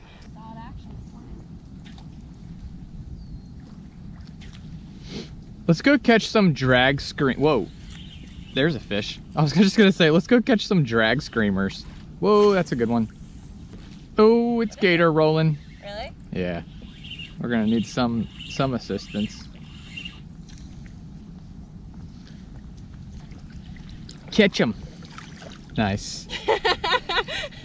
I'm gonna get good at bear catching these things like the Indians did back in the day, like just scoop them up with their hands. Nice. I'm showing and telling your fish. This is Jeff's fish, y'all. Beautiful speckled lips. Dang, these trout are like gold. Oh wow, I have a fish on? Dang it. What is going on? Probably pulled my pants down. Oh, I have a fish on. Shut up. Shut up that whole time? Babe, oh, it's a nice one. Oh, that is a nice trout. All right, here's your thing. You got it? That was so crazy. And that is a solid trout. Christy's killing it. We are into them, y'all. We are in a thick school of specks and redfish. There is the biomass over here. It's just where all the life is. And yeah, anyway, just dialing in some solid trout this morning. Woo! Okay, he was ready. There. Oh my word! Did he break me off? That was like a big hit. Yeah, he did. That was like a big hit. Ha! Fish on. Oh yeah. Okay. Hello. That feels like a nice red. What's that, babe? You're looking for some drag screwing fish? We up in the spot now. He's running. He's gonna run you all around. He is going wild. He's a wily red. He is definitely not tired. No, he ain't. That's a bigger. Look at that. And you wanted to leave to go get your pumpkin spice. All right. Is he nice? Yeah, here, I'll land. Here, I get one. Ooh. Just give me a little probably school of them. bicep workout. Well, I'll try and keep him over here so he doesn't spook his school. Jeff, you're gonna, here, give me your pole. Do you want to bear hug him since you're so good at it? Okay. Here, I got him. Get your fish. He's wily. I got him. Wow, he's a nice size one. Here you go. He's right there. Ah! Hold on, don't spook the school. Just grab him. I can't. Hold on, hold on, hold on. Oh. Shoot, Mother Teresa. All right, y'all, now we're talking. Just getting on some drag screamers here. Beautiful Hatteras redfish. Man, this guy took me for a ride. Huh? Wade fishing. Wade fishing. Whew. Dang, that's awesome. Yeah, this is so fun. Absolutely epic. Oh my gosh, right there. So many fish in here, people. Okay, all right. There's gonna be a big trout in here too. Pretty. All right, people, so this morning actually turned out to be a really awesome morning of wade fishing. Christy and I have this area all to ourselves. This is awesome, and Christy is actually killing it. She's getting some pro here right now. But you guys, so we've been catching some dink trout in the mix. We've been catching some like 8-inchers, some 10-inchers, and I know that there's a theory amongst inshore like trout fishermen and everything. If you're catching the little ones, then you're not going to catch the big ones around that. Well, that's true to some extent. Maybe, not today. Well, not today. We have a ton of submerged grass around here as well. Whoa, dang, that was crazy. Right on the pop, just got blowed up. Yeah, so there's like a ton of like submerged grass. Everything that I know about Texas, this resembles everything that I've heard about Texas right here. Shallow, wade fishing.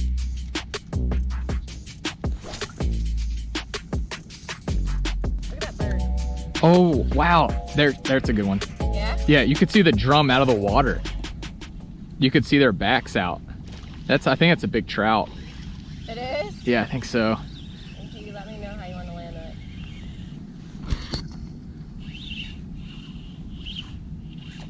I kind of hope it's a drum. Because if it's a big trout and we're not going to be able to land this guy. All right, here we go, Christy. What do you want me to do? Oh, he's a trout. You want me to get it? You want to get it? Here. He's on my shoe. Nice one, babe. Mm-hmm. I'm going to use my skills. My Bear Girl skills. Dang it. You got an aquarium around I know. you. All right, people. There it is. Whoa! All right, y'all, there it is. That is a nice size specklicious right there. We've been catching a lot of dink fish, but we've also been catching a lot of really nice ones too. So anyways, y'all, Christy's working her popping cork while filming me. All right, let's let this guy go. Look at all those little fish. That's cool. It's so hard when it's on It's just crazy how much bait there is around us. Yeah, babe, we ain't going back to the other spot. Right there. I just had something blow up on my cork. Really? It was crazy before though. I could see their trout, or like the drum, their backs out of the water. All right, people, baby redfish. Dang, that's cool. All right, buddy.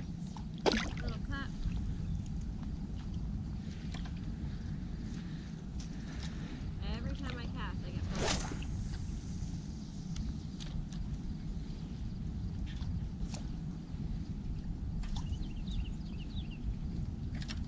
Whoa, hello. Yeah. That's a good one. Wow. Really good one. Red? Gotta be a red. That's a really good one. You guys, we just caught a baby redfish. Now we are on a really nice size redfish. See if we can land this guy. Look at him swirling way out there. All right, Christy. You want me to do my Bear Grill things? My Bear Grill skills? Bear Grill skills right here. All right, I'm gonna put this in your... Hold on. Ready for him. Look at this. He's not ready for me though. No, he's not. He's coming right around you. Wade fishing without a net. Okay, I'm gonna try and just get him on his belly, like turned over. Okay, here you go. Don't grab the line, just grab him. Ah, he's behind you. Grab him. There you go. Wow, he's a nice one, babe. Yeah, he is. Wow, you really can't tell how big they are until you get them out of the water. Epic pan. You look like Legolas with I know. I feel like Legolas. your Look rod how in blue the his back. tail is. That's cool. Here, look Whoa. at that. See how Is that blue a that is? dolphin? Got a big blood behind you. All right. Okay, here we go. We're gonna release this guy. Wake up, buddy, go home. It's time to go. Be gone with you. See, just gotta wake him up. Nice job, babe. Y'all, we be slaying it out here. Woo woo! It is absolutely unreal. Fishing this big old grass flat with a little cork action. And Jeff and I, this is like our favorite thing to do ever. Don't need no boat, no kayak. Hold up. All right, now I just got that. All right, y'all, that right there, that was an epic morning of wade fishing, and it's probably not even 9:30 a.m. Christy caught all the fish. Oh, y'all, my biceps are feeling good. Gotten a little workout this morning out there on the flats. Super fun this morning, getting on all them fish. So anyway, That's right, such people. a fun morning. That right there, that was awesome, and all we did was we just followed the birds and the bait, mainly the bait. There was a few birds out there towards the end, but there was just tons of mullet out there. We even saw some shrimp popping, but it was crazy because there was just everything. There was mullet, shrimp, there was small trout, and there were big trout too, right around there. So anyways, you guys, whoa, check out all those banana spiders up there. Wow. Yeah, tons of banana spiders. All right, y'all, so anyways, that's all we did. Got distracted. That's all we There's a did. bunch of banana spiders in the trees. But anyways, y'all, that's all we did was we just followed the bait, and there was like tons. There's a bunch of water out there. A lot of water. There's a bunch of water. Yeah. Does the sound. That's kind of the first thing that we do is find the biomass, find the birds, depth changes, all that good stuff. We are the biomass. That's right. All right, people, that's all I got for today. Peace out. Deuces.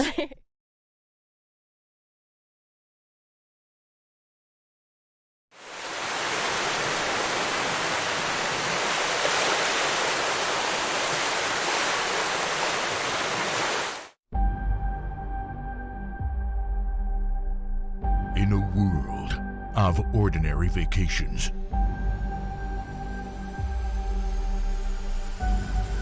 live the extraordinary.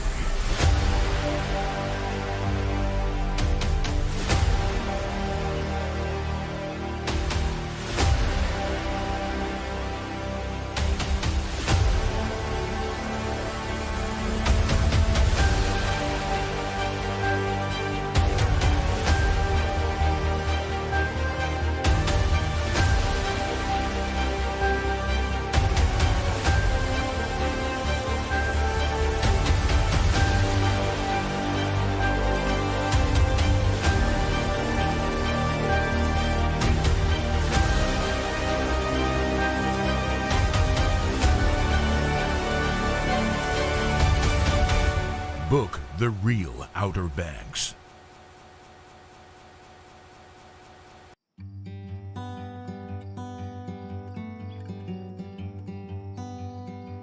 The proclamation declaring the live oak as Kill Devil Hill's town tree. Whereas Quercus virginiana, commonly known as the live oak, is symbolic of the Deep South and is common on the Outer Banks of North Carolina. And whereas the live oak is salt, sand, and wind tolerant, and whereas the live oak is considered an evergreen, shedding its leaves in the spring when new foliage is forming, and whereas the live oak provides great habitat and food for wildlife, as do all our native oaks, and whereas the live oak is the stalwart of the southern trees and has long been revered owing to its draping, twisted limbs, to get the most fortuitous sunlight, to find its place on this sometimes harsh and unpredictable environment, and rugged ridged bark and dense shipworthy wood, and whereas trees prevent erosion of the soil, as well as provide a home for a variety of animals, of critical importance to humans, they also play a major role in producing the oxygen we breathe and cleaning carbon dioxide out of the air. Now, therefore, be it resolved that the Kill Devil Hills Board of Commissioners has the distinct honor of proclaiming the live oak as the town of Kill Devil Hills' official tree. Well, today is Arbor Day, and Arbor Day is celebrated in all 50 states in the United States, but it all goes back to the 1870s to this gentleman, Sterling Morton, who was a news editor in Nebraska, and he started talking about the importance of trees, and ultimately they planted that year, 1878, 1 million trees in Nebraska. So the word began to spread, and he proposed the concept of an Arbor Day. So by the 1920s, 45 states had adopted an Arbor Day, and today all 50 states have one. There's some really gorgeous examples of old, mature, incredible live oaks in this town, and it just really hurts my heart when I see people cut them down. And sometimes it has to happen, but sometimes with a little tender loving care you can preserve. So during the month of May, the town will be conducting a community initiative, Love Your Live Oak, by placing a blue ribbon on their trees. The ribbons can be picked up from Town Hall. In order to spread word further, we hope citizens will take a picture of their tree. You can email them to info@kdhnc.com. So we all know how important live oaks are. And one of the things that the Board of Commissioners wanted to do is dedicate the live oak tree this year. And it was really important to some of the Community Appearance Commission members, and they came forward with a proclamation, and we wholeheartedly adopted it, and we're glad to dedicate it and have a town tree.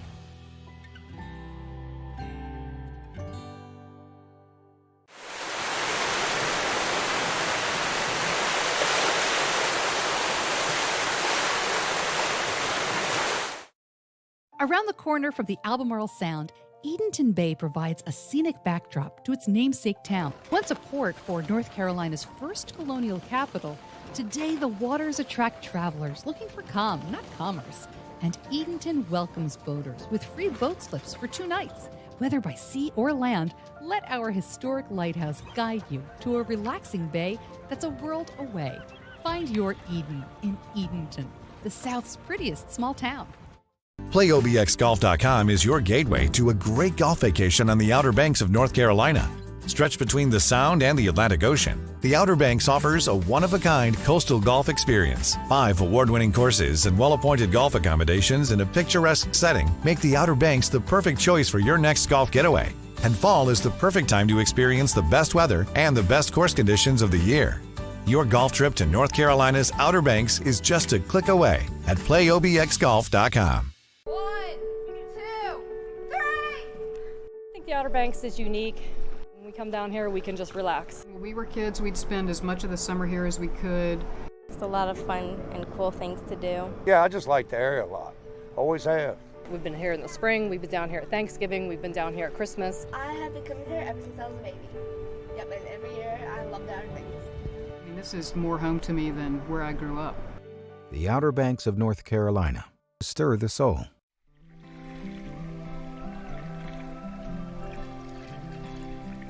Here in Currituck County, with the sound and the river on both sides of us, there's all sorts of paddling opportunities for anyone interested.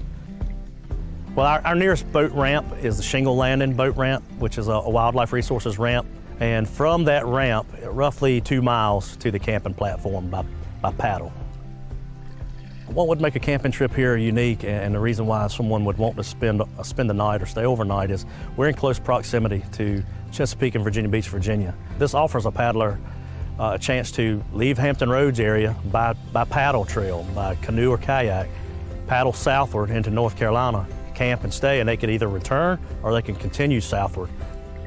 One of the best attractive features about kayaking or canoeing is this: everything is so quiet. You get back into these peaceful waters, everything's calm, quiet, there's nothing going on except you and nature. You get a chance to get away, relieve your stress of the everyday life, and just get in contact with Mother Nature and see the sights that there to behold.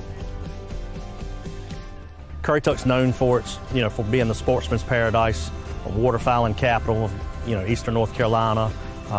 You have your bear, your deer, your squirrels, everything that goes along with swamp environments, and everything that of course goes along with marsh environments. Currently our kayaking platforms, our camping platforms are located on the Northwest River Game Land, which is on the Northwest River up in the Moyock Township of Currituck County. Camping's something that I did when I was younger. I would imagine a lot of children have done. And so if you do have a family and you want to get them out in nature, all you need is either a kayak, canoes, or a small boat. The platforms are accessible with a small boat, and it is permissible. But sure, you could have your whole family out there, your spouse, your children, and it would just be a fun time. Well, what makes our platforms unique is it's a cluster of 3, so we can have a large group, 20 to 30 people, and they can come set up tents and camp together. There's a privy enclosure, which allows privacy for restroom use. Each camping platform has a bench as well as a cooking table, so that if you bring a grill, a propane small camping grill, you can set up and have you some facilities to cook on. Well, what we'd like to see, for anyone interested in staying on the camping platforms, of course, take what you brought. So if you bring anything that creates trash or garbage, please take it with you. We do not allow open fires on the platforms. They are constructed of wood, and for obvious reasons, we do not want open fire on them. But yeah, just be courteous, take care of the environment. If you brought it, take it back with you.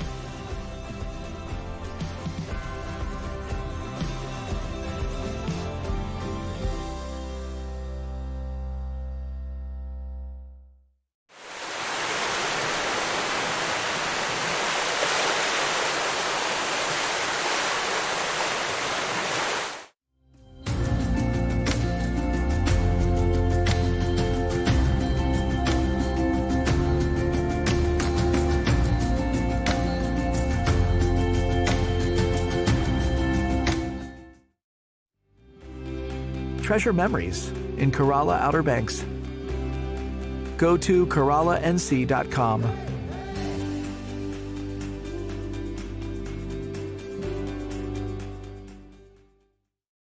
To take to the sky and fly like a bird, most everyone would like to try it at least once. And today, that's exactly what we're going to do, but not in an airplane. First, we're going to spend some time with a North Carolina businessman who had a dream and founded the world's most popular hang gliding school right here in the Tar Heel State. Then, we're going to learn a little history about hang gliding from the man they say started it all, in his own words. And in the middle of all this, we're going back to school to learn to fly, this time free like a bird.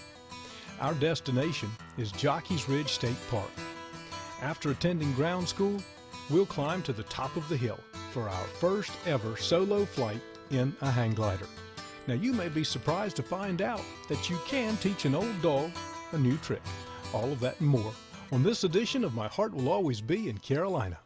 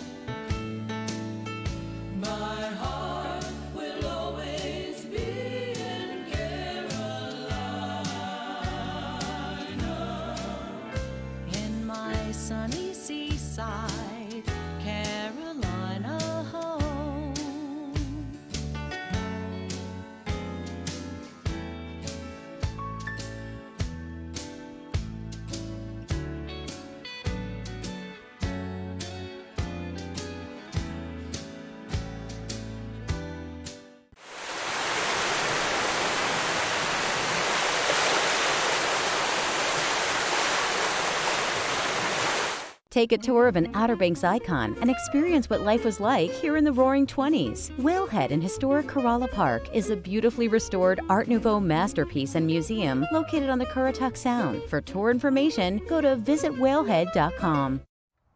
Welcome to the program. Our special guest is Mr. John Harris. John is the president of Kitty Hawk Kites, the largest hang gliding school in the world. That's pretty big. Thank you, Ken. It's an honor to be here, and thank you for all you do for North Carolina and the Outer Banks. Well, John, we're just honored to have the opportunity to do that, and honored to have the opportunity to be here at your school and to learn about the sport of hang gliding.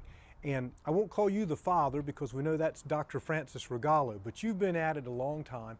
When did you hang glide for the very first time and where? The very first time was 1973, and I was working in Winston-Salem for Western Electric, AT&T, and came across a shot in a Winston-Salem Journal of a hang glider, and I'd always been interested in flying, and that was it. When I saw the picture of the hang glider and the simple concept of a flexible wing that you could throw on top of your car, that was portable, that was cheap, that was it. I couldn't think about anything else. So I went to the library, tried to find information. I was going to build one. Couldn't find anything at the library. Finally tracked the person in the photo down through information. Turned out he was making gliders. So I ordered one from him, sent me an 8mm film, which I watched over and over. And then came down with friends. Ralph Buxton was one of those friends, to Jockey's Ridge in '73. And we ran up and down the sand dunes on a hot day until we figured out how to fly the thing. Like the Wright brothers. Like the Wright brothers, that's right. We kept running down the hill with it until we figured out how to launch it and get it into the air and how to land it. Do you think that what brought you to Jockey's Ridge is the same thing that brought the Wright brothers here? Is that what makes this place special?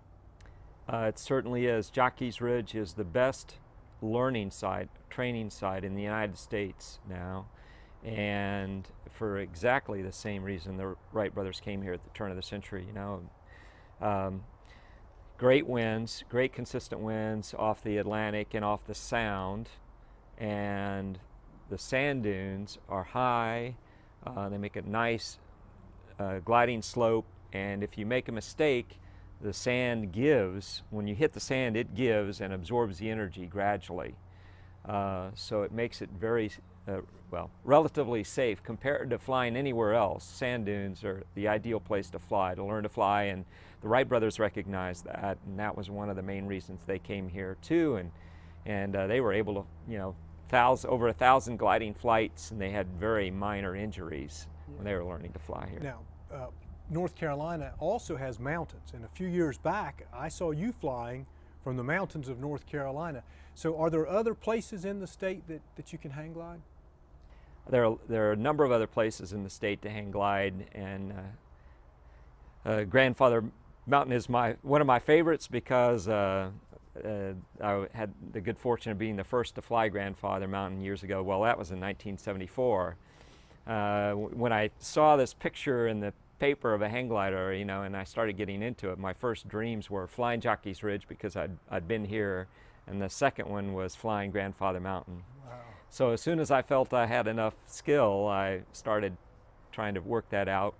I met Mr. Morton, who owned Grandfather Mountain, and he was a wonderful person, and got permission to fly. We flew during the Highland Games in 1974, and of course he was at that time probably the #1 photographer in the state and the #1 promoter in the state, and he circulated photos of that first flight around the world. We got clippings from Iceland, Greenland, Japan, everywhere. It was amazing.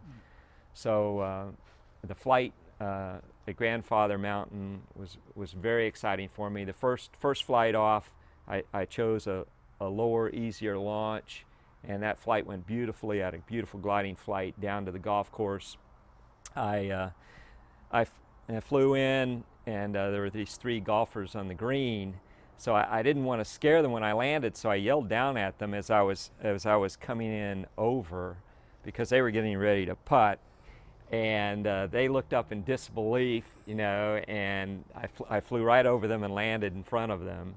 But it was so funny because they could not believe. They said, "Where did you come from?" And I pointed up to the peak, you know, and they couldn't believe that I flew from there. They probably thought this giant bird had a man. Yeah, they'd never seen a hang glider before, so that was an exciting time. And another fun time, which was actually a few weeks before that, I was trying to make sure I had the skill to fly Grandfather Mountain, because it is a cliff launch and it's pretty scary. And so we found this meadow on the top of Hump Mountain near Boone, North Carolina. And Hump Mountain is interesting because it was a nice meadow and the wind was coming straight up when we got there. So we took off, had a great flight down, and landed in this farm field down below. And you know, it turned out that the state line, Tennessee line, North Carolina line, ran right at the side, or along the side of Hump Mountain. So it was the first intrastate flight. So that was a lot of fun too.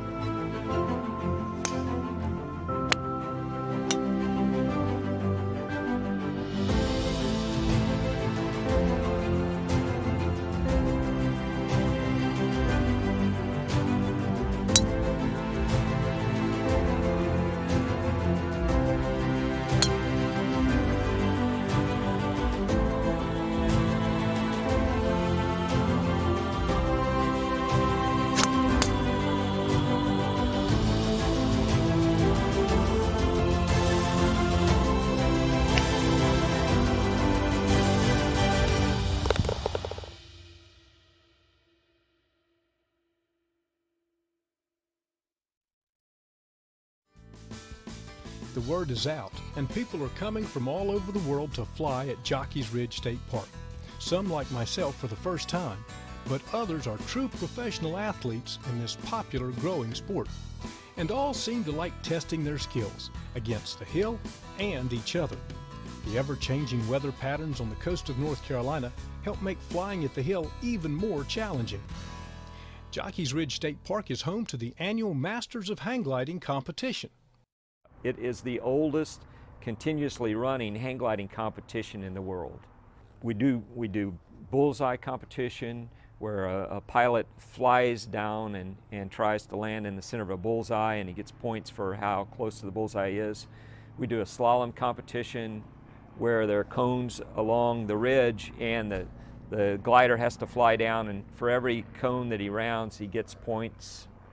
We do like a heat competition, and they have a start line and a finish line, and the heat that finishes the fastest, that can take off and land, take off and land, take off and land in the shortest amount of time wins the competition. So that's a lot of fun to watch too. I was going to say, probably great for the pilots, but also a lot of fun for spectators. Yes. Yeah. We have the best for spectator hang gliding. Yeah, because here you can see it. The mountain competitions these days, everybody, in general, they fly away from the mountain and they may be gone for hours and they go cross country. They may fly a 100-mile triangle in a cross country event and then come back. And so from a spectator standpoint, you don't get to watch that. But here you get to watch everybody's launch and how they maneuver down the slope and their landing, and it's really a lot of fun to watch. I actually hold a private pilot's license and have many hours of flying time, but none in a hang glider. I could hardly wait to get started.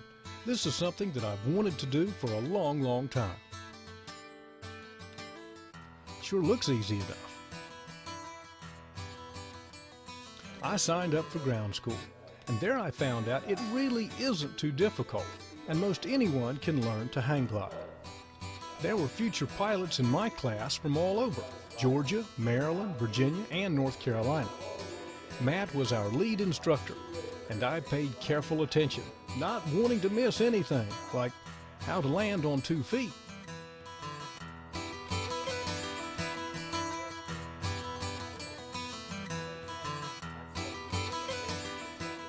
After ground school, we got our flight gear, consisting of a harness and a flight helmet. And then we took a short walk from the classroom up to the top of the hill. It was another beautiful day in Carolina. Jockey's Ridge State Park does have rules and regulations that govern hang gliding on the ridge, so be sure to check in when you arrive. You are required to have a permit. The staff at the school can help you with that.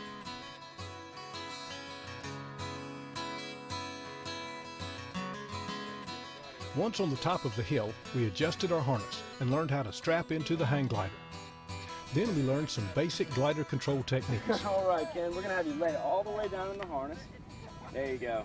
That is a little bit high, or is that okay? 1 to 2 fists is perfect, so that's actually perfect. Okay. What we're going to want you to do is feel what that feels like to lay all your weight in the harness. When you're flying, you're going to know that you're properly in the glider if you can feel your shoulder straps filled out. In no time, I was ready for my first flight.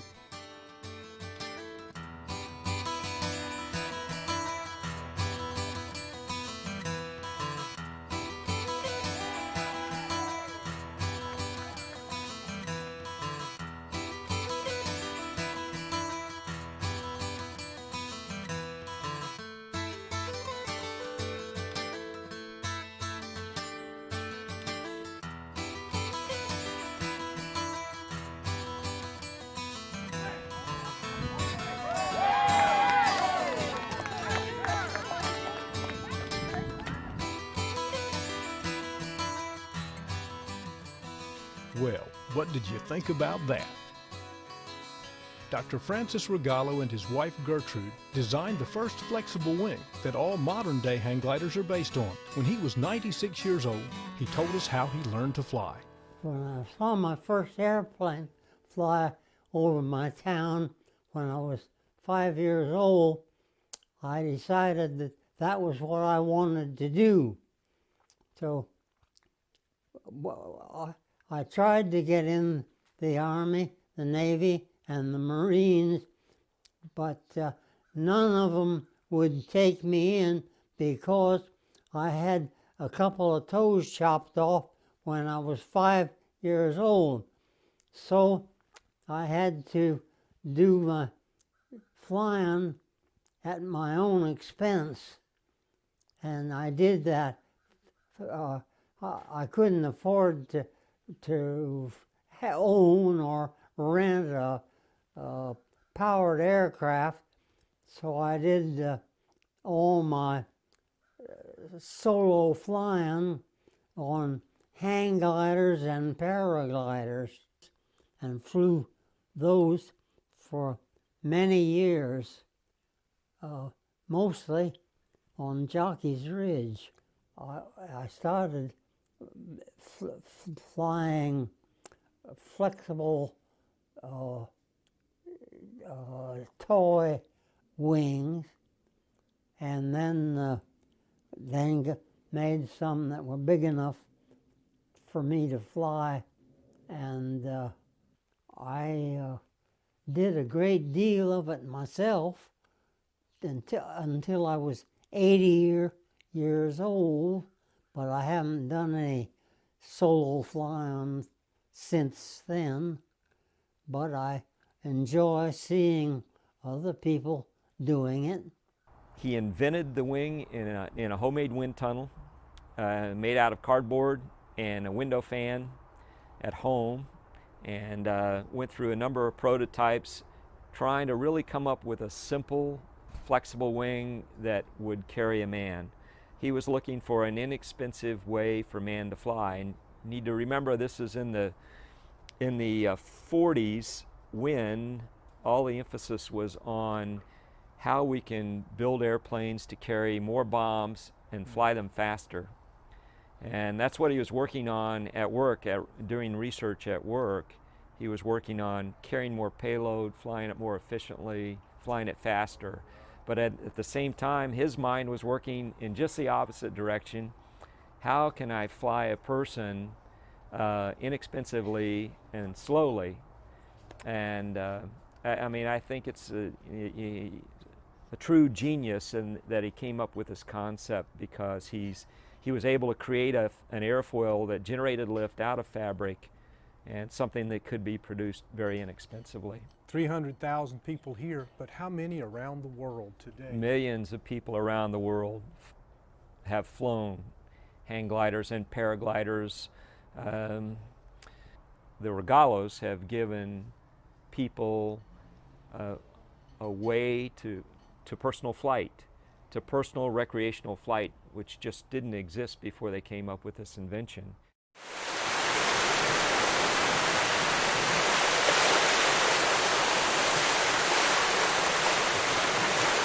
Just across the Wright Memorial Bridge, you'll find one-of-a-kind experiences await you. Don't let memories you'll treasure pass you by on the road to the Outer Banks. Take a day and find yourself on the Currituck mainland. Welcome to Jeanette's Pier, the family fishing spot on the Outer Banks. Make memories for a lifetime while reeling in the catch of the day. From bottom fishing for spot and croaker to jigging for bluefish and Spanish mackerel, experience the thrill of catching a fish from this 1,000-foot-long concrete ocean fishing pier located at milepost 16.5 in Nags Head. Have fun in the sun while fishing with your friends and family. Surf, sun, fish, and fun. Experience it all at Jeanette's Pier, where fishing is catching. Oh, Santa here again for the Christmas shop and general store. You know, the general store has long been a favorite destination within our shop. You'll find favorites like candies and fudge, Heights chocolates, and ready-made Bavarian nuts. Plus, we offer a wide selection of made in North Carolina items, old-time candy, sodas, and more. And our wine section has an even larger selection than last year. With more wine tasting opportunities, it's all part of the experience at the Christmas shop and general store. Dr. Regalo and his wife received a lot of recognition for their design of the flexible wing from their state of residence, North Carolina, and from organizations and government agencies around the country and around the world.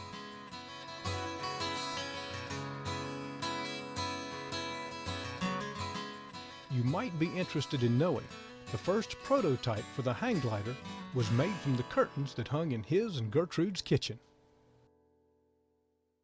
How does North Carolina compare in the world of hang gliding? Is it a good state to fly in because of Jockey's Ridge in the mountains? Yes, the best learning site at Jockey's Ridge, and then there are a number of mountains. Tater Mountain is a popular site near Boone, North Carolina, where there's a lot of flying. Whiteside's near the North Carolina-South Carolina border, near Cashiers, North Carolina. So a number of good mountain sites in North Carolina. How did something that was a dream to begin with and then became a hobby turn into a very successful business? A lot of luck. And passion. And fortunately, it was truly a passion for me.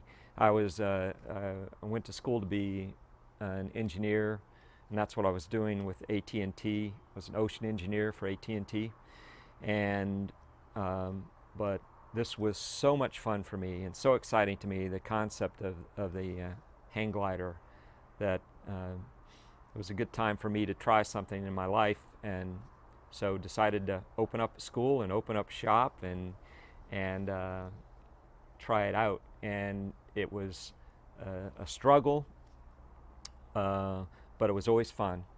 So we just kept on going, and eventually, after a long time, we finally became profitable after a number of years. And it's the largest school. How many students have learned to fly at Kitty Hawk Kites? Over 300,000 people now. Wow. And we teach around roughly around 10,000 people a year to fly hang gliders. College. And some of these go on and become professional. They're masters at this sport, aren't they? Yes. And they started with you? Yes. We have, well, a number of national champions have learned here, have become instructors here, and have honed their skills and gone on to become national champions. Now, I've seen other aircraft that appear to be hang gliders. Some are powered, some are towed, that have grown from hang gliders. I mean, that's what it appears to me to be. And I see them flying at airports and things. So are there any rules or regulations or governing agencies? Can you get a license to be a hang glider pilot? How does it work? Yes. Well, anything with power on it now is regulated and licensed by the FAA. And there's a new classification, light sport pilot, which covers all of those, what they look like hang gliders, but they have motors on them, and they perform and fly very well. So you need pilot training. You have to attend class and ground school, and you have to have the flying time in. And is that what we would call an ultralight? Yes. Is that the same aircraft? Same thing as an ultralight. Okay. Yes. So, and then you get your federal pilot's license, and those hours can apply towards a general aviation license too. Flight time. How about hang gliders? Do you have different classes of license for hang gliders or degrees of proficiency, and who governs that? We do. There are up to 5 different classes, and those are governed by the United States Hang Gliding Association, and the association has set the criteria for the instructors and for all the certifications and all the training, and the FAA allows the United States Hang Gliding Association to regulate that. At the same time, for flight rules, the FAA has a whole list of flight rules on the books that govern hang gliding in conjunction with general aviation and all other types of flight, gliders, everything. Now, with my 4 or 5 flights, what's my classification? Beginner. Beginner, and with a little more time, so that you could demonstrate good, consistent airspeed, good, consistent launch, good, consistent airspeed, and landing on your feet consistently, you could get your first rating. Oh, wow. And passing the short written test. Now, for the flying that I was doing, the flights were short in a nice area, not too high, but I was wondering, it seemed like, boy, they were all over with quickly. How long can people stay up in a hang glider, just say here on the Outer Banks, for example? On the Outer Banks, well, on the dunes,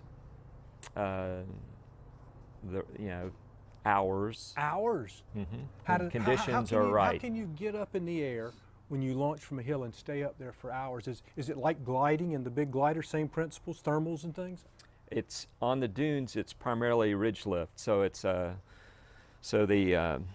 the wind comes in and hits the ridge, and it forces the air up. So as long as you can stay in that band of air that's being forced up, it actually holds the glider up and holds your weight up. So as long as you're skillful and you fly along the ridge and stay within that lift band, you can stay up as long as you want. Thank you, John. Thank you, Ken. I enjoyed it, and I hope you enjoyed your flying. I had a great time. Good, you got to come back and do it some more. I will do it, I promise. I hope you enjoyed watching this program as much as we did putting it together for you. And you'll join us again next time. I'm Ken Mann. Thank you for watching, and may God bless you richly. My heart will always be in Carolina. Although across this country I may roam, my heart will always be in Carolina.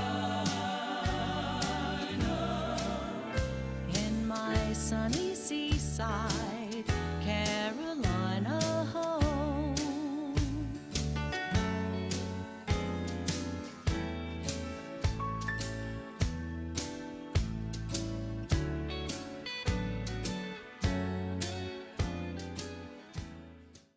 Most golf courses try to take their design from their surroundings. Seascape Golf Links is no exception.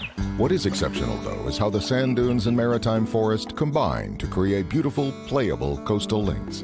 With dramatic elevation changes and ocean views, Seascape Golf Links, an 18-hole championship golf course, milepost 2.5 in Kitty Hawk. Call for tee times and ask about midday specials. 261-2158. 261-2158. Seascape Golf Links, a must-play for those who love the game.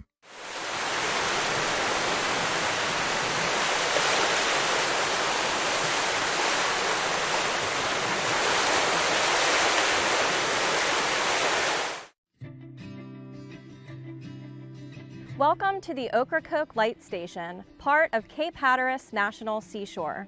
Today we're taking you behind the scenes, touring the grounds, and climbing up to the top of the lighthouse, which has stood here for over 2 centuries. Over 200 years ago, in 1822, the federal government purchased this 2-acre plot for $50 from a man named Jacob Gaskill. Constructed by Massachusetts builder Noah Porter in 1823, the total cost of the lighthouse and the 1-story keeper's dwelling was $11,359.35. The keeper's quarters we're looking at today looks differently than it did back then. The original building was a 1-story brick dwelling with a small upper living level, which you can see from a picture taken in 1893. To provide more space for the keeper and his family, a 2nd story was added on top of the bottom dwelling in 1897. As duties at the light station increased, the Lighthouse Board added an assistant keeper position. To house the additional keeper and their family, another addition was built in 1929. There would have also been a storehouse and, of course, a privy built in 1823 as well.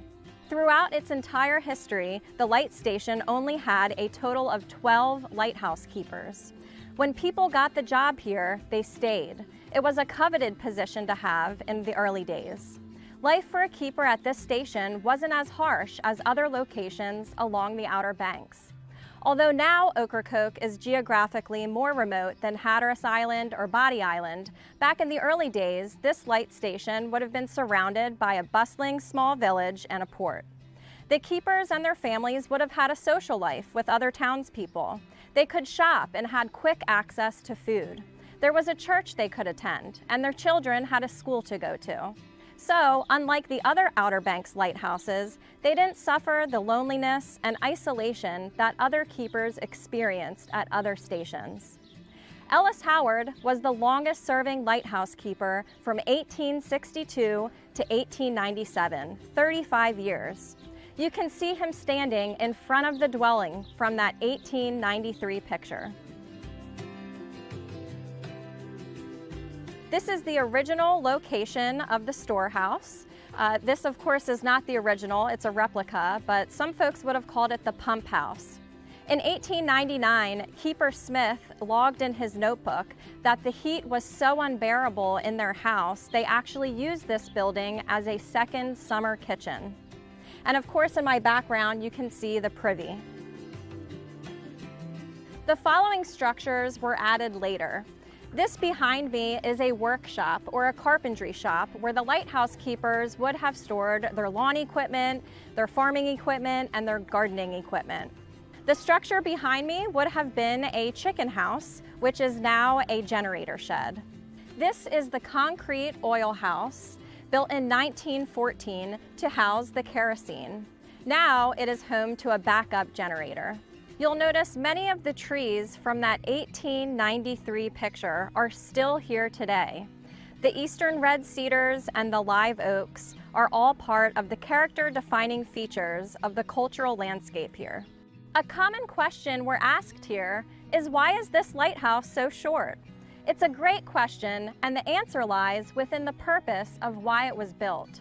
Standing at 75 feet high, it is significantly smaller than its neighboring lighthouses.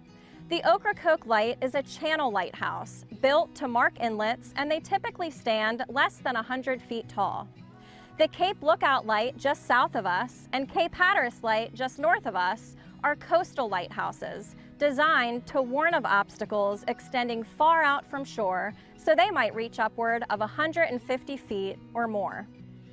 By the early 1800s, Ocracoke Inlet gained importance as the only navigable inlet in this section of the Outer Banks, providing access to the ports of New Bern, Edenton, and Elizabeth City. Neither Hatteras nor Oregon inlets existed until a storm formed them in 1846.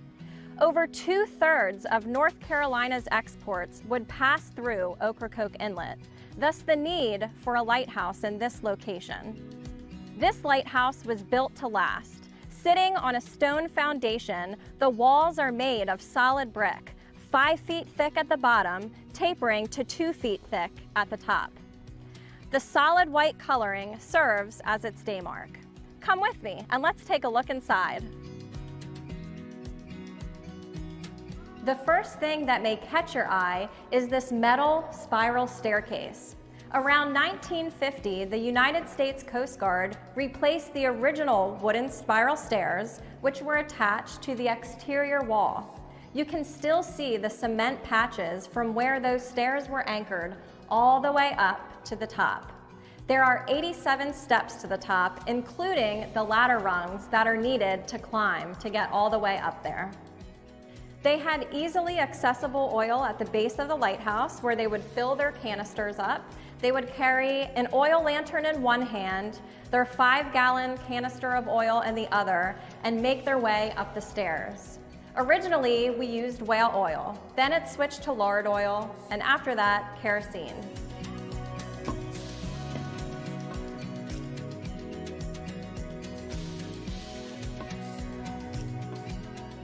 We're just about to get to the lantern room, where you'll be able to see the 4th order Fresnel lens.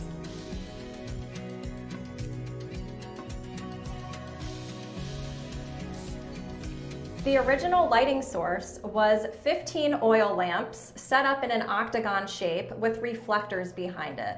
This was really hard for the lighthouse keepers to maintain because they had to make sure all of the wicks were trimmed at the exact same length, and this room got really, really hot, which was hard for them to manage. In 1899 was when this 4th order Fresnel lens was installed. It's made of 500 pounds of glass prisms, and it stands at about 3 feet tall. Now it is sitting on a pedestal. The light was electrified on October 29, 1929. In 1946, the United States Coast Guard automated the lighting process, which really decreased the need for an on-premise lighthouse keeper. In 1999, the United States Coast Guard transferred the light station to National Park Service as part of Cape Hatteras National Seashore. The National Park Service maintains the lighthouse and structures on the grounds. But since this light is still considered to be an active aid to navigation, the Coast Guard maintains the light. The light still shines today and has a constant, steady beam as its unique flash pattern. On a clear night, you can see it 14 miles out to sea. The last major hurricane happened in 2019 when Hurricane Dorian caused a storm surge that brought 18 inches of water into the keepers' quarters. In 2021, the National Park Service received disaster relief funding from U.S. Congress to mitigate the damages to the light station. The National Park Service is using this opportunity to repair and rehabilitate the keepers' quarters and to raise the building 5 feet above ground level to increase storm resiliency. The National Park Service preserves nearly 50 lighthouses.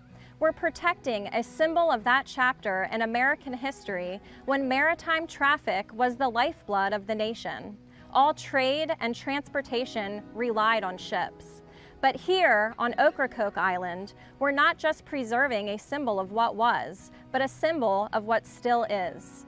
Maritime traffic and travel is still the lifeline for this town and island. Although the lighthouse is not open for climbing, the boardwalk is always open, and visitors can enter the base of the lighthouse during designated hours. Visit the Discovery Center near Silver Lake Harbor to check with staff about hours and special programming. Thanks for joining us today as we reflect on the past and preserve for the future.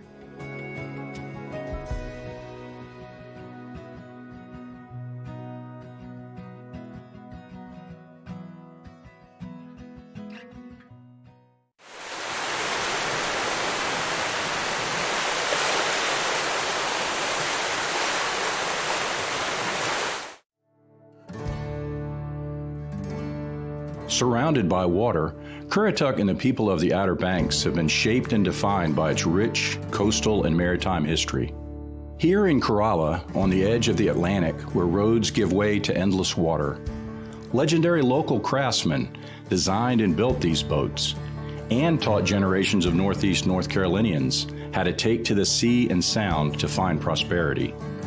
From duck hunting, to fishing, to guiding, to saving lives off the coast. These hardy people both endured and celebrated life on the water. The Currituck Maritime Museum tells the stories of Currituck's boat-building forefathers, their remarkable craft, and the enduring legacy they left behind on how to live life and thrive on the waters here. Discover the newest addition to historic Corolla Park. Find yourself here. Visit CurrituckMaritimeMuseum.com.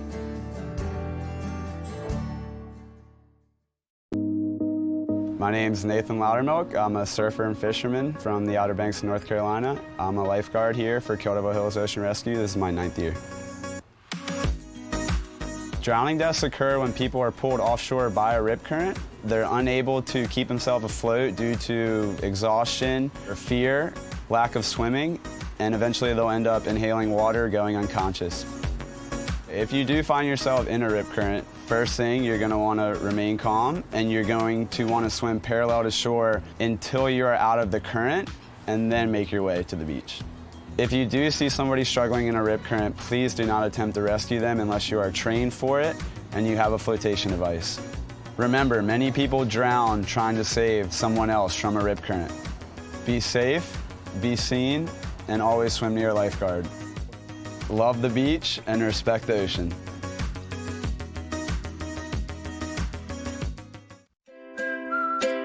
The popularity of electric-assisted bicycles, also known as e-bikes, has recently grown rapidly across the country, and the Outer Banks is certainly no exception. So what exactly is an e-bike? An e-bike essentially is a bicycle that has an electric motor that can drive it or help you pedal the bike. They look exactly like a bike, and they more or less function like a bike, but the motor is a major component of it. Unlike a bicycle that you can pedal indefinitely by yourself if you have the fitness, an e-bike does have a limit to how far it can go with the assist or with the battery power. Due to their ability to reach speeds of up to 28 miles per hour, e-bikes are a popular choice for people who are looking for a quick and easy way to commute to and from work, school, grocery stores, restaurants, shopping centers, and other locations all along the Outer Banks, while also avoiding the high cost of fuel and congestion that occurs on roadways during Dare County's peak visitor seasons. The usage of electronic bicycles on the Outer Banks is rising at a rapid rate. They're available at all different locations for purchases, and people are choosing to use that as a mode of transportation especially during the congested travel months of the summer. Although e-bikes are incredibly convenient and offer a wide array of benefits for everyone, from children and teens to adults, seniors, and commuters, if you don't follow a few basic safety steps and adhere to the rules and regulations that apply to them, they can also be extremely dangerous, both for riders and everyone else around them, including pedestrians, motorists, and those who are riding a non-electric bicycle. The biggest issue with the e-bike safety is that they go really fast. 20 miles an hour with a throttle, and some go up to 28 miles per hour with a pedal assist. Most cyclists are used to going maybe 10 to 15 miles an hour, like on a good day on their beach cruiser or whatever, but 20 miles an hour starts to require skill in handling a bike going that fast, because it is a skill to handle a bike going 20 miles an hour, let alone 28 miles an hour. Reaction time, stopping the bike, is important, because if something happens and you're going very fast, you have to react properly. And like anything going very quickly, if you fall off it, you have to be able to brace yourself. The injuries can be worse because of that. Dare County ranks number 13 in the state of North Carolina out of 100 counties for serious injuries with bicycle crashes. With electric bicycles, like all bicycles, 41% of all crashes occur between 6 p.m. and midnight. 28% occur between noon and 6 p.m. The same rules of the road apply to both electric bicycles and human-powered bicycles. Driver's licenses are not needed or required to operate an electronic bicycle in the state of North Carolina. When riding an electronic bike, helmets are not required unless you're under the age of 16 years. 16 years and younger must wear a helmet on any bicycle, whether electric or pedal. Although we do recommend that anybody who operates or rides a bicycle or e-bike always wear their helmet. Although you can ride an electric bicycle on the bypass even under the age of 16, that is strongly discouraged. Electric cyclists who choose roadways that are less traveled by vehicular travel should ride during the daylight. If you ride at night, make sure you have the required lighting, and always, I stress always, wear a helmet. At nighttime, you must have a white light on the front of your bicycle and a red light on the rear. When riding an electronic bicycle, always ride with traffic and follow all the rules of the road as you would if you were driving a motor vehicle. While riding a bicycle or electronic bicycle in Dare County, just remember that not everyone is here on vacation. Things are going on in their lives and on the roads, so just be cognizant of your surroundings. I think people should ride where they're comfortable. The sidewalk, the side of the road, they have to be very defensive, like looking out for cars, looking out for pedestrians and hazards.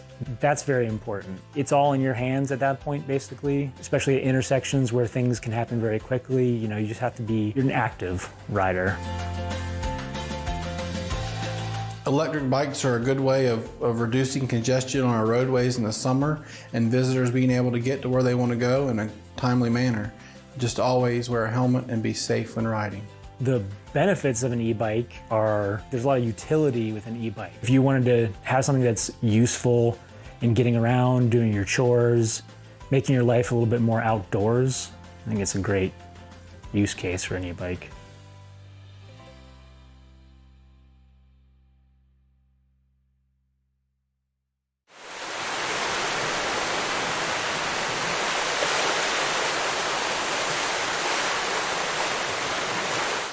Hi, this is Joey the Wine Guy, located in the general store of the Christmas Shop at General Store, located in Manteo, North Carolina, right here on historic Roanoke Island. Join me daily from 11 to 5 for free wine tastings here at the General Store, where you can try it before you buy it. Be sure and try our featured German Christmas wine, just the thing to get you in the Christmas spirit all year long. And don't forget to ask me about special pricing on 6 and 12 bottle cases. Whether you're looking for a Chardonnay, a Cabernet, or your favorite Merlot, we've got it here at the Christmas Shop at General Store.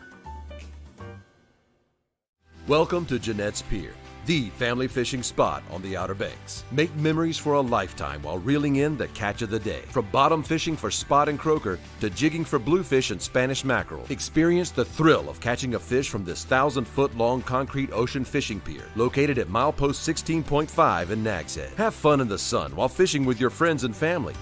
Surf, sun, fish, and fun. Experience it all at Jeanette's Pier, where fishing is catching. For over 40 years, I've dreamed of building a bigger and better Jolly Roger. And now your dream is a reality. Yay! Carol Ann has transformed the Jolly Roger into the hottest new restaurant and bar that is the best venue on the beach for great entertainment, gaming tables, and NTN games. My dream has come true, and I can't wait to share our new restaurant and bar with you. Come see us at the new Jolly Roger. It's classic Outer Banks. The Jolly Roger Restaurant. What lies beneath the surface? The waters of the Outer Banks share their secrets, one cast at a time. Total relaxation. Absolute exhilaration. The Outer Banks of North Carolina, a chain of barrier islands shaped by wind and water. Connected by the elements. Just open spaces and endless possibilities.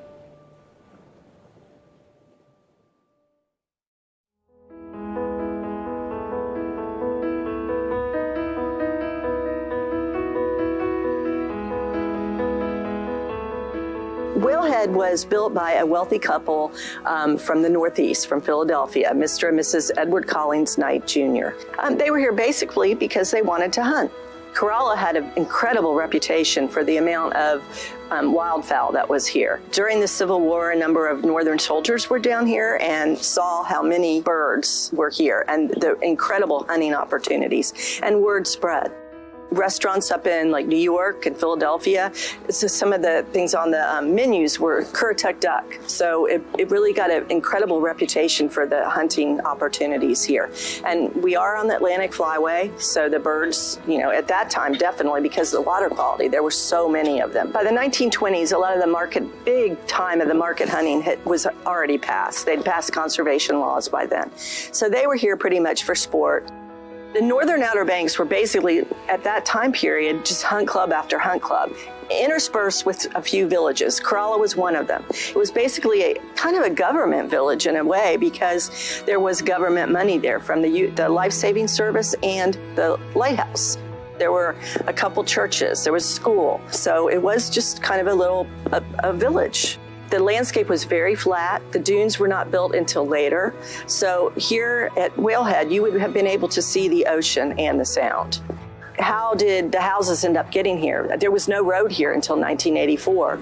So the area didn't really get developed till after that. So this gives you just much more of an idea of what this area was like, the old Outer Banks.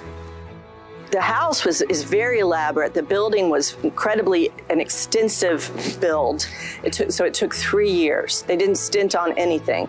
You actually will be incredibly impressed when you walk inside because the house looks a lot smaller from the outside than it is on the inside. There are actually 5 full floors. Whalehead is one of the best examples of Art Nouveau decoration in the country, or the decorative style. Probably the most famous Art Nouveau stylist was Tiffany. And in this house in Whalehead, we had Tiffany throughout the house. Art Nouveau looked to nature for its inspiration, and you can really see that in the house with carved leaves on the furniture. Our dining room, the water lilies are carved on the walls, into the furniture, into the Tiffany sconces. But it's just a very good example of that. We believe that Mrs. Knight just really liked Art Nouveau because it had gone out of style by the time they built this building. Mrs. Knight had a Steinway that was brought here. It was a custom-made Steinway for her, and it still is played, and that's one of the highlights in the house that you can see when you come into the library. The house had both indoor plumbing and it was electrified, which was very surprising, I'm sure, to the people who lived in the village at the time, because that was probably like 30 years at least before most people had either of those. Another fun thing you can see if you go in the kitchen, which is a bright candy pink, which we think the cook, Miss Rose, really liked that color pink. So the tiles are that pink color, most of them are original. And you can actually see in the kitchen the original Frigidaire refrigerator, which we thought had been melted down for the war effort in World War II, but it was actually found in a shed in Manteo and is on loan to us. So that's fun to see. They also built a boathouse, which is also on the National Register. It's a bright pink salmon-y color. Upstairs, they carved decoys, and then they even had a place where they could store corn. They also had a miller's lift that would bring the decoys from up the second floor down to the first floor. They had a boat area where they stored boats. They also had 2 bridges, one of which we have today still on the property, and that's also on the National Register. Well, I personally feel that coming to this property when you're on vacation actually kind of gives you a real understanding of the history of the area, of the culture of Currituck.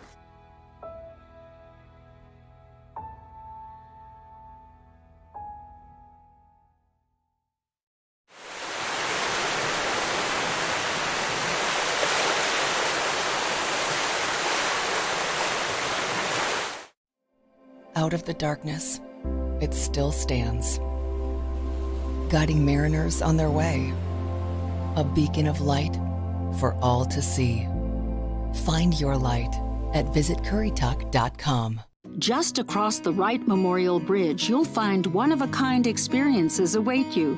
Don't let memories you'll treasure pass you by on the road to the Outer Banks. Take a day and find yourself on the Currituck mainland.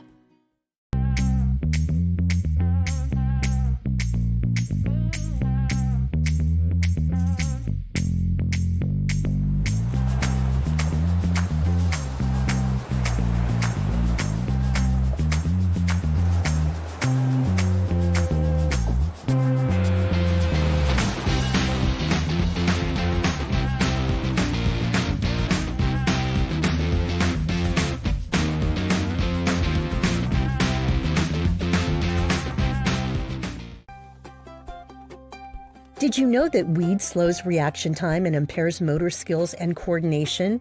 Weed also disrupts learning and problem-solving skills. Whether you're a basketball player, surfer, skater, or student with other life goals, Outer Banks Hope Coalition reminds you to live life in focus. Don't let weed blur your dreams.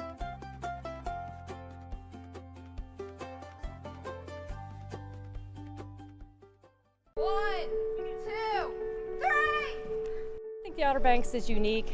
When we come down here, we can just relax. When we were kids, we'd spend as much of the summer here as we could. It's a lot of fun and cool things to do. Yeah, I just like the area a lot. Always have. We've been here in the spring, we've been down here at Thanksgiving, we've been down here at Christmas. I have been coming here ever since I was a baby. Yep, and every year I love the Outer Banks. I mean, this is more home to me than where I grew up. The Outer Banks of North Carolina. Stir the soul. The station original location is now out basically in the Atlantic Ocean. That's because of the changing tides, the Gulf Stream, all that. Mother Nature has moved the station a couple of times, and then man has moved it a couple of times to get it in a safer spot. This down here was where they would store their equipment. And then upstairs was where the dormitory was. And then the tower has been removed for safety purposes, but the tower was above there too, so the surfmen on duty would be up in the watchtower. When the 1911 station was built, this became their boat shed. If you look around, there are notches up in the ceiling of the original station. Those notches that are in the ceiling are from the surf boat. The rudder handle was hitting the top of the ceiling. So they had to notch it out to be able to get the surf boat in there. You can feel the history in there when you just look around. Just looking at the floor, looking at the walls. It is actually really amazing that it's still with us.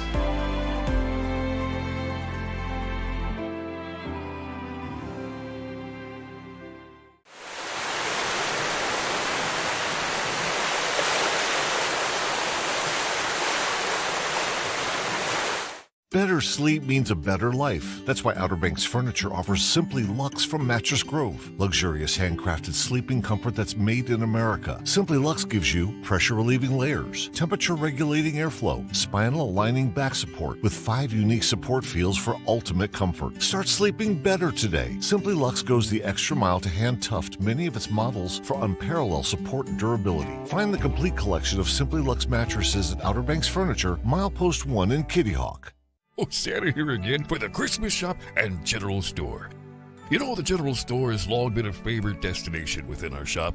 You'll find favorites like candies and fudge, Heights chocolates, and ready-made Bavarian nuts. Plus, we offer a wide selection of made in North Carolina items, old-time candy, sodas, and more. And our wine section has an even larger selection than last year. With more wine tasting opportunities, it's all part of the experience at the Christmas shop and general store.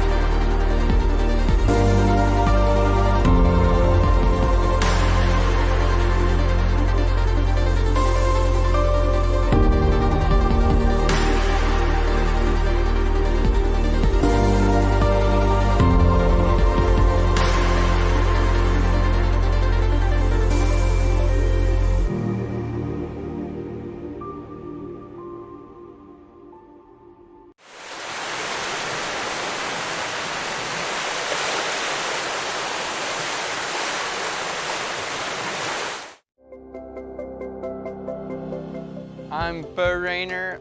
I'm a professional surfer and I've been doing it since I was about 2 years old, and I live in Nags Head, North Carolina. The power of the ocean deserves everyone's respect. Even on calm days, hard to see powerful rip currents are present up and down our coast. Every year, unsuspecting swimmers find themselves in the grip of a rip.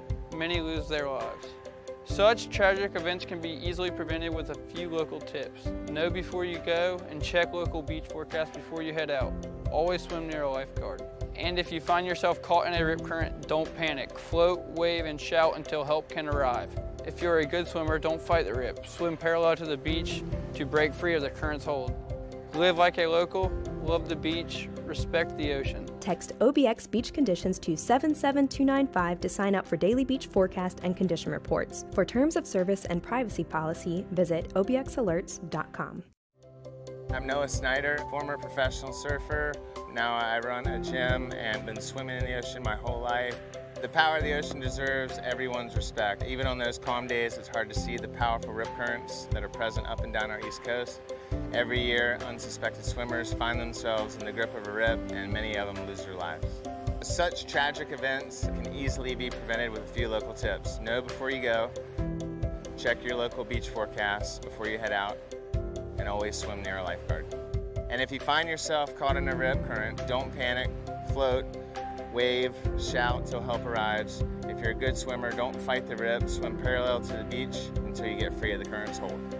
Live like a local, love the beach, and respect the ocean. Just across the Wright Memorial Bridge on the Currituck mainland, you'll find one-of-a-kind shopping, dining, and recreational experiences await you. Don't let memories you'll treasure pass you by on the road to the Outer Banks. Find your treasure at visitcurrituck.com. Currituck County, on the Outer Banks of North Carolina, stretches from pristine coastal beaches across the breathtaking Currituck Sound into abundant farmland, rich with produce and our unique local flavor. Most families out here have a house. It took us a little while to settle in, but now it feels like home. We suggest you put on your best suit and pick out a little spot along the surf. Get to know your neighbors. Call the family together for dinner, and maybe a movie. Always be on the lookout for new adventures and opportunities to try a new sport. Our beach is a place for big first steps and life-changing promises. We've preserved our rich history over the years, taking care of the land and the creatures who roam these shores before us.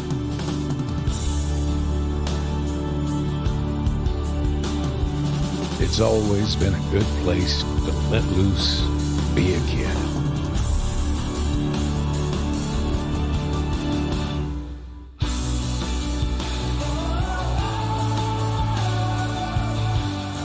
The call of the wild is irresistible to our local artisans and athletes alike.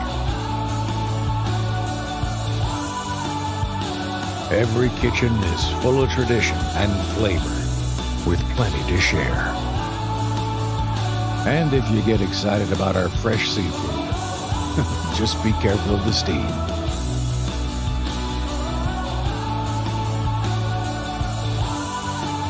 When you take life at our pace, you never know what might follow. Welcome to Currituck County on the Outer Banks of North Carolina. Relax and enjoy your vacation. We only ask for your help protecting all here that is wild and free. Come home as often as you'd like and build your tradition, one sunset at a time.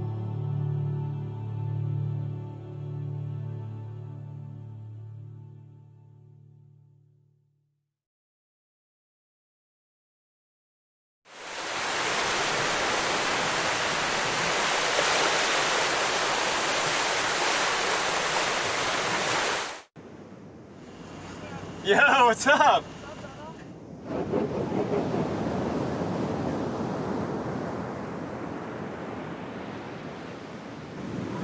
Yeah, Cyrus. What? Oh, Vinny! Oh my gosh!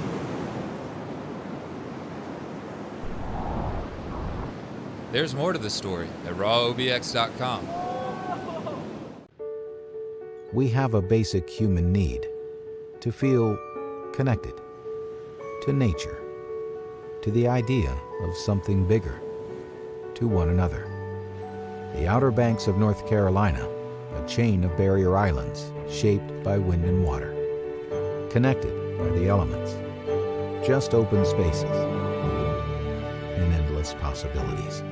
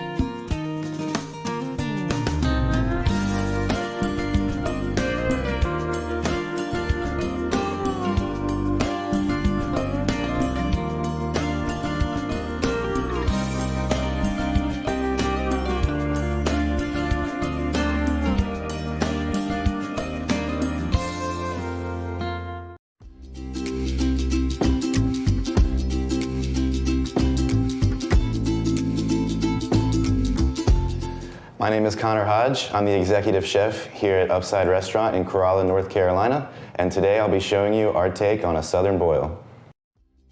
So unlike typical boils, the boil we will be making today will serve one person, and it pairs nicely with seasonal white wines that we have available in the spring, summer, and the fall. So to make the southern boil, you have stone ground grits here, Old Bay seasoning, heavy cream, marinated shrimp, house-made chorizo. Our seasonal whitefish today is going to be a halibut. We have blanched fingerling potatoes, flame-roasted sweet corn, house-pickled jalapenos, a little bit of parsley, and a French baguette. So our southern boil is different in the sense that we don't boil our seafood, and we use grits as the base to pull everything together, and then we finish it off with a cream and Old Bay mixture. To start off the southern boil, you're gonna boil 4 cups of water to 1 cup of grits with a little bit of salt, lemon juice, and bay leaves. After your grits have reached the desired thickness, you are gonna wanna cut the fingerling potatoes long ways and fry them for about 2 minutes. While those are frying, you're gonna season the halibut with salt and pepper and grill that at the same time as your marinated shrimp. And when your shrimp is almost done, you can grill your chorizo, which is already cooked, so it won't take very long. And in a saute pan, you're gonna take 2 cups of heavy cream, 2 tablespoons of Old Bay, and reduce that down by about half. As soon as it's reduced by half, you can add your corn, and then you spoon the grits onto a plate, and then add all your proteins, your potatoes, and then the finished cream. And then you're gonna take about a 2-inch piece of the baguette, finish it off with pickled jalapenos and parsley.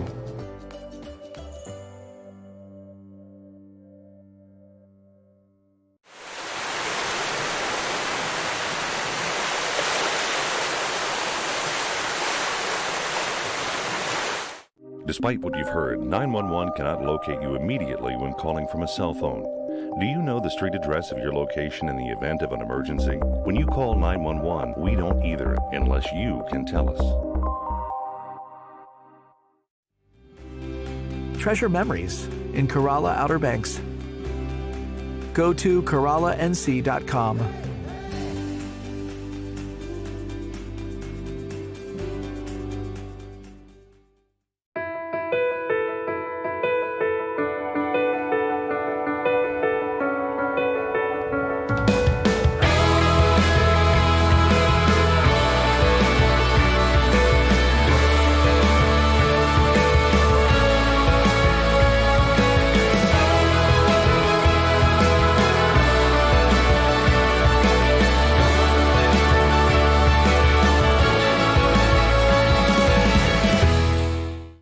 Outer Banks Furniture is the leather expert on the beach and the only furniture store exclusively offering Omnia leather, with almost 200 different colors and styles to choose from. With unmatched design, comfort, and luxury, Omnia leather only sources hand-picked top-grain hides from the oldest tanneries in the world, then creates the finest chairs, sofas, recliners, and accent pieces right here in the USA. Find the exceptional collection of Omnia leather exclusively at Outer Banks Furniture, Milepost 1 in Kitty Hawk.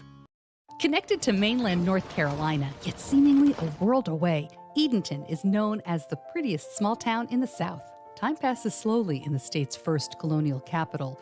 The lure of historic sites, outdoor adventure, and friendly people draws visitors from near and far.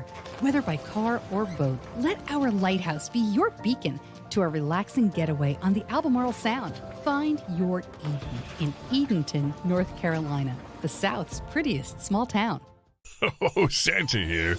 Do you know that the Christmas Shop and General Store has the largest display of Christmas gifts and ornaments in the Outer Banks? Nutcrackers, collectible Santas, snow and Christmas trees, personalized ornaments, and so much more. A room full of gifts that remind you of your pets, a nativity display that'll blow you away. It's surely a destination that brings joy to so many. We can't wait to see you at the Christmas Shop and General Store.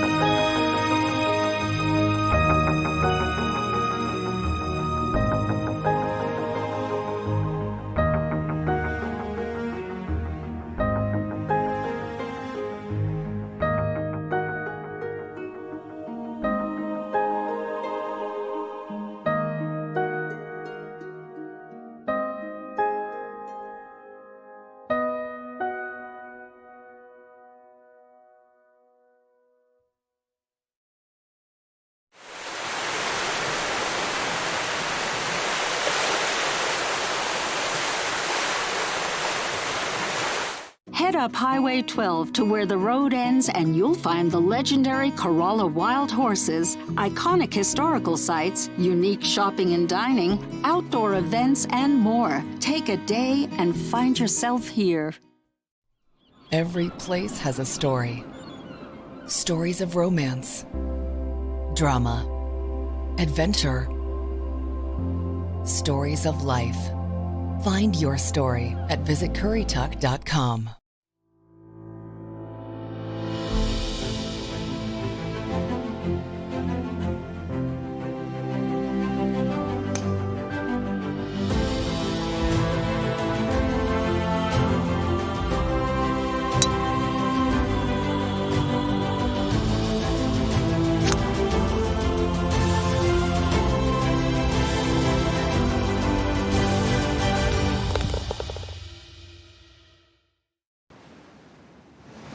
Tide's starting to come in now.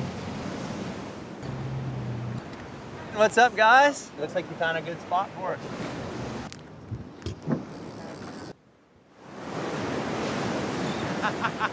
Yeah! Hey! I seen mullet.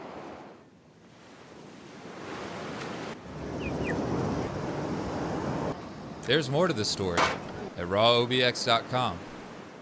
Discover the Dovetail Collection by Vaughn Bassett exclusively at Outer Banks Furniture. Made in the Virginia mountains using solid American white oak, Dovetail wood joinery dates back thousands of years. The collection is designed for those who appreciate the natural look of reclaimed wood with its cracks, knots, and bold grain patterns. Each piece is available in 3 finishes and is meticulously crafted for exceptional strength to give you long-lasting beauty. Find the Dovetail Collection from Vaughn Bassett exclusively at Outer Banks Furniture, Milepost 1 in Kitty Hawk. Around the corner from the Albemarle Sound, Edenton Bay provides a scenic backdrop to its namesake town. Once a port for North Carolina's first colonial capital, today the waters attract travelers looking for calm, not commerce. And Edenton welcomes boaters with free boat slips for 2 nights. Whether by sea or land, let our historic lighthouse guide you to a relaxing bay that's a world away. Find your Eden in Edenton, the South's prettiest small town.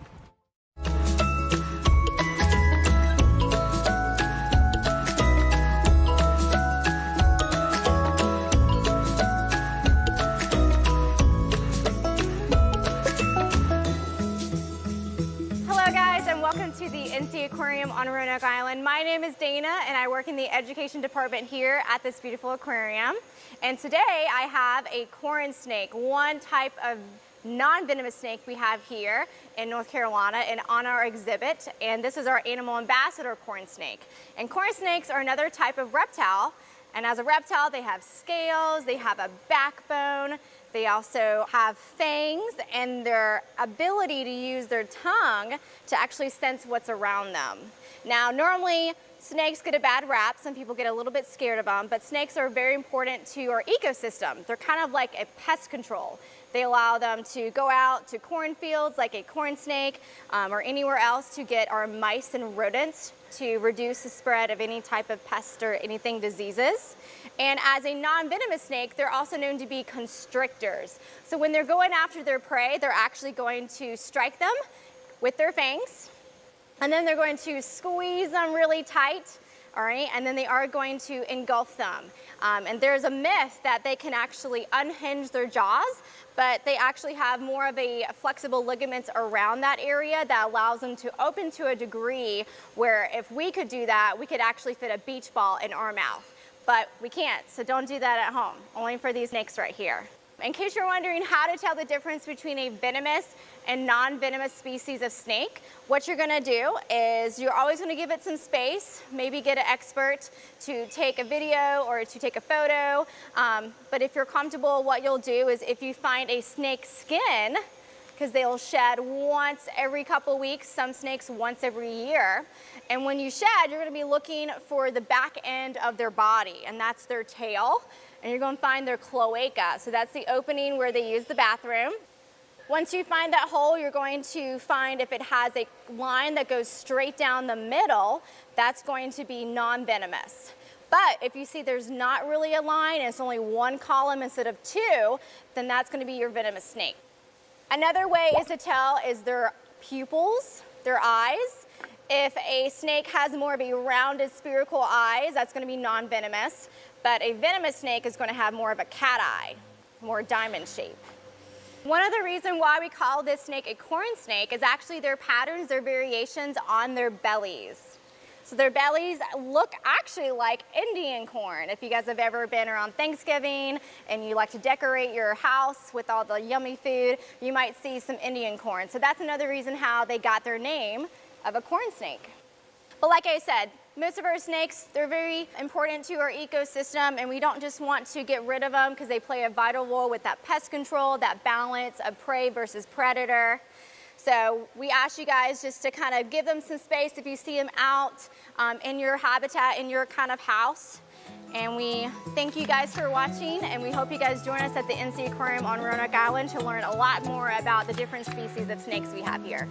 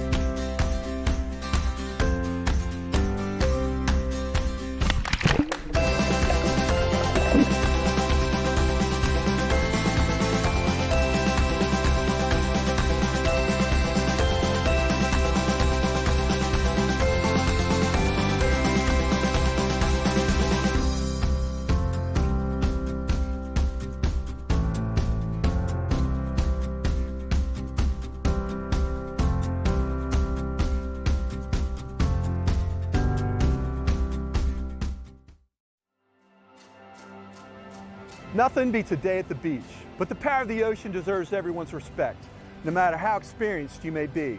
My name is Merrick Dabrowski, one of the chief lifeguards for Dare County's beaches. The force of the surf can catch unsuspecting swimmers off guard, and strong rip currents can sweep even the strongest swimmers far away from the safety of the shoreline. Even if you're an experienced swimmer, remember that you're still no match for Mother Nature. Rip currents account for roughly 80% of ocean rescues, but you can prevent yourself from being caught in one by following a few local tips. Know before you go by checking the daily OBX Beach Conditions National Weather Service forecast. 2, always swim near a lifeguard. 3, never swim alone. And 4, watch for red flags and rip current warnings. And if you see another swimmer in distress, notify a lifeguard and call 911. And if you ever feel compelled to assist a family member in distress, be sure to have a flotation device with you. Make sure your Outer Banks vacation is a memorable one for all the right reasons. We want you, your family, and friends to go home safely. Live like a local. Love the beach, respect the ocean.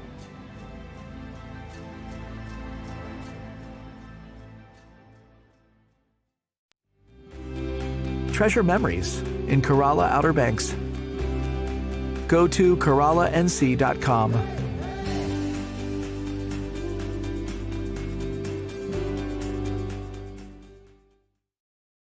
Welcome to Wright Brothers National Memorial. I'm standing outside the Wright Brothers Monument that sits atop Big Kill Devil Hill, one of the spots Wilbur and Orville Wright conducted gliding experiments in an effort to perfect their 3-axis control system, which would later be used on the Wright Flyer, the first powered, heavier-than-air manned airplane. The innate genius of the brothers, combined with their overall resolve and gumption, allowed them to beat the odds and accomplish what was thought impossible. To honor the accomplishments of these two, a monument was proposed by Representative Lindsey Warren of North Carolina and Senator Hiram Bingham of Connecticut in the late 1920s. After debate over the overall design of the structure, a contest was held with 33 submissions entered. Ultimately, Alfred Easton Poor and Robert Perry Rogers' design was selected. The cornerstone was laid on the 25th anniversary of the first flight on December 17, 1928, with Orville Wright in attendance. The monument would be completed in 1932, with Orville Wright and his extended family attending as well, and other prominent aviators and politicians of the time. The monument itself features an Art Deco style, with motifs highlighting aviation as a whole. On the side walls of the monument, abstract shapes represent wings and the prospect of flight. A quote is featured on the perimeter of the monument stating, "In commemoration of the conquest of the air by the brothers Wilbur and Orville Wright, conceived by genius, achieved by dauntless resolution and unconquerable faith." At the very top is a marine or lighthouse type beacon, which we'll see a bit later. Let's open the doors and take a look inside.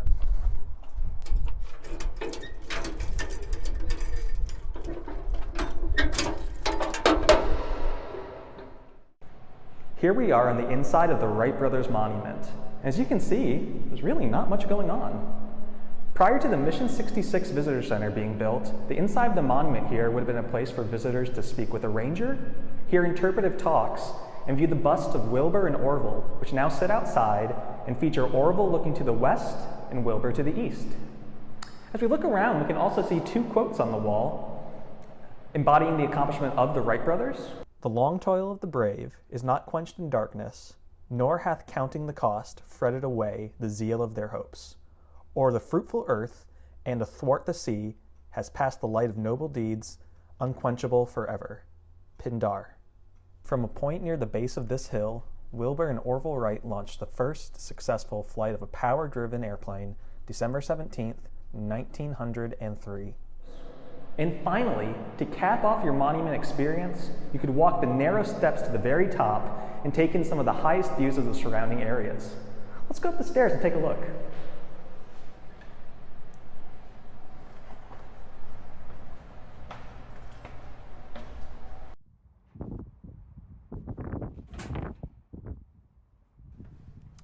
What a view!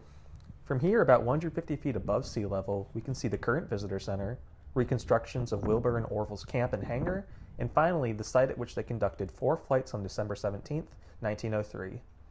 With the completion of the monument, greater access to the Outer Banks was an issue that would need to be addressed. Bridges were built in the 1930s connecting these areas to the mainland, and that led to a larger influx of people visiting the area and moving here. This was a stark contrast from the isolation the Wright brothers were looking for when experimenting. To this day, the monument standing tall behind me remains a testament to the Wright brothers' legacy. The symbol on top of Big Kill Devil Hill reminds us that two brothers from Dayton, Ohio, saw possibility where it seemed non-existent.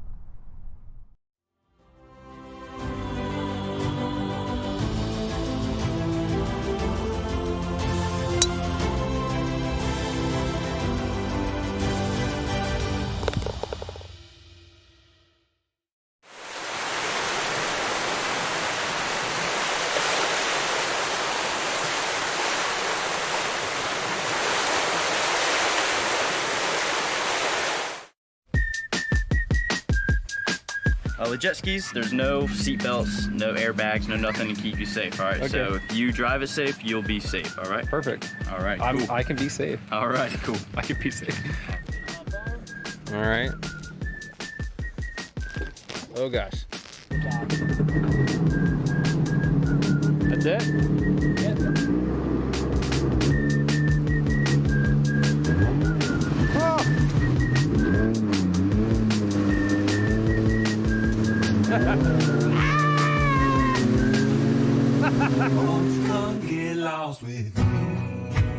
As a lifelong adventurer, I've learned that amazing experiences can be found just about anywhere. Sometimes they're epic, sometimes they're humbling, and almost always they're about the people you meet along the way. Whether it's air, water, or land, join me as I explore new places and help you find your next adventure.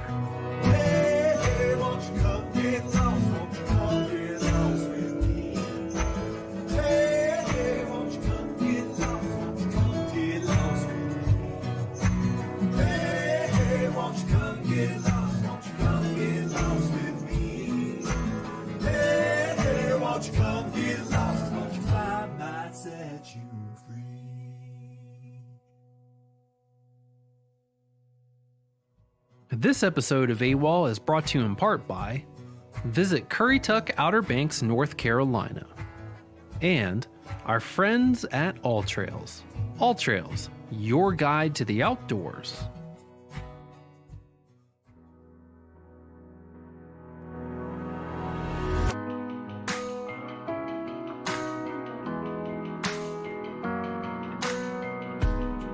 Along the northernmost coastal region of North Carolina, you'll find yourself in Currituck County. Separated by an inland sound, the Currituck mainland, Knott's Island to the north, and its barrier islands on the coast are connected by a labyrinth of waterways, a handful of bridges, and only two main roads. This portion of the Outer Banks is known for sun and fun-filled vacations. And oh man, the beauty that surrounds the abundant nature preserves and protected game lands you'll find here, it kind of makes sense why Currituck has been a destination for travelers from all over the world. I'm here to uncover the adventures in the air, land, and sea of Currituck County, to find out what draws people here for a week or a lifetime, and to take in the salt-filled air and fleeting beauty before the wind and the sea reclaim this shifting landscape. You can easily drive to Currituck County from the west, north, or south. However, I'm choosing to do something a bit more unique to visits to the Outer Banks. I'm taking the ferry from Knott's Island across the Currituck Sound, where I'll get my first taste of what Currituck has to offer, and greet the new day on the water.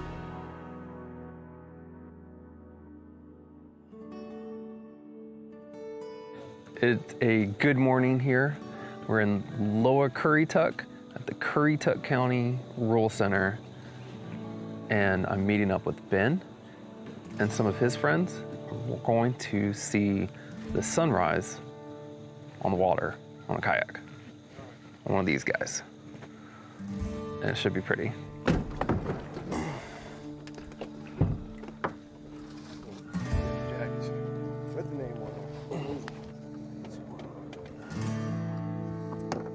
Thank you.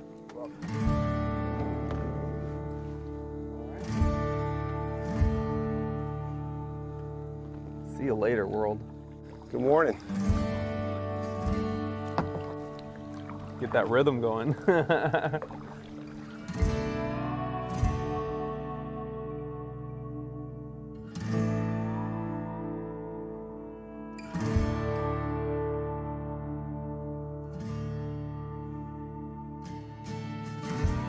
So this is a campground for the people who are kayaking the coast.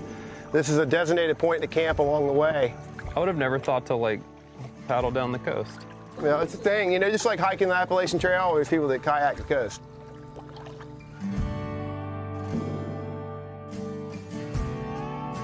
This area we're at right now is not known for fishing, it's known for duck hunting. Really? Yeah, and this is some of the most prized duck hunting land in all of North America. Huh. And that's really, the name Currituck is from the Native American term, which is Coratank, which means wild geese. That's why you don't see a lot of development in Currituck, because they're trying to protect these wildlands to keep the wildlife here so they can continue to hunt fish and have their farms. I think it's kind of interesting to like the hunting and fishing is kind of what keeps the interest to preserve the nature and everything like that. Big time, yeah. It's kind of a, you know, it kind of goes hand in hand.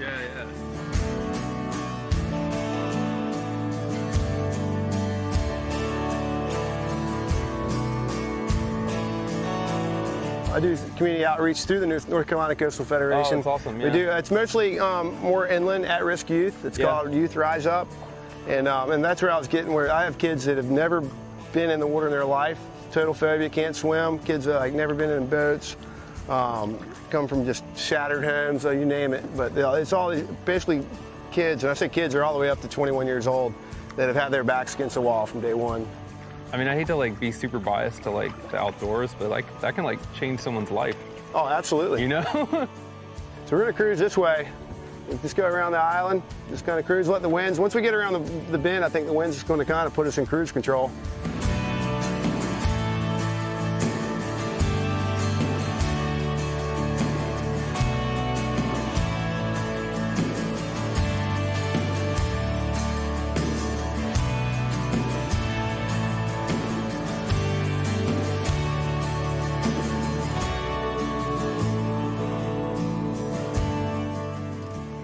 Man, I think we got up at like 4:30 to make it over here. But when you see that sunrise come up over the sound, it's definitely worth it. It's beautiful here.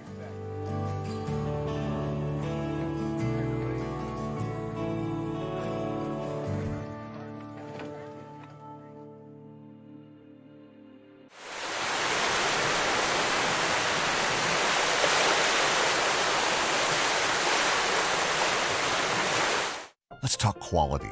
Benchmade quality from American hardwoods and handcrafted in the USA.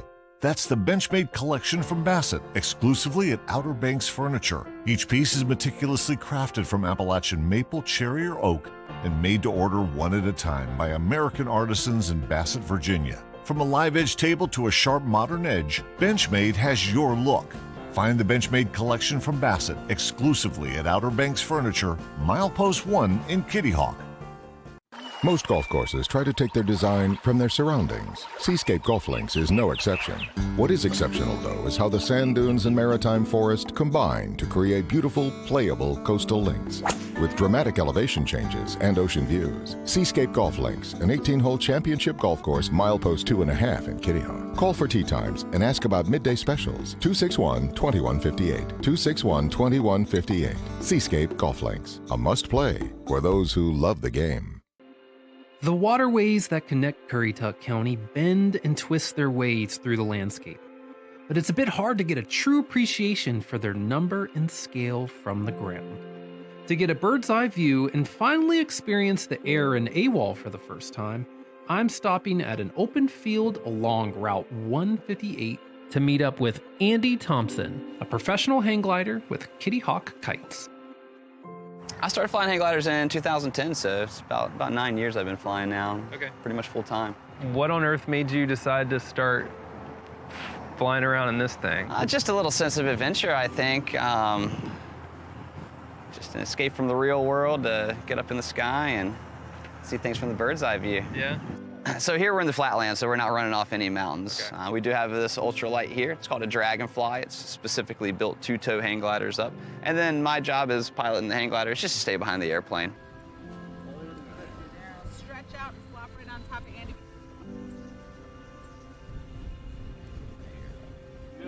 You ready? Yeah. All right, wind us up. Let's go.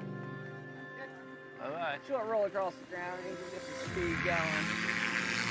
Ooh, weird. Oh, And we're out of here. oh, this is this is weird. Doesn't take too long to leave the ground behind, does it? All right, up and over the clouds. Sweet. Oh yeah, beautiful up here. Oh, that's so rad. Oh man. Awesome view down the beach though. That's Yeah, it beautiful. is. Really cool.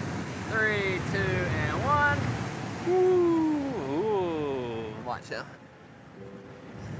Oh my gosh, these. Oh, oh, that's nutty. He won't stop for a while. So let's see, why don't you put your hands right up here on these bars where mine are. Pulling in, moving weight forward, trying that. Don't be so gentle, a little more. There you go. Slowly relax the pressure, move weight back. Good, back to neutral. Excellent. Let's start with a little bit of pulling in, and then pull that right bar towards your right shoulder and relax. Okay. That's it, and that's all it took for a right turn. Oh, weird. Now you totally go to neutral and try to come out of that right turn. So left hand, left shoulder, hold pressure on that until you feel everything start to balance out and level out. So why don't you give me a 360 to the, let's go to the left. Okay. Pull weight over to the left, we'll do a full circle all the way around. All right, full circle. There you go. Is that right? Yeah, now just relax.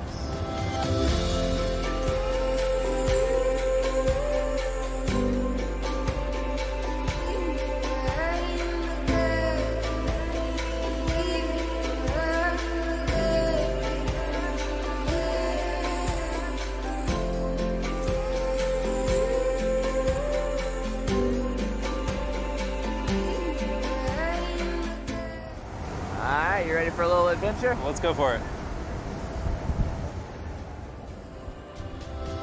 Woo! Oh, God. Woo!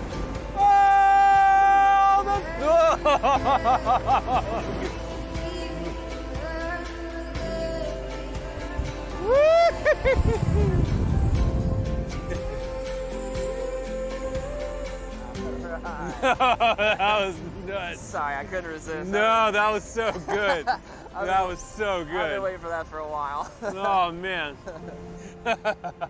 I wasn't sure what was happening.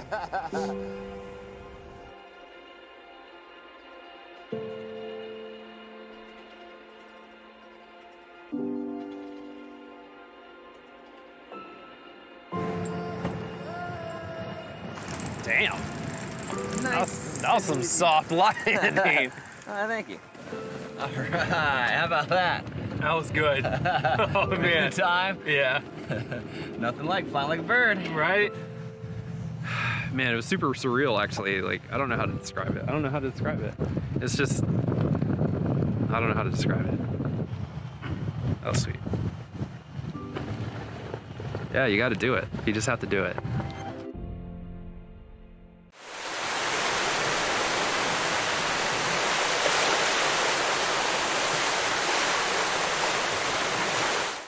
The Jolly Roger is bigger and better. Our incredible new bar is the best venue on the beach for great entertainment, gaming tables, and emptying and ends. No one takes care of locals better than the Jolly Roger, with special discounts every day on breakfast, lunch, and dinner. The menu has it all with huge portions at affordable prices and plenty of room for large parties. Always casual, relaxed, and loads of fun. The bigger and better Jolly Roger. It's classic Outer Banks.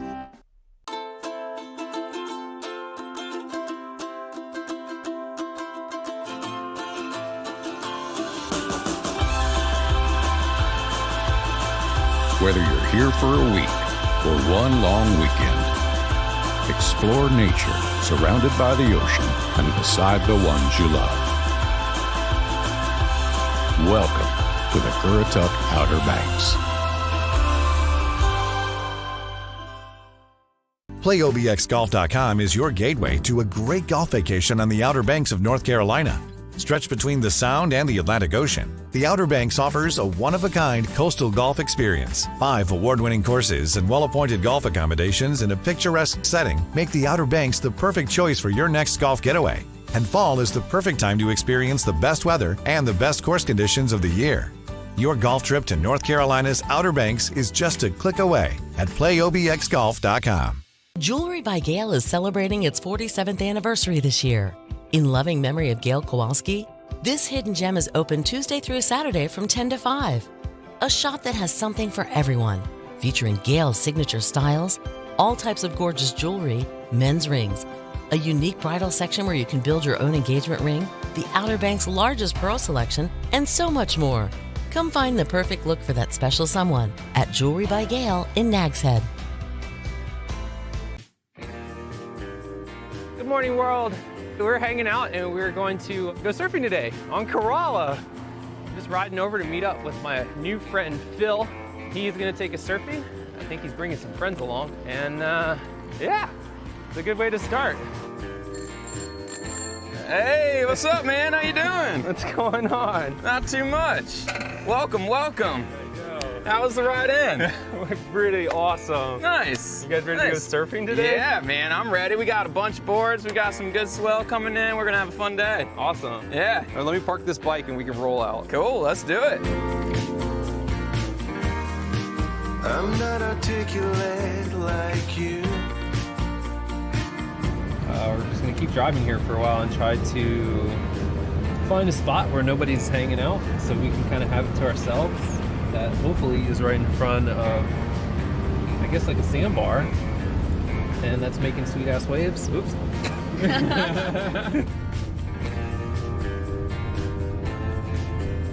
This actually used to be where the Sound was. So this was all marshland.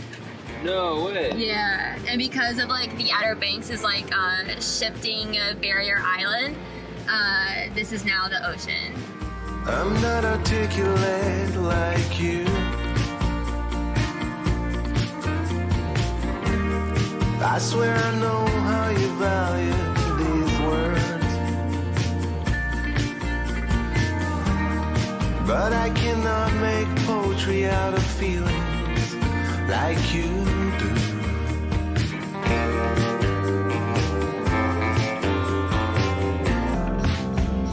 So here's the thing. I love to surf. I've just never claimed I was any good at it. I think it's best to hand it over to the locals.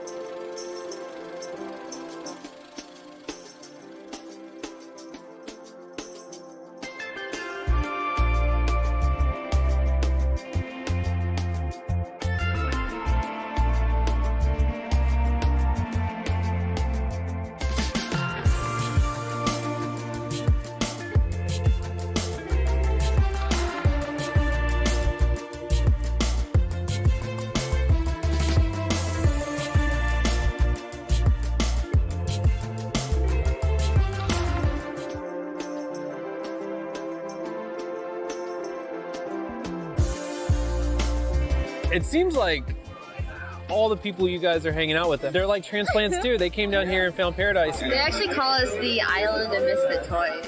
Everybody in Corolla? Kind of, yeah. I've had people on kayak tours this year that was already asking me if I would be back next year. They want to see you again. I guess. You're their friend now. I am.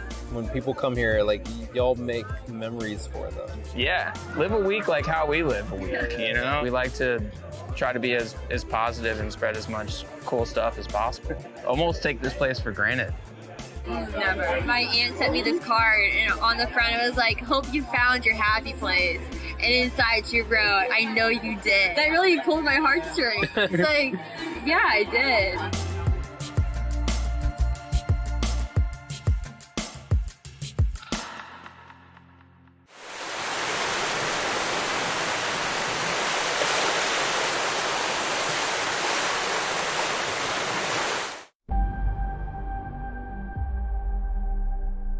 In a world of ordinary vacations,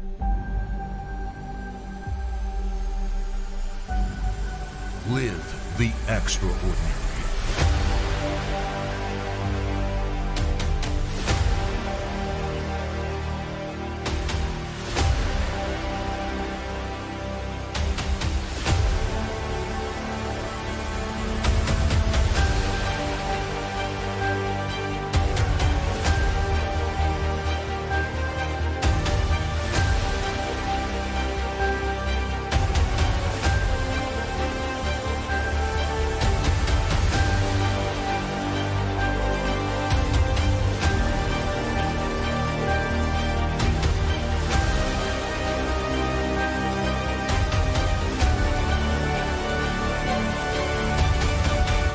Book the real Outer Banks.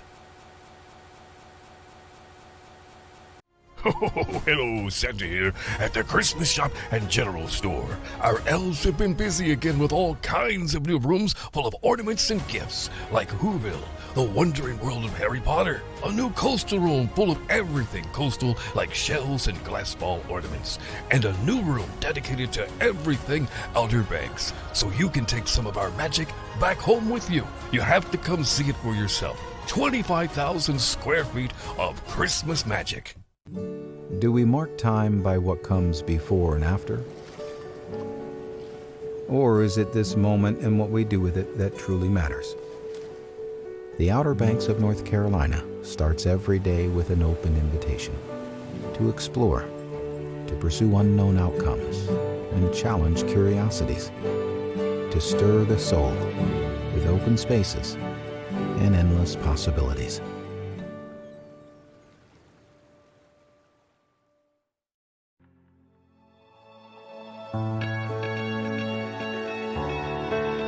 The sport of kiteboarding is unique among the board sports.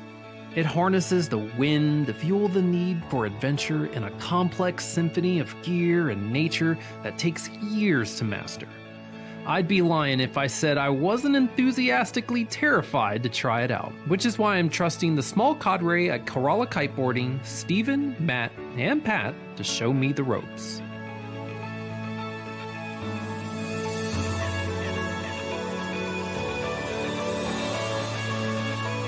I've never done this before, so I'm excited. I'm actually a little nervous.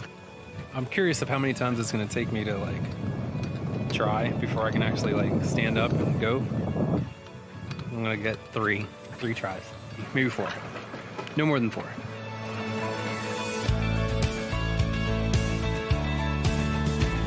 So what's the story? Are there a bunch of kiters up on this end of the No, beaches? it's me, my girlfriend, Matt, and then our main instructor, and that's it. There's so many surfers up here. You can wait a lot longer than you will be waiting for wind, because there's wind here all the time.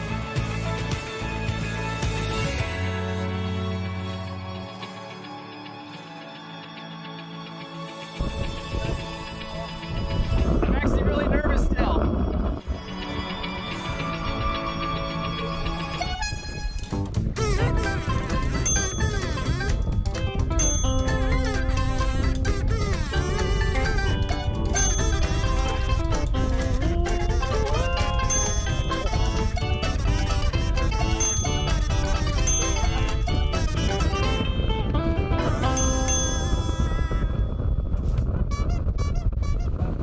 Got it now, bro. In the back, knee straight to front knee, and power stroke that guy. Yep, you got it. That's it. Yeah. Woo-hoo!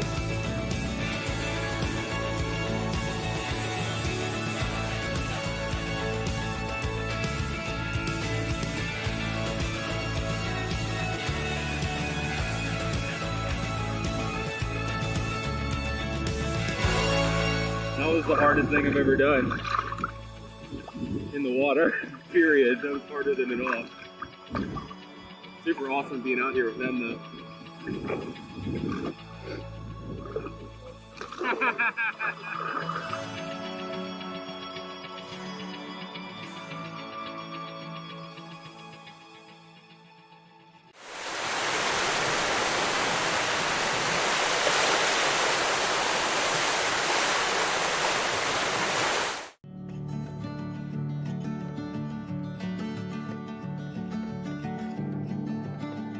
Some people say the Outer Banks has the best fishing spots.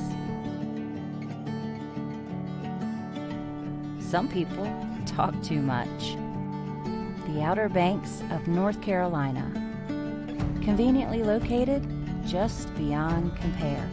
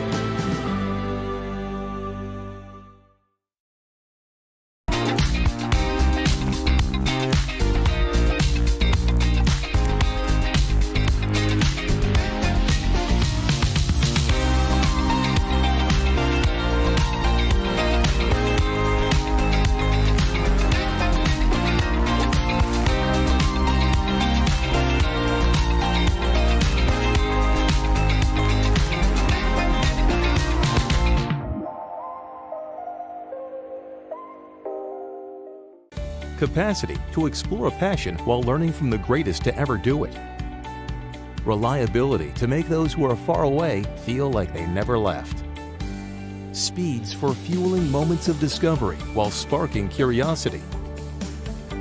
It's not just internet, it's a gateway to opportunities you never even knew existed. Ripple Fiber, multiplying potential for you, your family, and the community.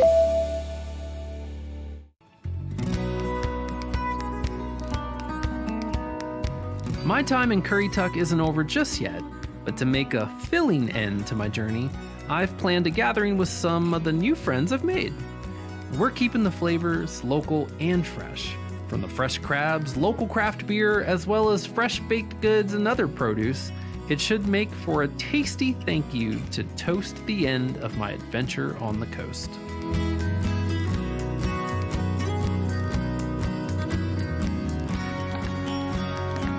That looks awesome. And it's fresh. It is still warm.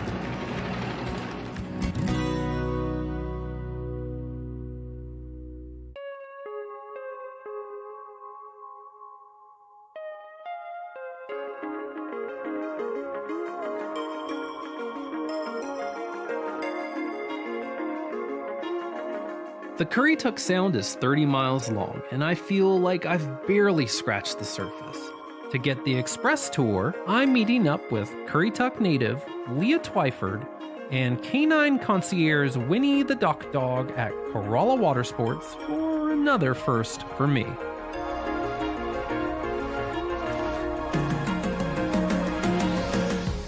Cool. You sorted?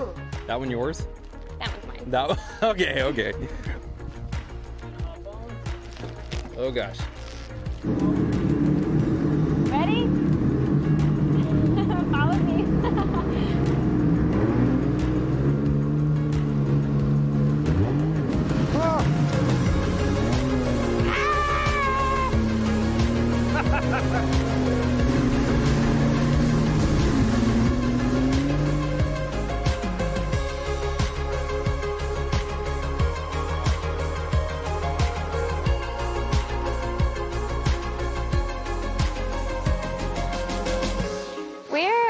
In Currituck County, you're at the Whalehead Club and the Lighthouse.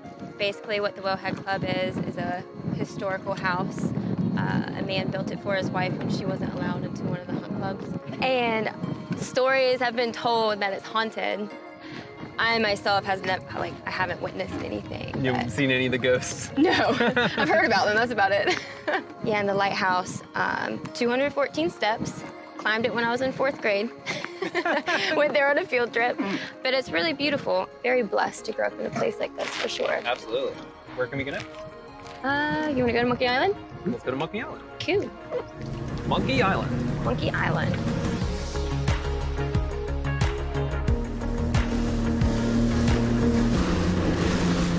Whoa! Am I the only one getting soaking wet here? Like I'm getting soaked and you're dry. No, I'm getting soaked. So your family's lived here for a long time? Yeah, my great-grandfather, Roland Twyford, came over here with my great-granddaddy George Twyford and his wife. But they were basically the caretakers of the island. They would take people duck hunting, fishing. They took care of the houses, the land, everything. And like I said, the land used to come all the way out to the bulkheads. You can see, like, when we go back around the island, there's still a house there. All of it's coming down, and basically the water is washing the whole island away. Do you think this is kind of like a picture of that life out here is kind of like short-lived? Like, you know, you may not have this forever? Yeah. It makes me sad talking about it, but definitely over the next 25 years, this isn't going to be here anymore. Yeah.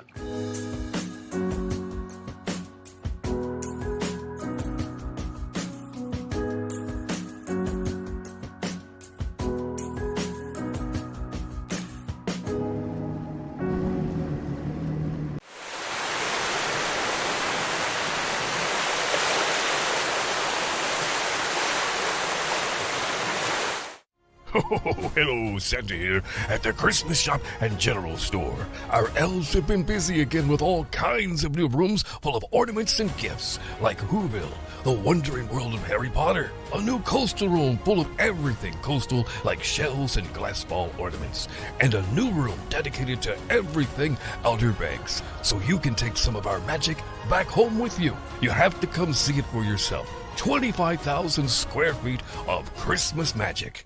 Jewelry by Gail is celebrating its 47th anniversary this year.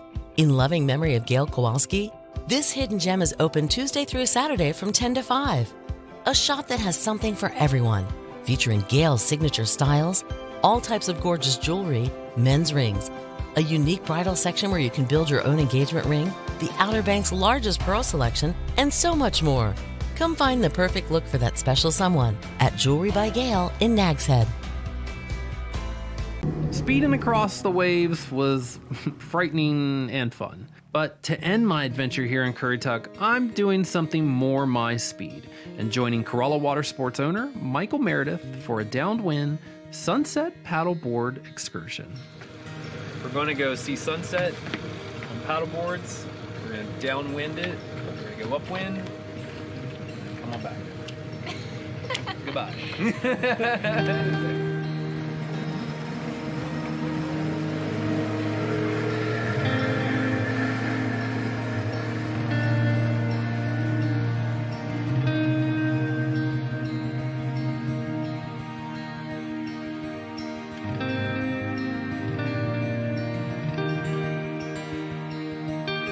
See, I know how to use one of these. That jet ski thing? Yeah. I was pretty sure it was gonna kill me a few times.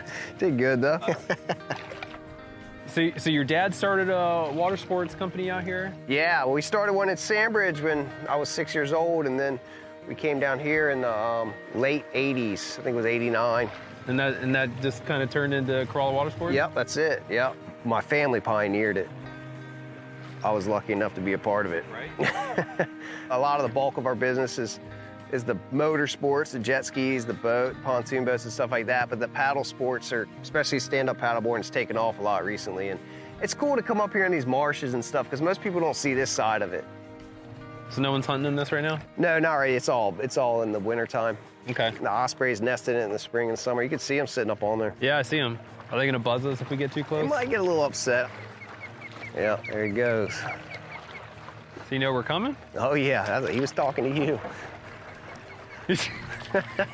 I don't speak Osprey. I don't either, but I think he said turn around. Man, that's a pretty sunset. Isn't it? It really is. That's really pretty, daggone.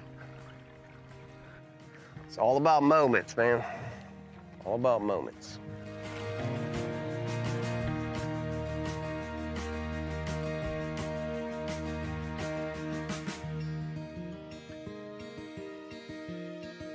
Currituck County, North Carolina is split in two by an inland sound. And yeah, the mainland and its barrier islands are connected by a labyrinth of waterways, a handful of bridges, and 2 main highways. But it's more than that. It's a gathering place.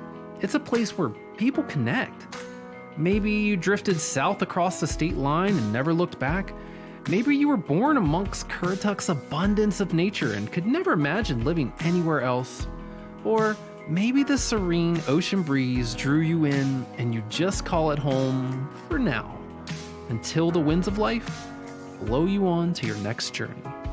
It's the moments you share from sunrise over the Atlantic to sundown over the Sound.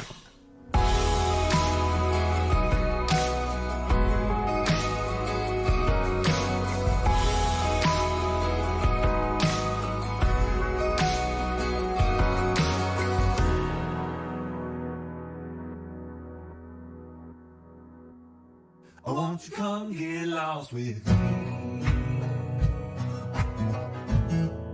This episode of AWOL is brought to you in part by our friends at All Trails, your guide to the outdoors.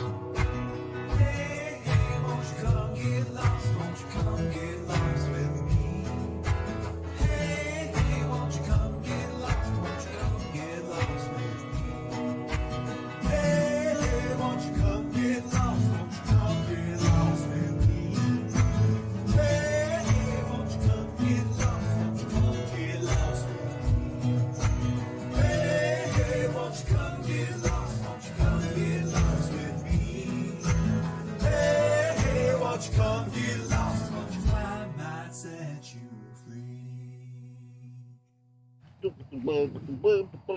Hey, hey, won't you come get lost? Won't you come get lost with me?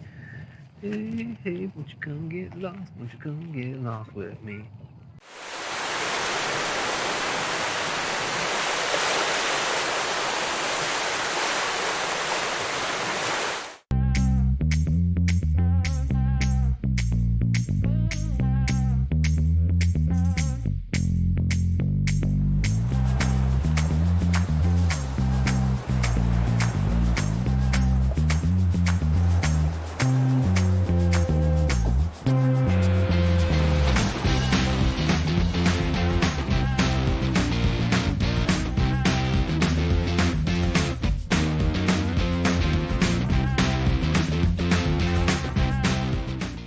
Welcome to Jeanette's Pier, the family fishing spot on the Outer Banks. Make memories for a lifetime while reeling in the catch of the day. From bottom fishing for spot and croaker to jigging for bluefish and Spanish mackerel, experience the thrill of catching a fish from this 1,000-foot-long concrete ocean fishing pier located at milepost 16.5 in Nags Head. Have fun in the sun while fishing with your friends and family.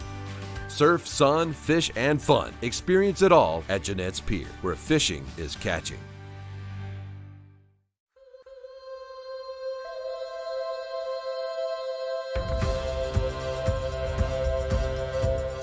Officially known as the Land of Beginnings, Dare County, North Carolina has become home to many firsts over the course of the past several centuries. Virginia Dare, the county's namesake, became the first English child to be born in America when she was welcomed to the world on Roanoke Island in August 1587. In December 1903, Dare County became forever famous for being first in flight when the Wright brothers achieved the first successful powered flight from high atop a sand dune in Kitty Hawk. Cape Hatteras National Seashore, the nation's first national seashore, was established in 1937 to preserve a significant stretch of the pristine Barrier Island beaches. And in 1986, Dare County made history once again when the Land of Beginnings became the site of the very first microbrewery in the state of North Carolina, the Weeping Radish Brewery, which was established by a Bavarian trailblazer by the name of Uli Benowitz. Every single one of us owes it to Uli, because he's the one who started it all, and he made it easy for the rest of us. It was something no one had ever done. Brew beer and sell it from the same location. Never happened in the state of North Carolina. He was the perfect guy at the perfect time. The fact that he did it way ahead of the curve in a very Bavarian village kind of way, absolutely outstanding. Perfect for the Outer Banks. It's cool how it's grown, but I think the seed in the earth is old Uli over there at Weeping Radish. The beginning, the land of beginning, here we go. This is the beginning of microbrewing, and isn't that what we still have on our license plate?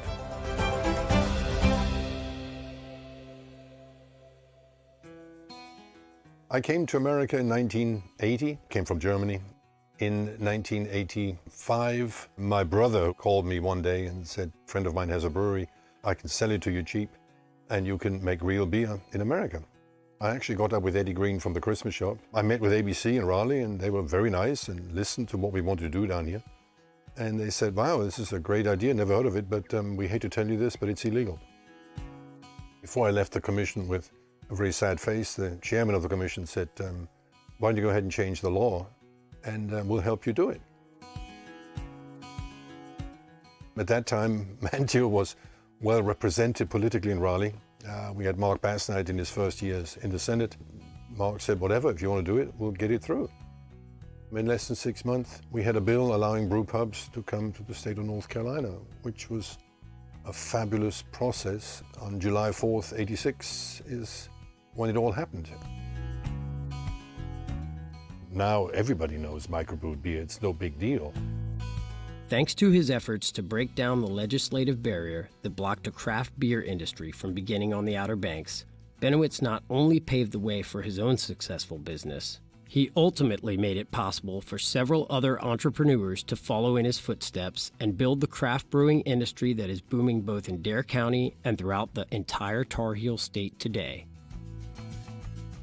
And now it's just, it just keeps on growing, keeps on booming. And never would have happened if it wasn't for Uli. He really paved the way. Weeping Radish was #1 in 1986 in North Carolina. We opened up in 2001, 15 years later, and we were 17, you know? So you got about one a year. And now it's 300 something. I stopped counting at 250. In 2011, I told my wife that I wanted to brew beer for the restaurant. We couldn't keep up. So we decided that we would ask Uli over at the Weeping Radish for some help. And he was incredibly generous to us. He was incredibly nice. He allowed an up-and-coming brewery to come on in and rent space and start brewing beer from them.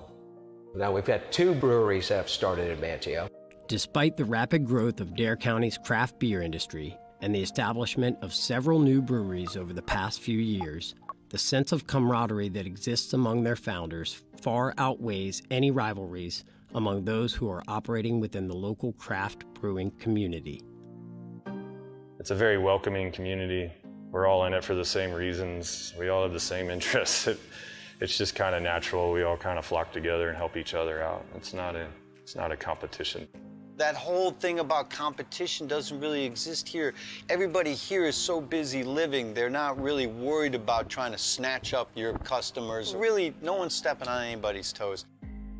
We went from 80 gallons beer at our original location to 1,000-gallon batches here, and we just distribute Dare County. We're busy enough as it is. We're 150 taps up and down the Outer Banks, plus the grocery store, so we're happy. We do have a tasting room over on the Nags Head Causeway. You can go through, taste all our beers in there. The Outer Banks Brewing Station ends up being truly unique because of our wind turbine. We derive about 8 to 10% of our overall electrical needs from our wind turbine. The brewery is a melting pot, and it's kind of a center point, a little meeting place. From day one, we've made it an objective to make people feel welcome here, and what better way to do that than to give back. Well, we work with the SPCA weekly. We're doing it's all Mondays. A portion of beer sales is going towards them. And then we've joined 1% for the planet. Basically 1% of our total sales go towards Outer Banks Forever, which works with the national parks in the area. Local beer has become the thing. So we need to appreciate how the change has evolved. It did start right here. We put it on the map in North Carolina. That's the real beginning of it.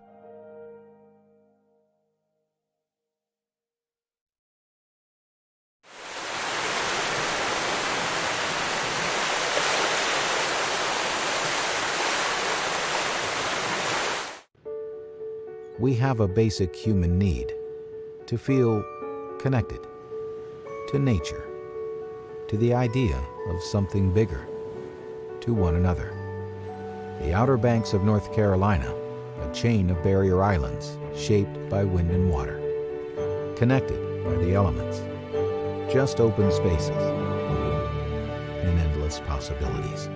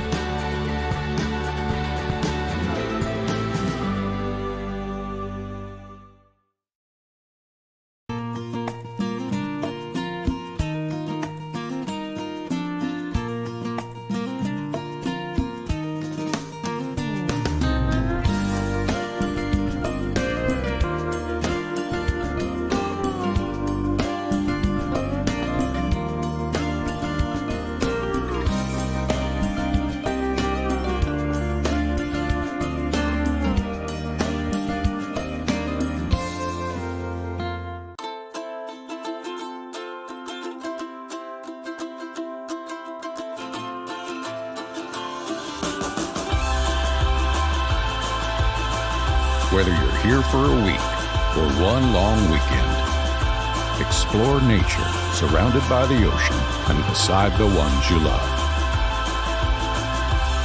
Welcome to the Currituck Outer Banks.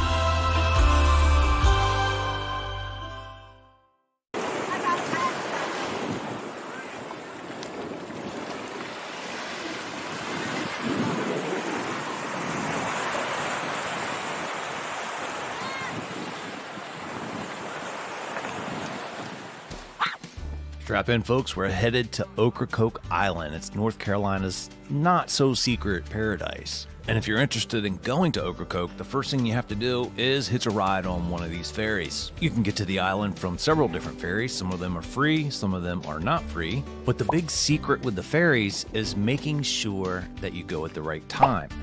But if you're interested in going on the one that's free, timing is everything. On the ferries you pay for, you kind of reserve a spot and a time. If you're getting on the free ferry, well, you get in line. The ferry itself is an experience all by itself. We chose the Hatteras Ferry, which is a free ferry, but we made sure we got there really early.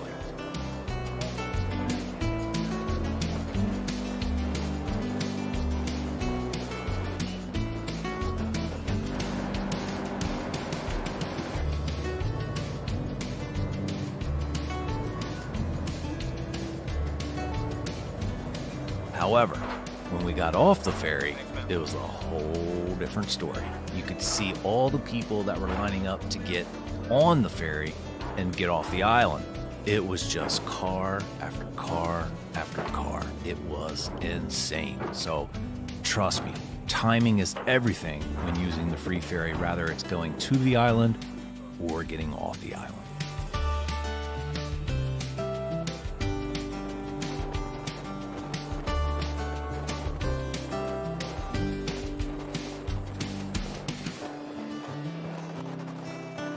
And if you're an entrepreneur, I promise you, if you open a little coffee shop of some kind right at the ferry terminal on the island, you're gonna make a lot of money.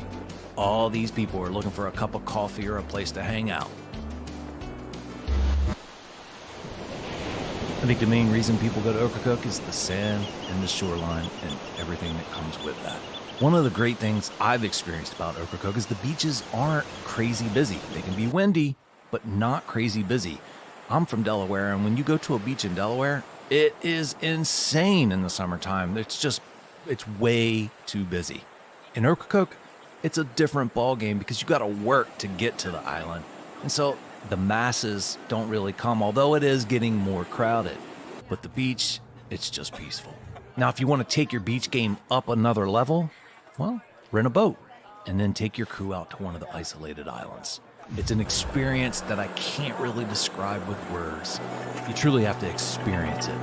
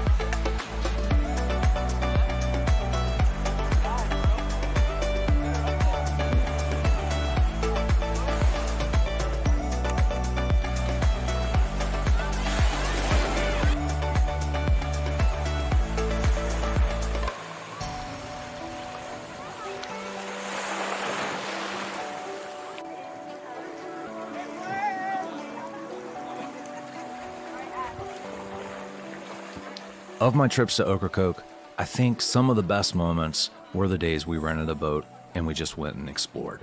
Had no real schedule, no set time, just go out into the ocean and see what you can find.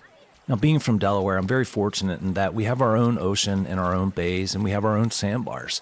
And truth be told, that's one of the more popular things to do in the summertime, especially for locals in the Delaware area. But if I'm being very honest, when you get out of the water in Delaware, you kind of feel like you need to be rinsed off and get all the dirt and nastiness off of you. It's much different in the Outer Banks, and the waters are just clear and beautiful.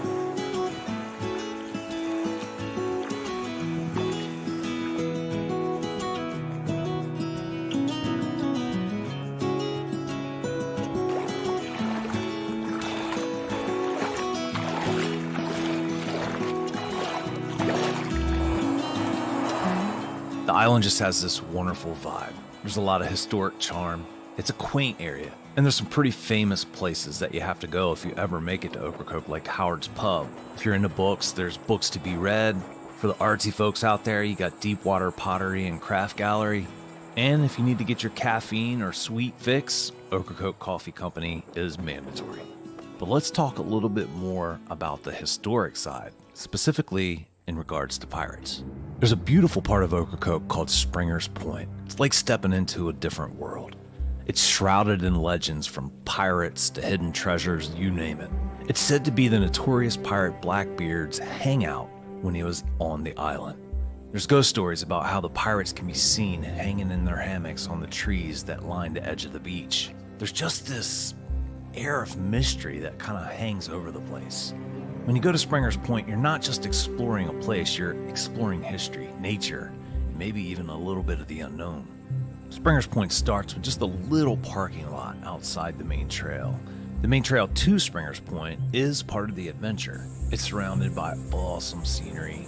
There's signs that give you an idea of the history, but when you reach the beach, well, that's what it's all about today. It's just a beautiful spot on Ocracoke Island.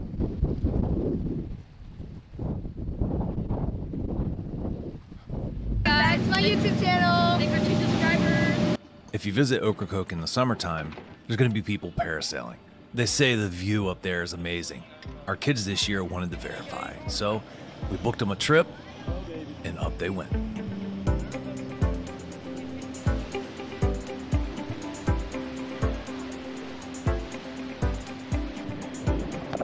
Say hi to the camera. Bye.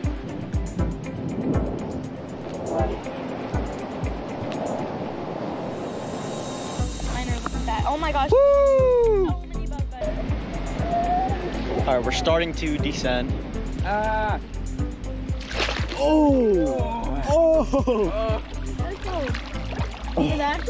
We dropped so fast.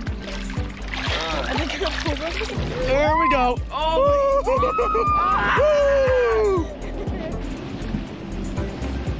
The wind is drying me off fast.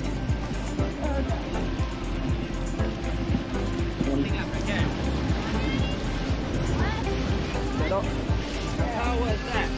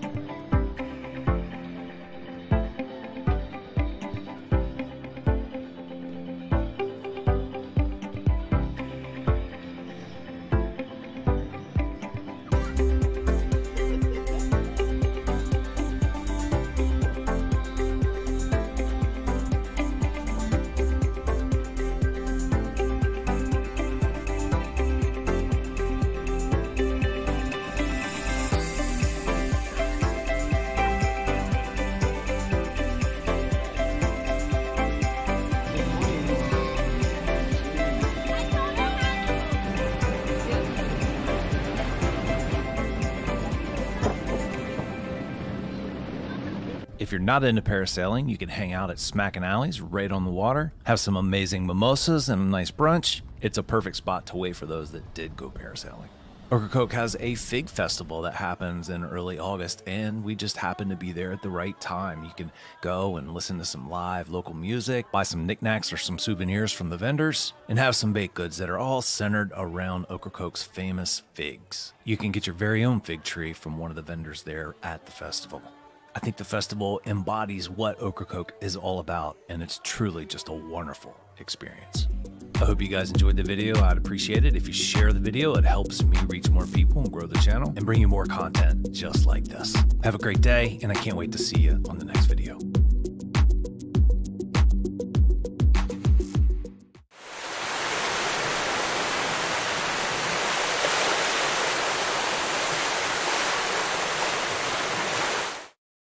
Around the corner from the Albemarle Sound, Edenton Bay provides a scenic backdrop to its namesake town. Once a port for North Carolina's first colonial capital, today the waters attract travelers looking for calm, not commerce. And Edenton welcomes boaters with free boat slips for 2 nights. Whether by sea or land, let our historic lighthouse guide you to a relaxing bay that's a world away. Find your Eden in Edenton, the South's prettiest small town. Better sleep means a better life. That's why Outer Banks Furniture offers Simply Luxe from Mattress Grove. Luxurious handcrafted sleeping comfort that's made in America. Simply Luxe gives you pressure-relieving layers, temperature-regulating airflow, spinal-aligning back support with 5 unique support feels for ultimate comfort. Start sleeping better today. Simply Luxe goes the extra mile to hand-tuft many of its models for unparalleled support and durability. Find the complete collection of Simply Luxe mattresses at Outer Banks Furniture, Milepost 1 in Kitty Hawk.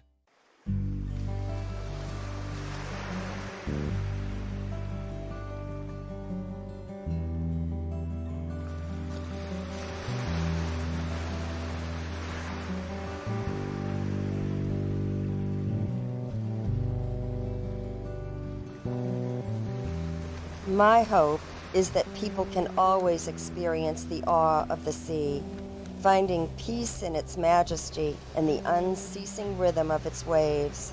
It's a forever hope for a forever place.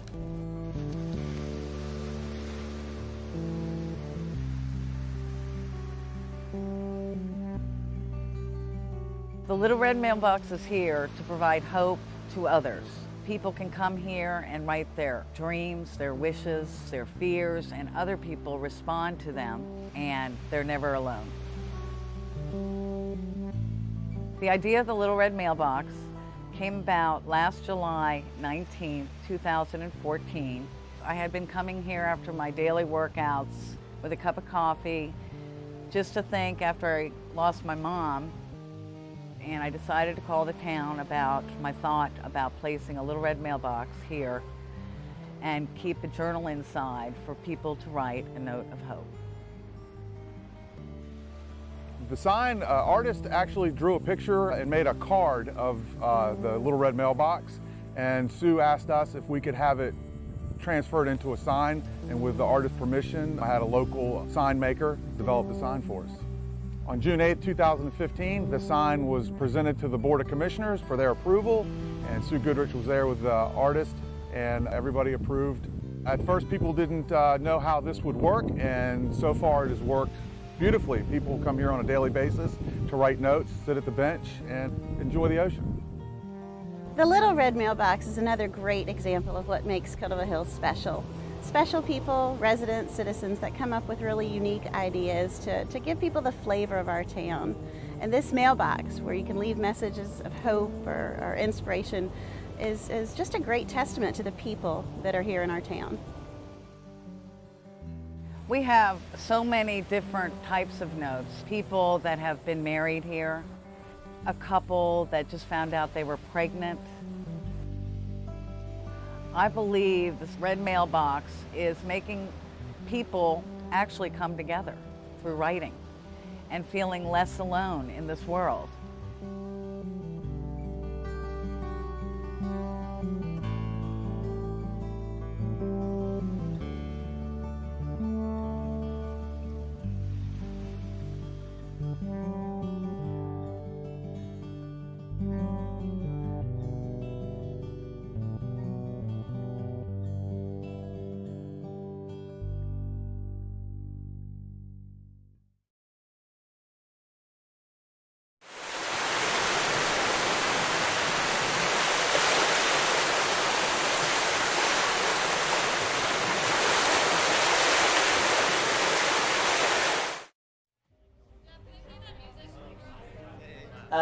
Can you do the top of the scene music, Mary? I'm happy to be here. I'm so honored to be a part of the legacy that is The Lost Colony. I'm a director and choreographer from New York City.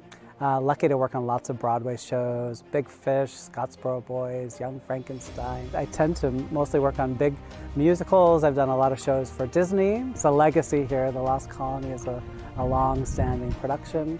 And yeah, we do have a lot of new fun things, planned changes for the production, which I think will be fun. The biggest thing I think is that we have enhanced what the show is known for, the largest outdoor symphonic drama. So we have brought in a wonderful composer, Mr. Sam Davis, who is a wonderful Broadway composer. You know his work from Beauty and the Beast, the film that was done last year. And the other thing is I've tried to blow up the visual aspect of the show. So many opportunities where, you know, big visual gestures can happen in this vast space.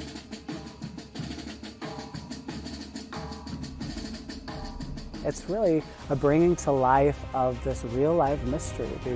The first colonists that came over to Roanoke, and they landed here. They left a group of people here.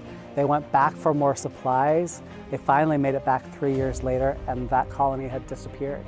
And to this day, nobody really knows what happened to them. And so The Lost Colony is the retelling of that story. Well, what I'd like to try is go up a little tighter. Well, this is the 84th season of The Lost Colony, and as you can imagine, in 84 years, many things change. You know, audience expectation is different than it was 84 years ago. As a result, you know, the reimagination of the show right now really keeps that in mind. You know, we're making sure that we deliver this wonderful mystery to today's audience. And let's try this idea, guys. I've really made a very strong effort to be authentic to time period, to casting choices. We throw, we turn, we shoot, bang. Great. So everything that I've designed and directed is really geared to honoring this legacy that's here, but telling it in a brand new and interesting way, so that audiences, when they come, they really get the real experience, as real as it possibly can be, and at the same time, they get a wonderful evening of entertainment.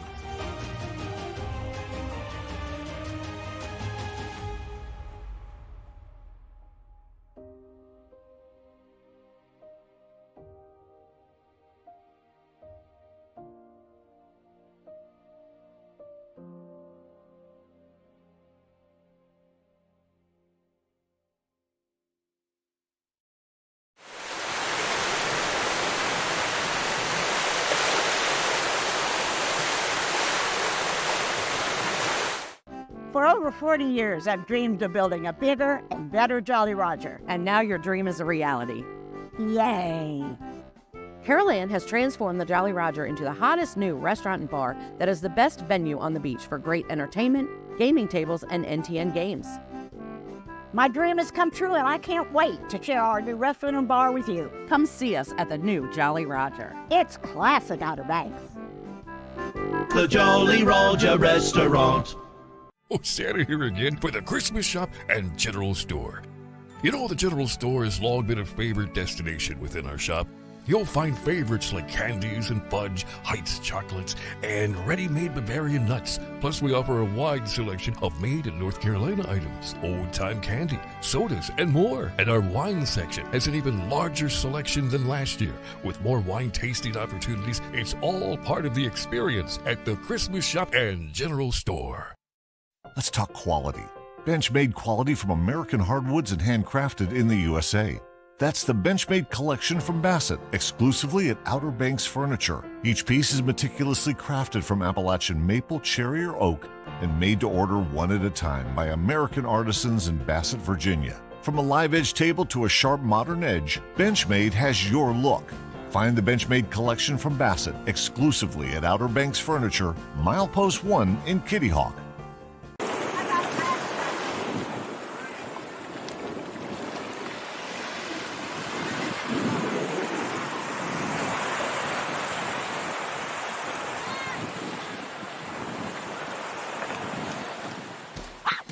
Strap in, folks. We're headed to Ocracoke Island. It's North Carolina's not-so-secret paradise. And if you're interested in going to Ocracoke, the first thing you have to do is hitch a ride on one of these ferries. You can get to the island from several different ferries. Some of them are free, some of them are not free. But the big secret with the ferries is making sure that you go at the right time.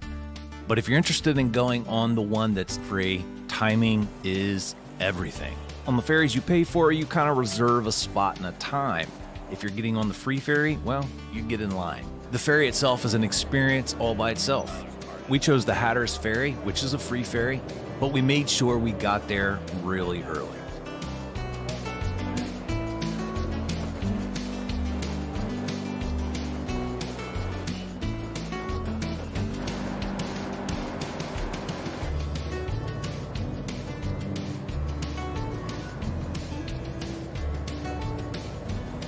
However, when we got off the ferry, it was a whole different story. You could see all the people that were lining up to get on the ferry and get off the island.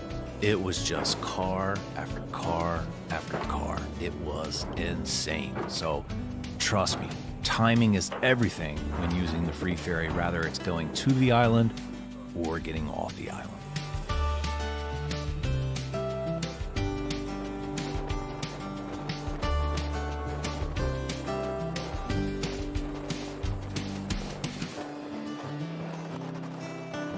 And if you're an entrepreneur, I promise you, if you open a little coffee shop of some kind right at the ferry terminal on the island, you're gonna make a lot of money. All these people are looking for a cup of coffee or a place to hang out. I think the main reason people go to Ocracoke is the sand and the shoreline and everything that comes with that. One of the great things I've experienced about Ocracoke is the beaches aren't crazy busy. They can be windy, but not crazy busy. I'm from Delaware, and when you go to a beach in Delaware, it is insane in the summertime. It's way too busy. In Ocracoke, it's a different ballgame because you got to work to get to the island. And so the masses don't really come, although it is getting more crowded. But the beach, it's just peaceful. Now, if you want to take your beach game up another level, well, rent a boat and then take your crew out to one of the isolated islands.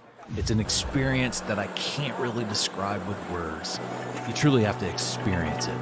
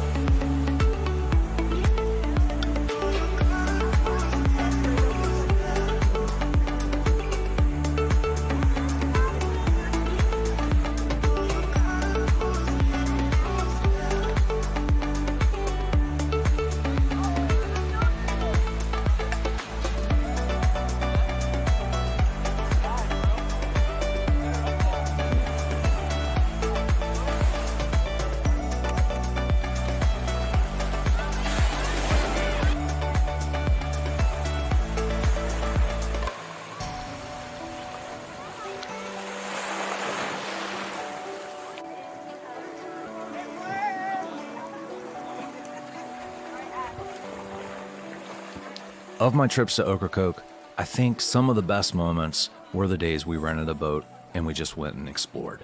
Had no real schedule, no set time, just go out into the ocean and see what you can find. Now, being from Delaware, I'm very fortunate in that we have our own ocean and our own bays and we have our own sandbars. And truth be told, that's one of the more popular things to do in the summertime, especially for locals in the Delaware area. But if I'm being very honest, when you get out of the water in Delaware, you kind of feel like you need to be rinsed off and get all the dirt and nastiness off of you. It's much different in the Outer Banks, and the waters are just clear and beautiful.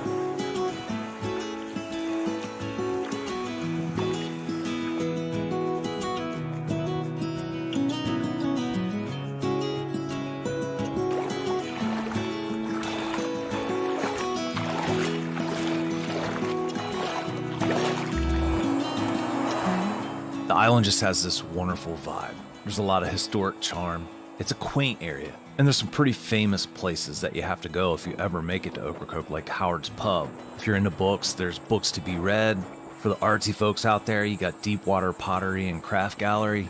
And if you need to get your caffeine or sweet fix, Ocracoke Coffee Company is mandatory.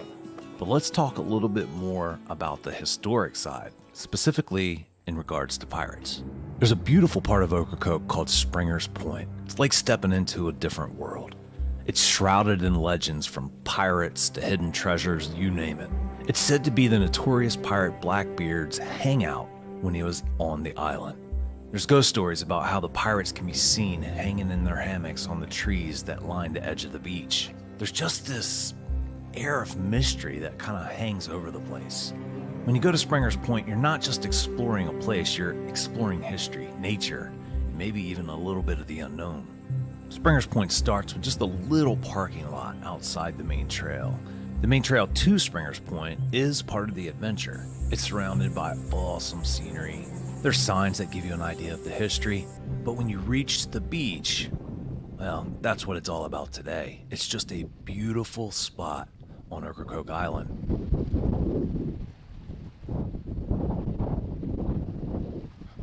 That's my YouTube channel. Thanks for 2 subscribers. If you visit Ocracoke in the summertime, there's going to be people parasailing. They say the view up there is amazing. Our kids this year wanted to verify, so we booked them a trip, and up they went.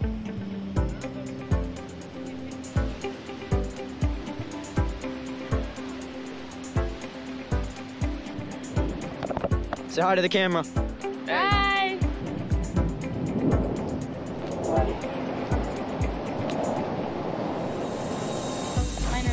Oh my gosh. Woo! So many bug bites. All right, we're starting to descend. Oh! We dropped so fast. There we go.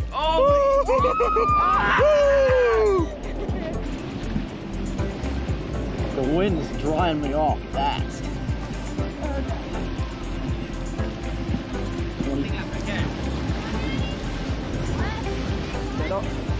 How was that?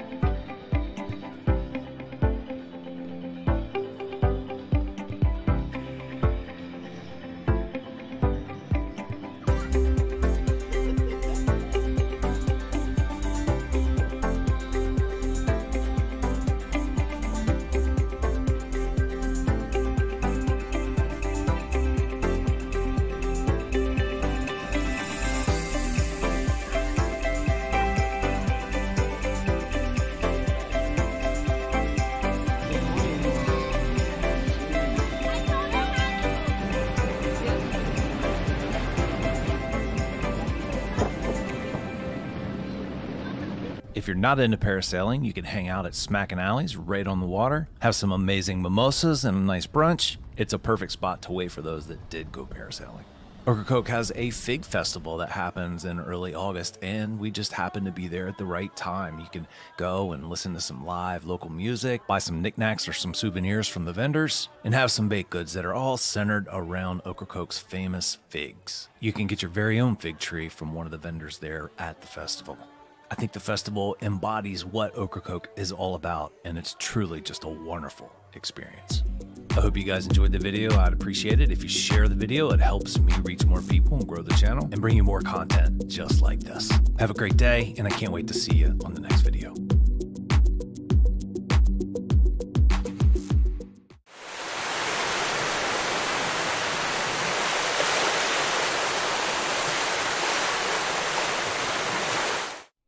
The water is what brought us here. It's our way of life, our playground. The water is what keeps us coming back. Find your calm at visitcurrituck.com.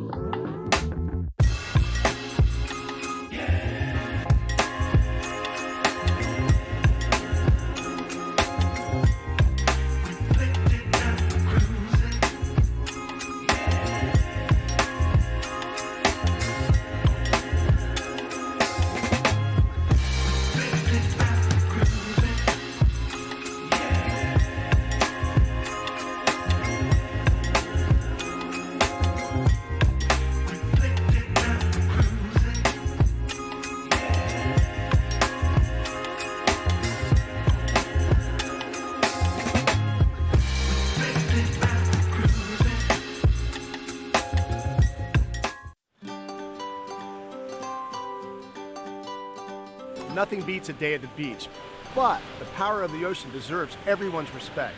So if you plan on going for a swim when the surf is rough, why risk it? When in doubt, just stay out. But if you do decide to take a dip, warning flags are flying for a reason. Listen to the lifeguards. Stay out. Hey ladies, if you're an experienced swimmer and think you can safely handle the surf, even the most experienced swimmers can get caught in a rip current and swept out to sea.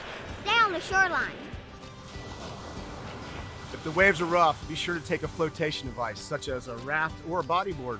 Rafting boards aren't designed to save your life. If the surf is rough, just play it safe and stay out. Well, there you have it. Make sure your Outer Banks vacation is a memorable one for all the right reasons. Know before you go by checking the daily OBX beach conditions forecasts. Watch for rip current warnings and listen to the lifeguard. When the red flags are flying, stay safe by staying on the beach and out of the water. Live like a local and love the beach, respect the ocean.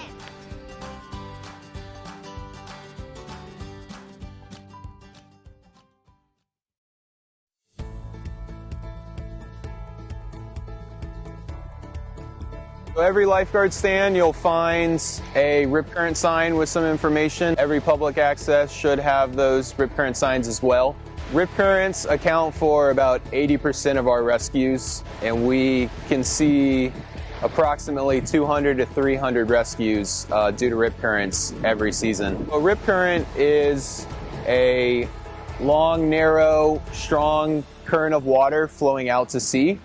So basically, as water comes in and waves come in, those waves are going to break on the shallow sandbars, and you're going to see them white cap and that water moving in. All that water and all that energy coming in has to make its way back out. So it's going to find these deep pockets, these breaks in the sandbar where all that water can collect and funnel back out. So you might see it's deeper, it's a darker discolor. You might see foam pulling back out, and it'll kind of look like a river flowing back out to sea when it's strong.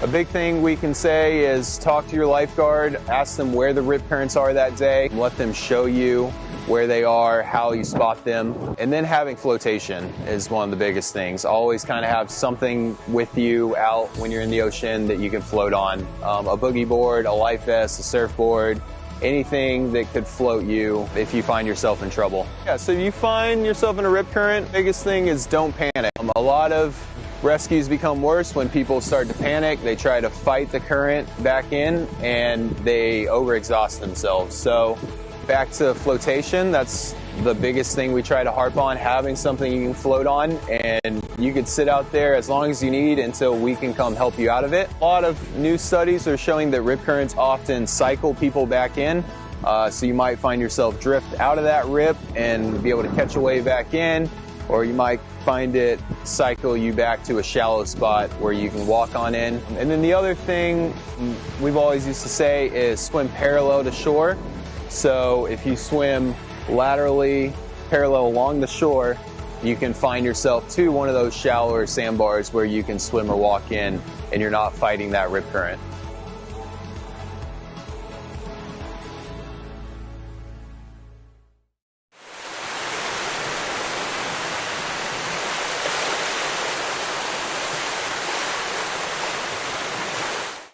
Most golf courses try to take their design from their surroundings. Seascape Golf Links is no exception. What is exceptional, though, is how the sand dunes and maritime forest combine to create beautiful, playable coastal links. With dramatic elevation changes and ocean views. Seascape Golf Links, an 18-hole championship golf course, milepost 2.5 in Kitty Hawk. Call for tee times and ask about midday specials. 261-2158. 261-2158. Seascape Golf Links, a must-play for those who love the game. Yo, what's up?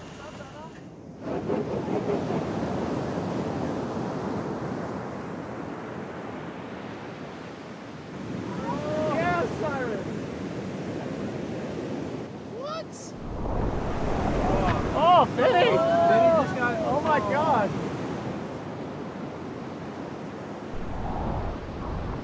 There's more to the story at rawobx.com.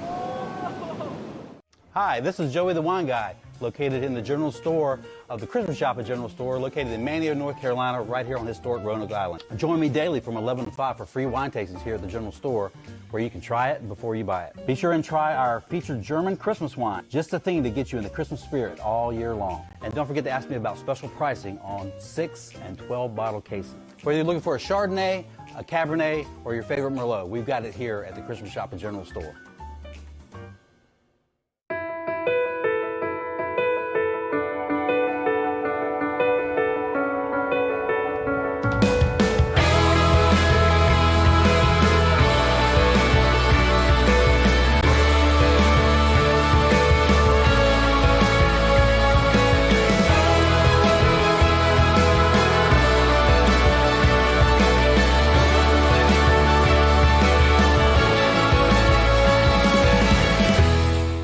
Take a tour of an Outer Banks icon and experience what life was like here in the Roaring '20s. Whalehead in historic Corolla Park is a beautifully restored Art Nouveau masterpiece and museum located on the Currituck Sound. For tour information, go to visitwhalehead.com.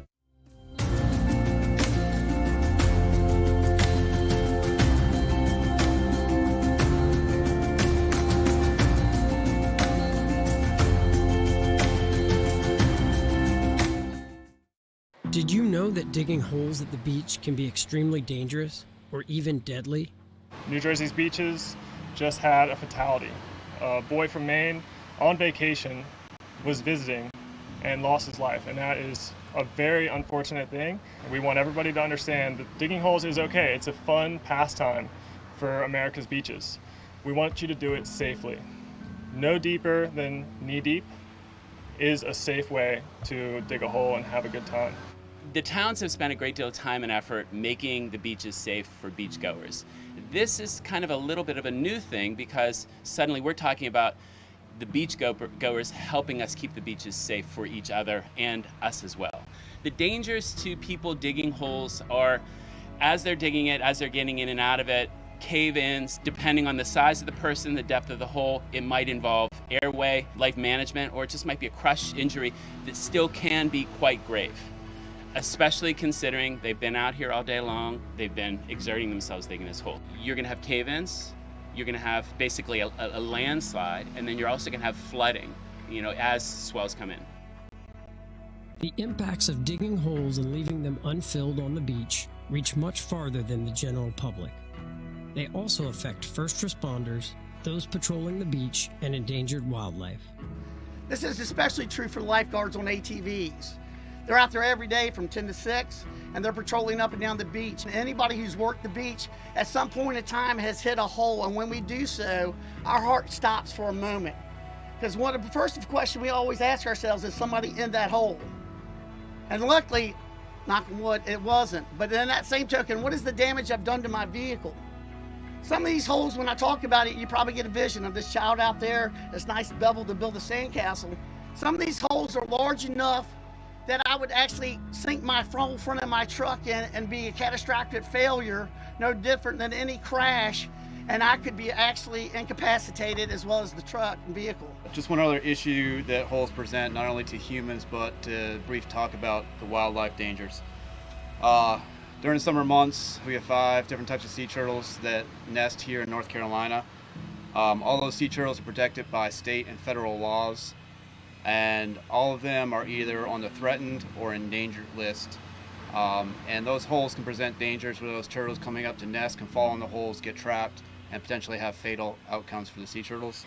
How can you help us? Children are entrusting adults to take care of them.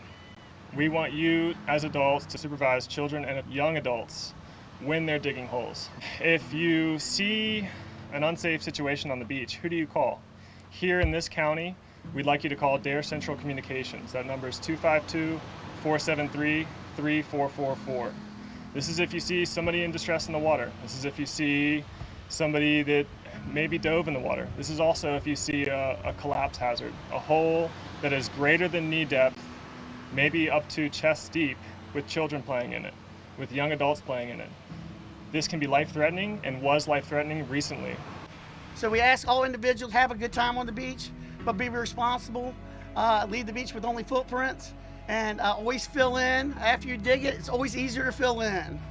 Our ultimate goal is for anybody that is coming out to visit one of our beaches to have a safe and enjoyable day. We encourage everyone to stop and check in with your local lifeguards, to visit lovethebeachrespecttheocean.com for information on holes and rip currents and any other beach safety hazards that are out there. You can sign up to receive text alerts on daily beach conditions by texting OBX beach conditions to 77295.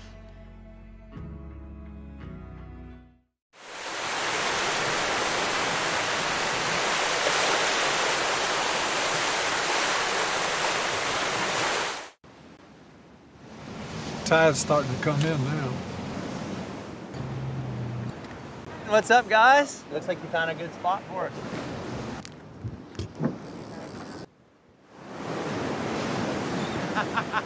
Yeah! Hey! I seen on it.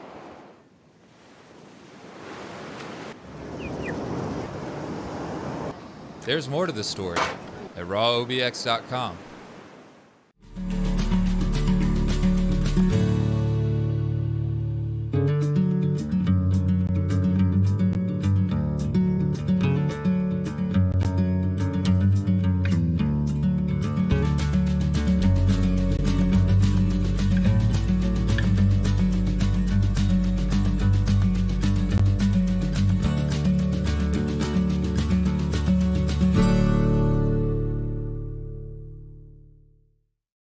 Connected to mainland North Carolina, yet seemingly a world away, Edenton is known as the prettiest small town in the South.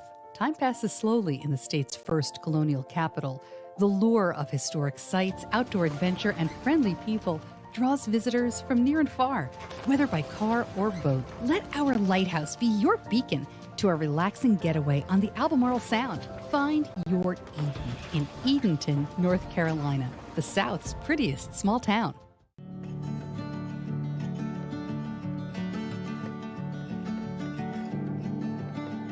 Some people say the Outer Banks has the best fishing spots.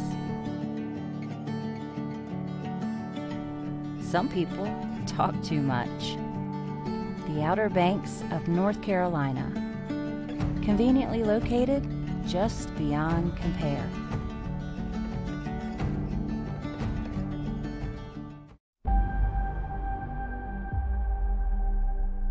In a world of ordinary vacations,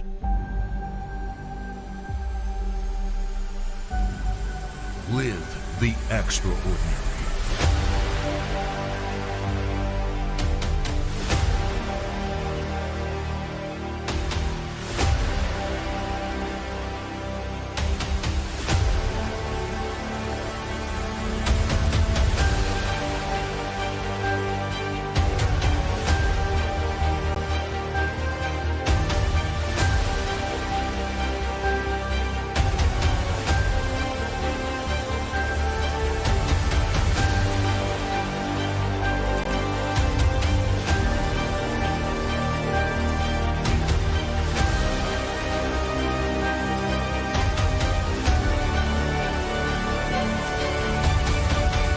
Book the real Outer Banks.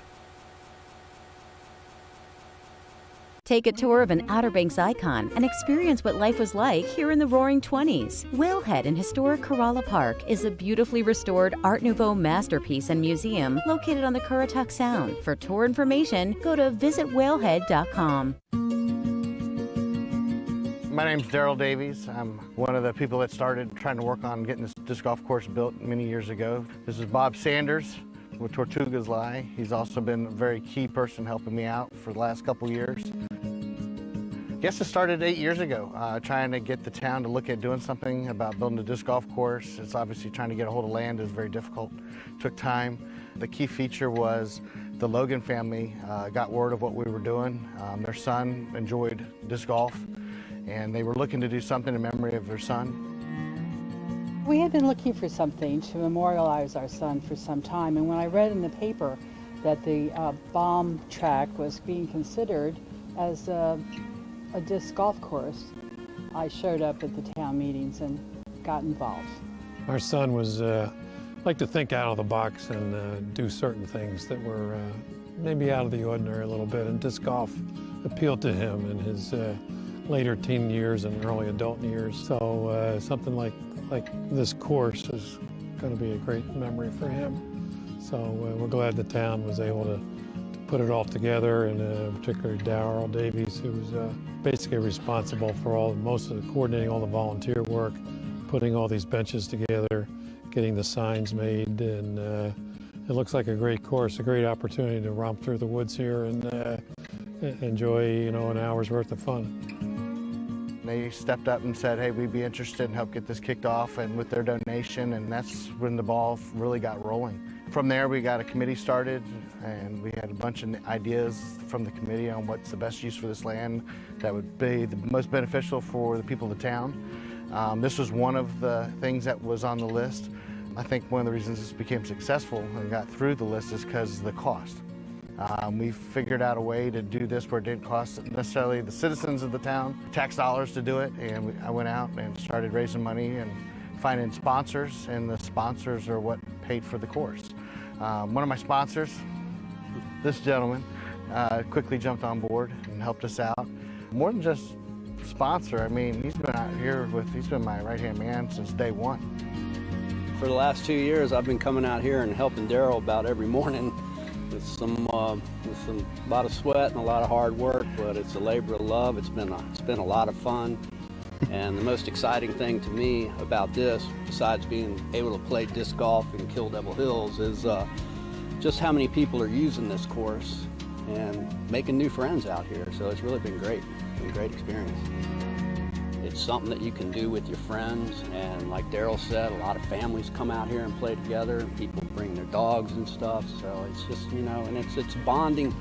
People that play disc golf all kind of have similar interests and everything, so everybody gets along and everybody has a good time, and it's fun to